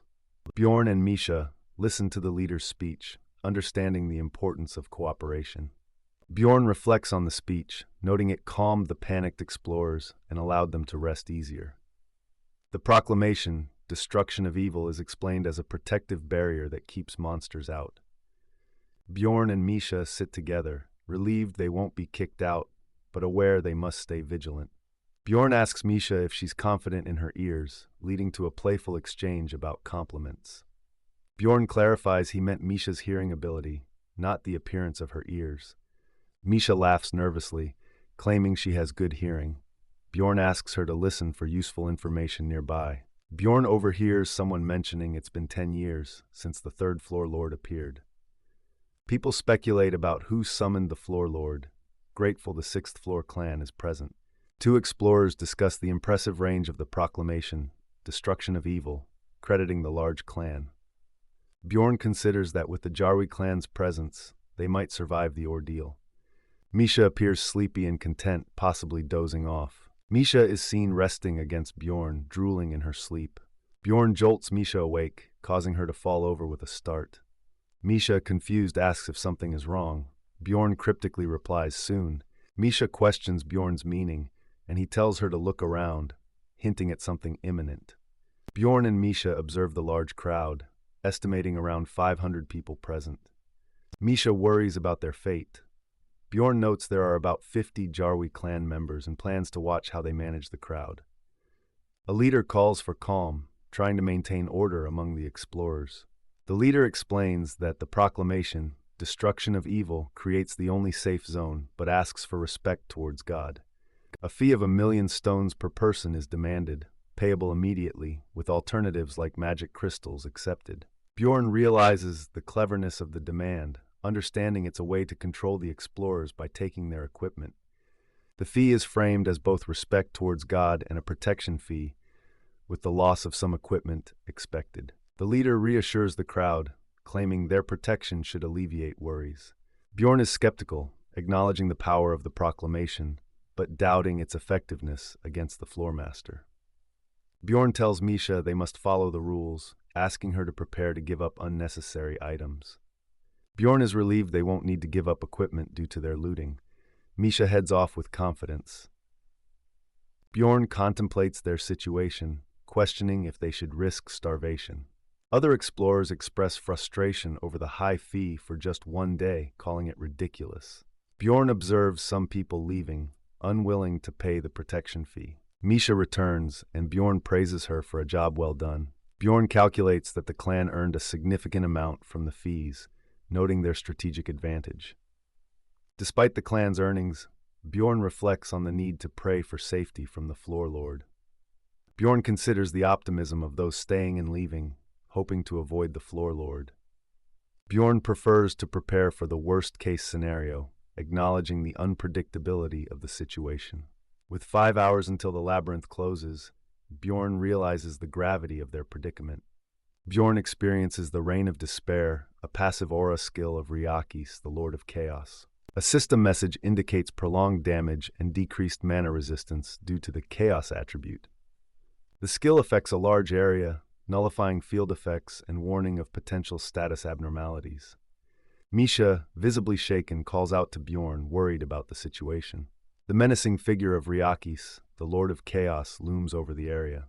A close-up of Ryakis' terrifying face, emphasizing the threat he poses. Explorers panic, pleading for protection and fearing for their lives as Ryakis approaches.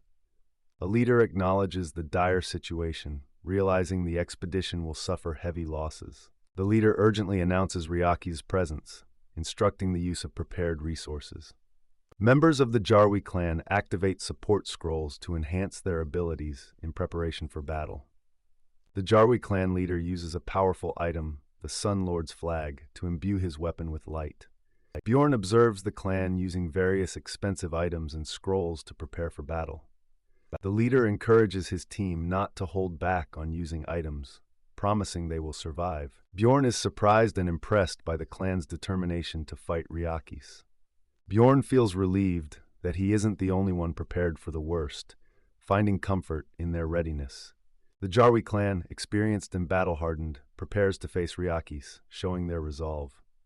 The leader commands everyone to take their positions, determined to stop the Lord of Chaos, Ryakis. A massive, ominous figure looms, casting a shadow over the scene, signaling the presence of Ryakis, the Lord of Chaos. A group of explorers is in panic, unable to believe the nightmare unfolding before them. They fear for their lives as chaos surrounds them. Ryakis unleashes his terrifying power, warning the explorers to stay away. The scene is filled with chaos and urgency. Amidst the chaos, a warrior shouts for Leos, asking how long the spell will take, as they struggle against Ryaki's overwhelming force. Close-range fighters and tanks are barely holding on, trying to block attacks. A call for a potion is heard, but a warning not to enter the fray goes unheeded. Despite being injured, warriors return to battle as soon as they are healed, showing their determination to fight against the odds. A warrior mourns the loss of a comrade, lamenting that he shouldn't have died in such a way, highlighting the grim reality of the battle. Erasmaglaine urges everyone to stay focused on the battle, emphasizing the dire situation they are in. The aftermath of the battle shows a warrior crushed, a stark reminder of the deadly power of Ryakis. 3 long-range fighters fall victim to Ryaki's deadly breath, showcasing the devastating impact of his attacks. Bjorn expresses concern about the danger, noting that 4 people have already died. The group is frustrated about losing 1,000,000 stones. Despite the chaos, the warriors are doing their best on the front line, holding their positions against Ryakis. Mages are seen casting spells to hold Ryakis back, providing crucial support to the frontline warriors. Ryakis begins to unleash his inherent powers, escalating the threat to the explorers. Erasmaglaine instructs the team to stop attacking Ryakis directly and focus on destroying the Dark Sphere instead. The strategy shifts as the team targets Ryaki's spheres, understanding the importance of preventing the second phase of his attack. Bjorn and others realize that the team knows how to defeat Ryakis, giving them hope of surviving until the labyrinth closes. The current time is displayed as 22:37, indicating the urgency of the situation. Bjorn and Misha discuss the time left, noting there's about an hour until the labyrinth shuts down. Bjorn reflects on the loss of 11 people, which is 20% of their forces, but remains hopeful that it won't lead to disastrous results. Some explorers express doubt, thinking it's over for them, while others question how many have died. Bjorn observes that the real issue is the explorers' panic, which is spreading among them. As Ryakis rages, explorers who paid protection fees are dying. Some blame themselves for not acting sooner. Misha suggests taking action, but Bjorn is deep in thought, considering their next move. A group of explorers decides they must work together to survive, acknowledging the high number of casualties. The explorers are frustrated because the Jarwi clan took their equipment, leaving them vulnerable. A pile of armor and weapons is shown, possibly indicating the equipment taken by the Jarwi clan. Bjorn tells Misha they need to leave immediately, emphasizing the urgency of the situation. Tensions rise as explorers confront those who took protection fees, demanding accountability and planning to escape. A heated argument breaks out as someone demands their equipment back, leading to chaos among the group. Bjorn tells Misha to stay close as they navigate the chaos, realizing that defeating Ryakis is beyond a regular explorer's capability. Bjorn and Misha make a run for it, dodging attacks and trying to escape the chaos around them. Misha warns Bjorn about the spirit of chaos ahead as they continue to push through the fiery battlefield. Bjorn directs Misha to move to the right, emphasizing that there's no time to fight the monsters. Misha agrees to follow Bjorn's lead as they sprint away from the danger, aiming to get as far as possible. Bjorn and Misha are running at full speed, with Bjorn urging just a bit more effort to reach safety. Bjorn notes that if they reach a certain point, they'll be away from the center of the forest, moving towards safety. A close-up of Bjorn's determined and focused expression as he leads the escape. Ryakis has successfully absorbed his inherent power, increasing the threat level significantly. The Crevice of Evil field effect is about to activate, threatening everything within a 5-kilometer radius. Bjorn and Misha are engulfed in darkness, realizing it's Ryakis' ultimate move, the Crevice of Evil. Bjorn is shocked and frustrated, questioning if Ryakis has absorbed all his orbs. Misha, in a panic, asks Bjorn what will happen to them now. Bjorn confirms his fears about the Crevice of Evil being activated. The Crevice of Evil is explained as Ryakis' ultimate move, activated after absorbing all 10 spheres. A time limit of 45 minutes is set for escaping the affected area, or death is certain regardless of strength. The special feature of the Crevice of Evil is that it pulls everyone to the center of the floor. All characters within the affected area are transported to the center, intensifying the situation. Bjorn and Misha find themselves confused, realizing they were transported while trying to escape. Bjorn notes that about 200 explorers are left, highlighting the dwindling numbers. Among the remaining explorers, 20 are from the Jarwi clan, down from an initial 50. Bjorn reflects on the casualties, noting that many died in the last few minutes, indicating the severity of the situation. Tensions rise as someone demands an explanation, but is met with hostility and told to shut up. A Jarwi clan member accuses others of causing deaths and threatens to attack if approached. Explorers argue back, blaming the Jarwi clan for taking their equipment and causing their vulnerability. Desperate explorers plead to be let in, offering to pay more, showing their fear and helplessness. A Jarwi clan member warns the explorers, saying they should be thankful they're not being killed, and refuses to cater to them anymore. The crowd is in disarray, unsure of what to do next, as panic spreads among them. Someone steps forward, claiming to know about the situation, hinting at a possible solution. The person explains that according to an ancient text, they must escape within a time limit or face death, revealing the urgency of their predicament. An explorer suggests that escaping 5 kilometers in any direction could lead to freedom, and Bjorn agrees with the plan. The group acknowledges the danger of Ryaki's clones and spirits of chaos, but decides to attempt the escape anyway. Misha notices people leaving and asks Bjorn what their plan is, as more than half the group has left. Bjorn decides not to gamble on a low chance of success and suggests they move forward with a better plan. Bjorn plans to gamble on a higher chance of success, but is interrupted by someone warning him to stop. A character questions Bjorn's presence, surprised to see him there. Bjorn greets the character, who seems confused about their past relationship, while Misha reacts nervously. The character inquires if Bjorn obtained the Orc hero's essence, hinting at its importance. The character is shocked, possibly realizing something significant about Bjorn's knowledge. The character demands to know how Bjorn is aware of the Orc hero's essence, indicating a deeper mystery. Bjorn is pleased with the success of his first gamble, feeling confident. The Jarwi clan has 23 members left, including priests, mages, and dealers, but only 2 close-range dealers. Araz McGlane, the vice-captain, is concerned about having only 2 close-range dealers left. Araz reflects on the heavy losses during the uprising and how they stalled by letting Ryakis absorb spheres. A clan member questions Araz McGlane about their next move, emphasizing the urgency of the situation. Araz feels the pressure of lacking warriors, realizing they can't clear a path with just 2 close-range dealers. The remaining close-range dealers are a swordsman and spearman, leaving them without defensive explorers. Araz wishes for just one more person to act as defense, highlighting their dire need for support. Araz is urged to give an order as the explorers have left, needing to act while the enemy is distracted. A determined voice declares they will open up the path, signaling a decisive action. Araz McGlane is surprised by an unexpected declaration. Bjorn confronts a red-haired character who is identified as Misha's brother, Albriniv. They argue, but Bjorn is determined.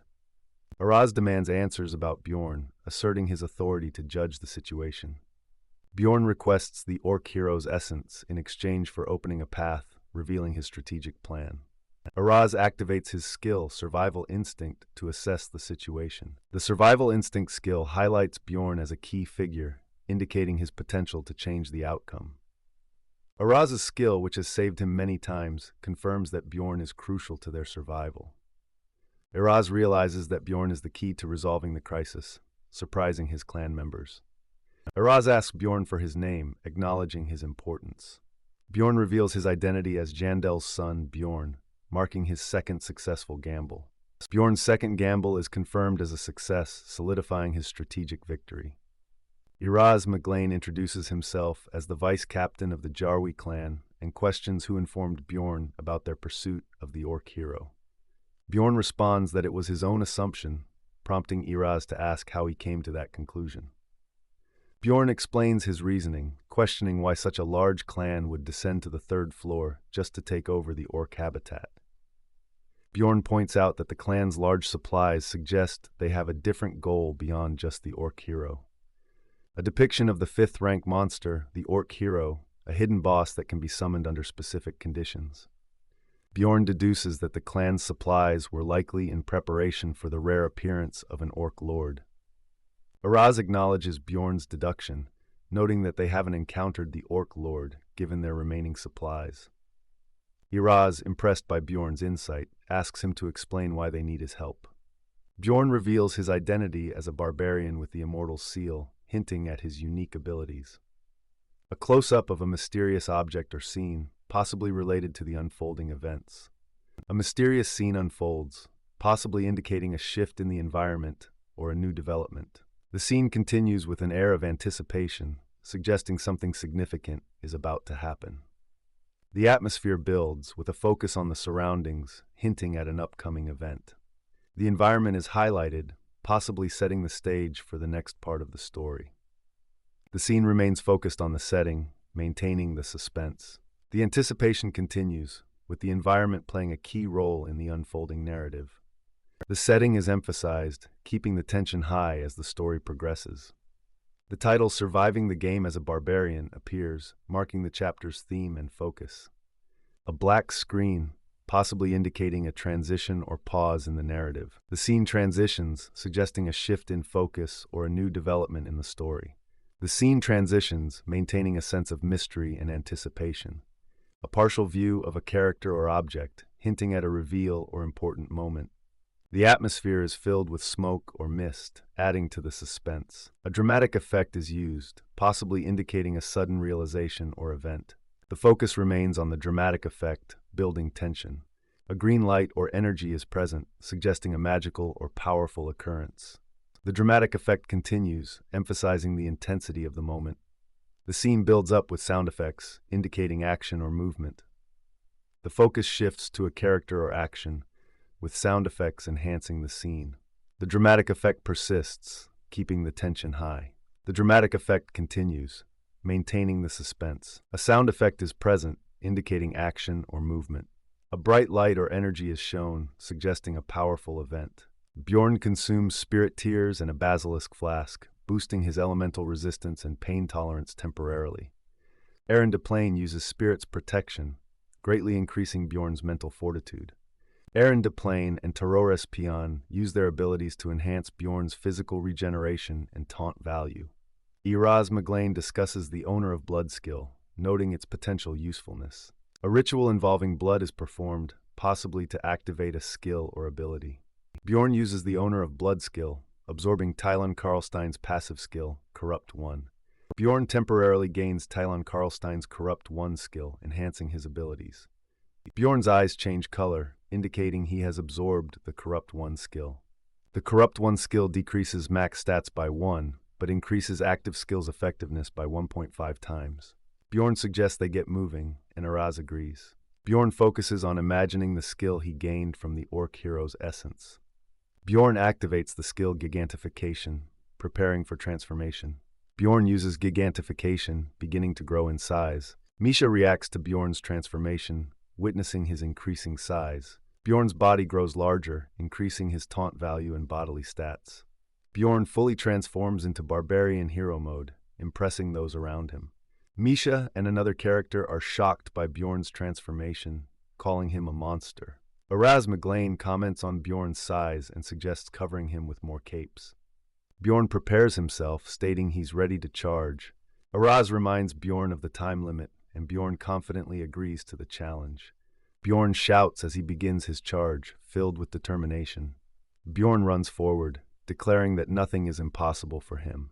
Araz McGlane urges everyone to keep up with Bjorn. Bjorn leads the charge with others following closely behind. Bjorn is joined by Misha, clan members, and explorers as they run together. Under McGlane's leadership, the group is committed, risking their lives alongside their equipment. Bjorn uses the sacrificial seal, increasing his stats based on the number of sacrifices within range. Bjorn feels immense power and a desire to destroy, which he doesn't need to suppress. Bjorn charges forward, unleashing a powerful attack against the enemies. He faces the miniature clones of Ryakis, which are still over 2 meters tall. Despite their size, Bjorn finds them small compared to his transformed state. Ryaki's hatred is activated, causing Bjorn to take significant Chaos-type damage. Bjorn realizes the importance of a tank in this battle, as the clones deal damage upon destruction. Thanks to the vampire essence, Bjorn only needs to protect his heart to survive. The source of darkness ensures Bjorn won't die as long as his heart remains intact. In this environment, characters who can't withstand damage are deemed useless. Iraz warns Bjorn not to eliminate too many enemies at once, acknowledging the difficulty of the task. With gigantification active, Bjorn's taunt value increases, making him more likely to attract other monsters. Bjorn is in perpetual provocation mode, ensuring the explorers behind him remain safe. Talon attacks fiercely, but faces a challenge from the enemy. Talon experiences damage reflection, taking the same damage he dealt. Talon urgently calls for healing from the priests. Bjorn yells at Talon to stop getting injured unnecessarily and to back off. A priest assists Talon, who is frustrated by the situation. Bjorn realizes he needs to be the only one on the front lines to protect others. Bjorn's HP drops below 50%, activating the Hero's Path skill, which boosts his resistance and tolerance. The Orc Hero's passive skill, Hero's Path, is depicted, highlighting its power. Bjorn reflects on the Orc Hero's skill, which boosts defense as HP falls below 50%, maximizing at 20%. Bjorn tells everyone to stay back, declaring he'll handle the front alone. Bjorn charges forward, leaving others behind. Talon and Iraz discuss the situation as they run together. Talon acknowledges the vice captain's wise decision, wary of what might appear behind them. Talon is frustrated by the pain from attacking and feels foolish for retreating. Talon realizes that fighting like Bjorn is beyond human capability. A character questions Bjorn's identity, surprised by his abilities. The character reflects on underestimating Bjorn, seeing him as a mere barbarian warrior. Despite Bjorn's pain tolerance and tank role, the character is amazed by his lack of hesitation. Bjorn's courage is unmatched, and others admire his performance, wishing for someone like him in their clan.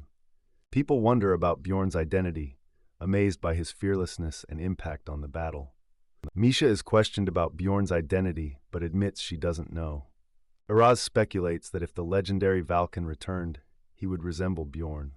A character reflects on Bjorn's impressive presence, likening him to a legendary figure.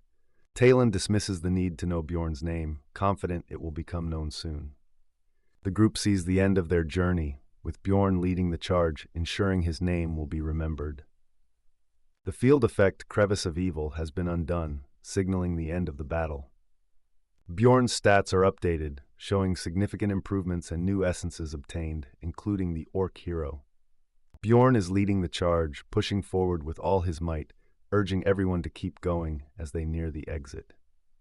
Bjorn's soul power is running low, but they finally make it outside, feeling a rush of relief. Bjorn's gigantification ability starts to wear off as they escape, leaving him exhausted. The field effect of the Crevice of Evil is being undone, signaling their successful escape.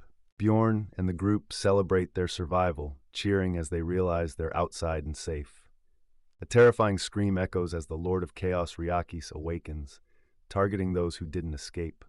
A powerful surge of energy erupts, indicating the presence of a formidable threat.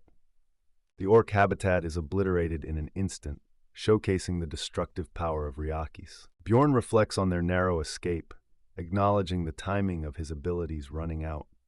Iraz McGlane comments on their close call, sharing a moment of relief with Bjorn. Iraz McGlane warns everyone to stay vigilant despite their escape. Bjorn agrees, acknowledging the ongoing danger.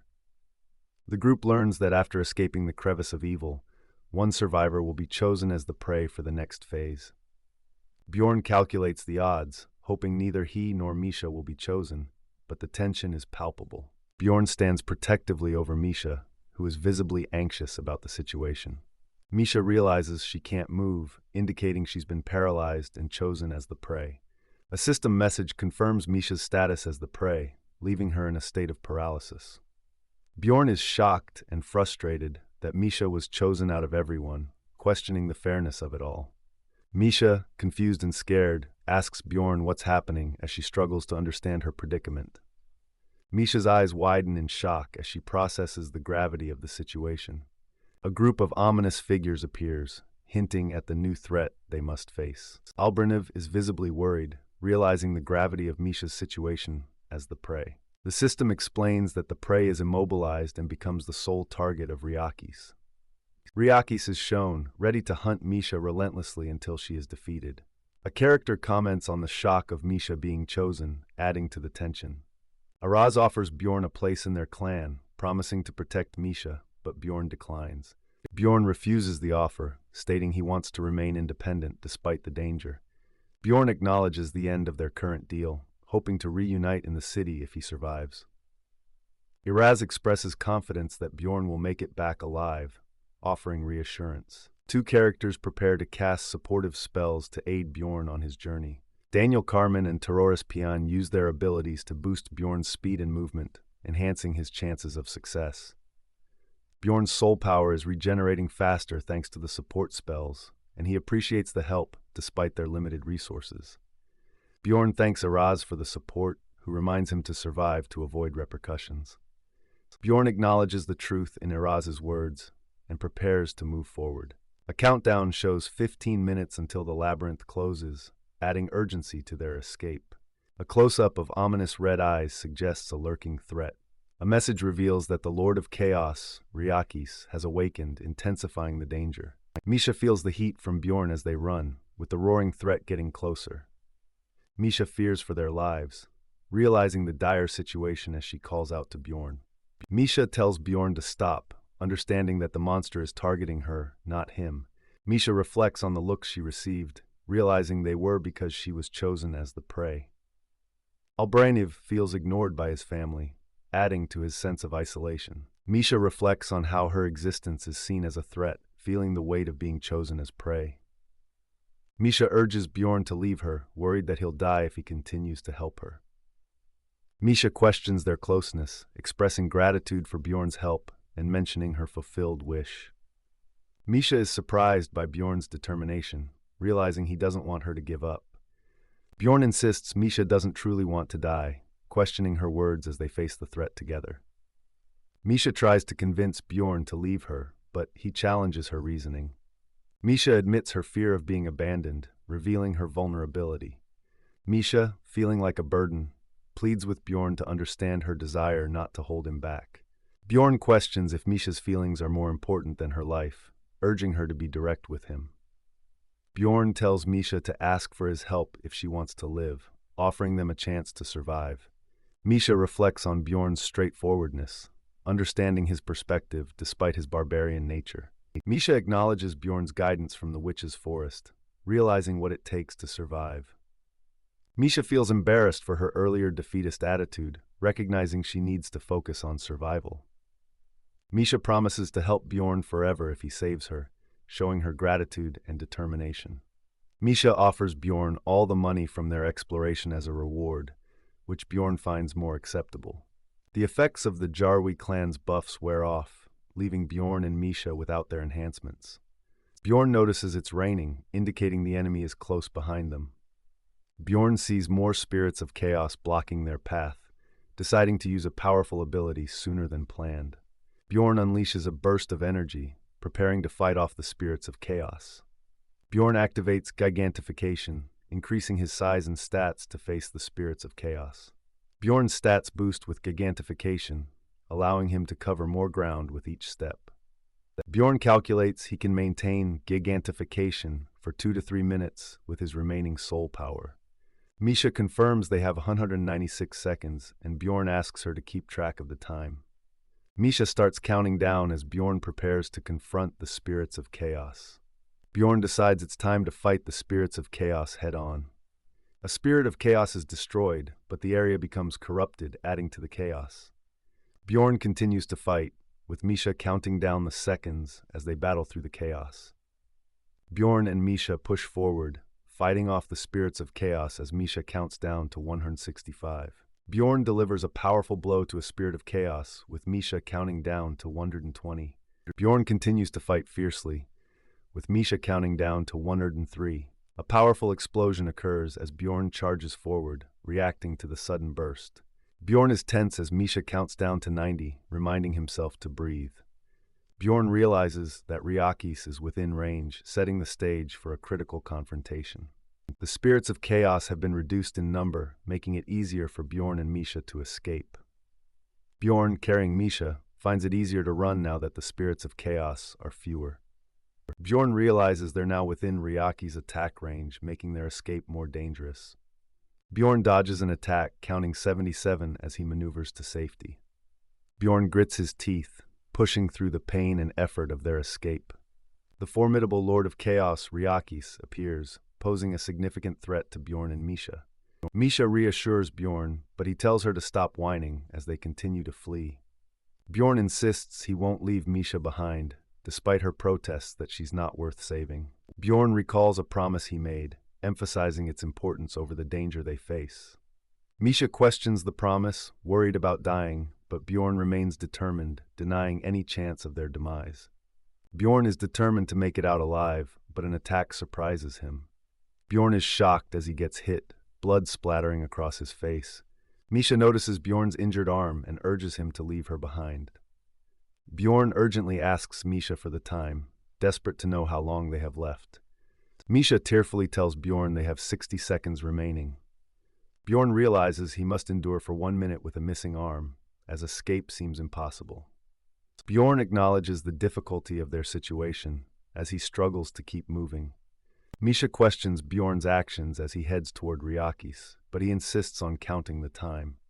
Bjorn counts down to 52 seconds, strategizing to attack Ryakis' legs. Bjorn knows their fate depends on Ryakis not moving, as he races against time. Bjorn leaps forward, counting down from 50, determined to continue the fight. Bjorn lands and continues to count, now at 44, as he faces Ryakis. Bjorn recalls learning Ryakis' attack patterns, preparing to use this knowledge. Bjorn remembers watching the Jarwi clan fight Ryakis, using their tactics to his advantage.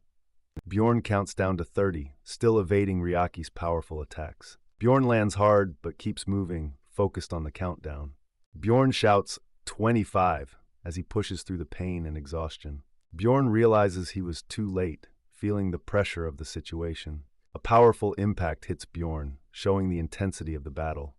Bjorn cries out in pain, blood spilling from his mouth as he struggles to endure. Bjorn is struck down by Ryakis, hitting the ground hard. Bjorn realizes he can't dodge the next attack, feeling overwhelmed. Bjorn fears for their lives, thinking they're gonna die. Bjorn's soul power depletes, ending his gigantification ability. A mysterious light surrounds Bjorn and Misha, surprising them both. Bjorn acknowledges the perfect timing of their escape, narrowly avoiding death.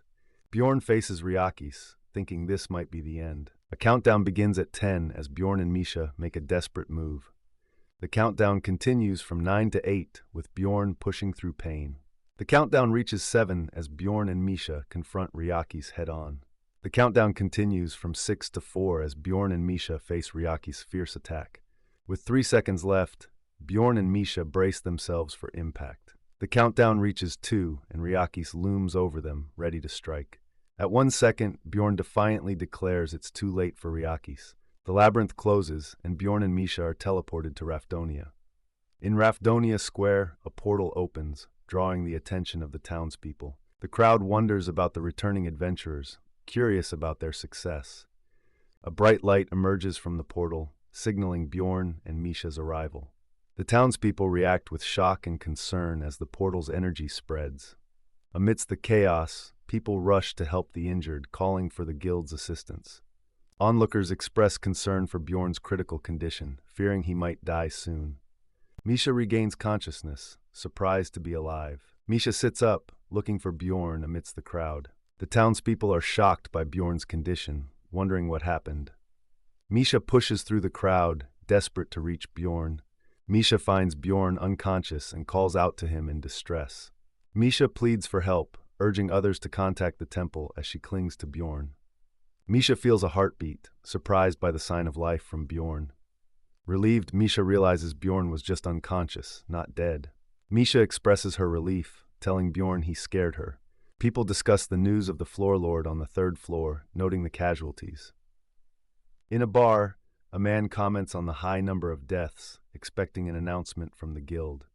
A survivor credits one person for helping many escape alive. The conversation reveals it was a third-floor explorer, not a well-known hero, who made a difference. Bjorn, identified as Jandel's son, is recognized for his bravery on the third floor. A mage describes Bjorn as a young barbarian destined to become a hero. Bjorn is compared to a legendary hero, earning the nickname Little Valken. Bjorn's fame stat increases, reflecting his growing reputation. A warning notes that increased fame could lead to special events. A figure finds the nickname Little Valken intriguing, hinting at future interest in Bjorn. A figure reflects on Bjorn's rapid accomplishments, noting it's unprecedented. Bjorn is compared to powerful creatures, highlighting his exceptional growth and abilities. The narrator considers historical figures who were similarly extraordinary. Heroes with special fates are celebrated in history, suggesting Bjorn's potential path.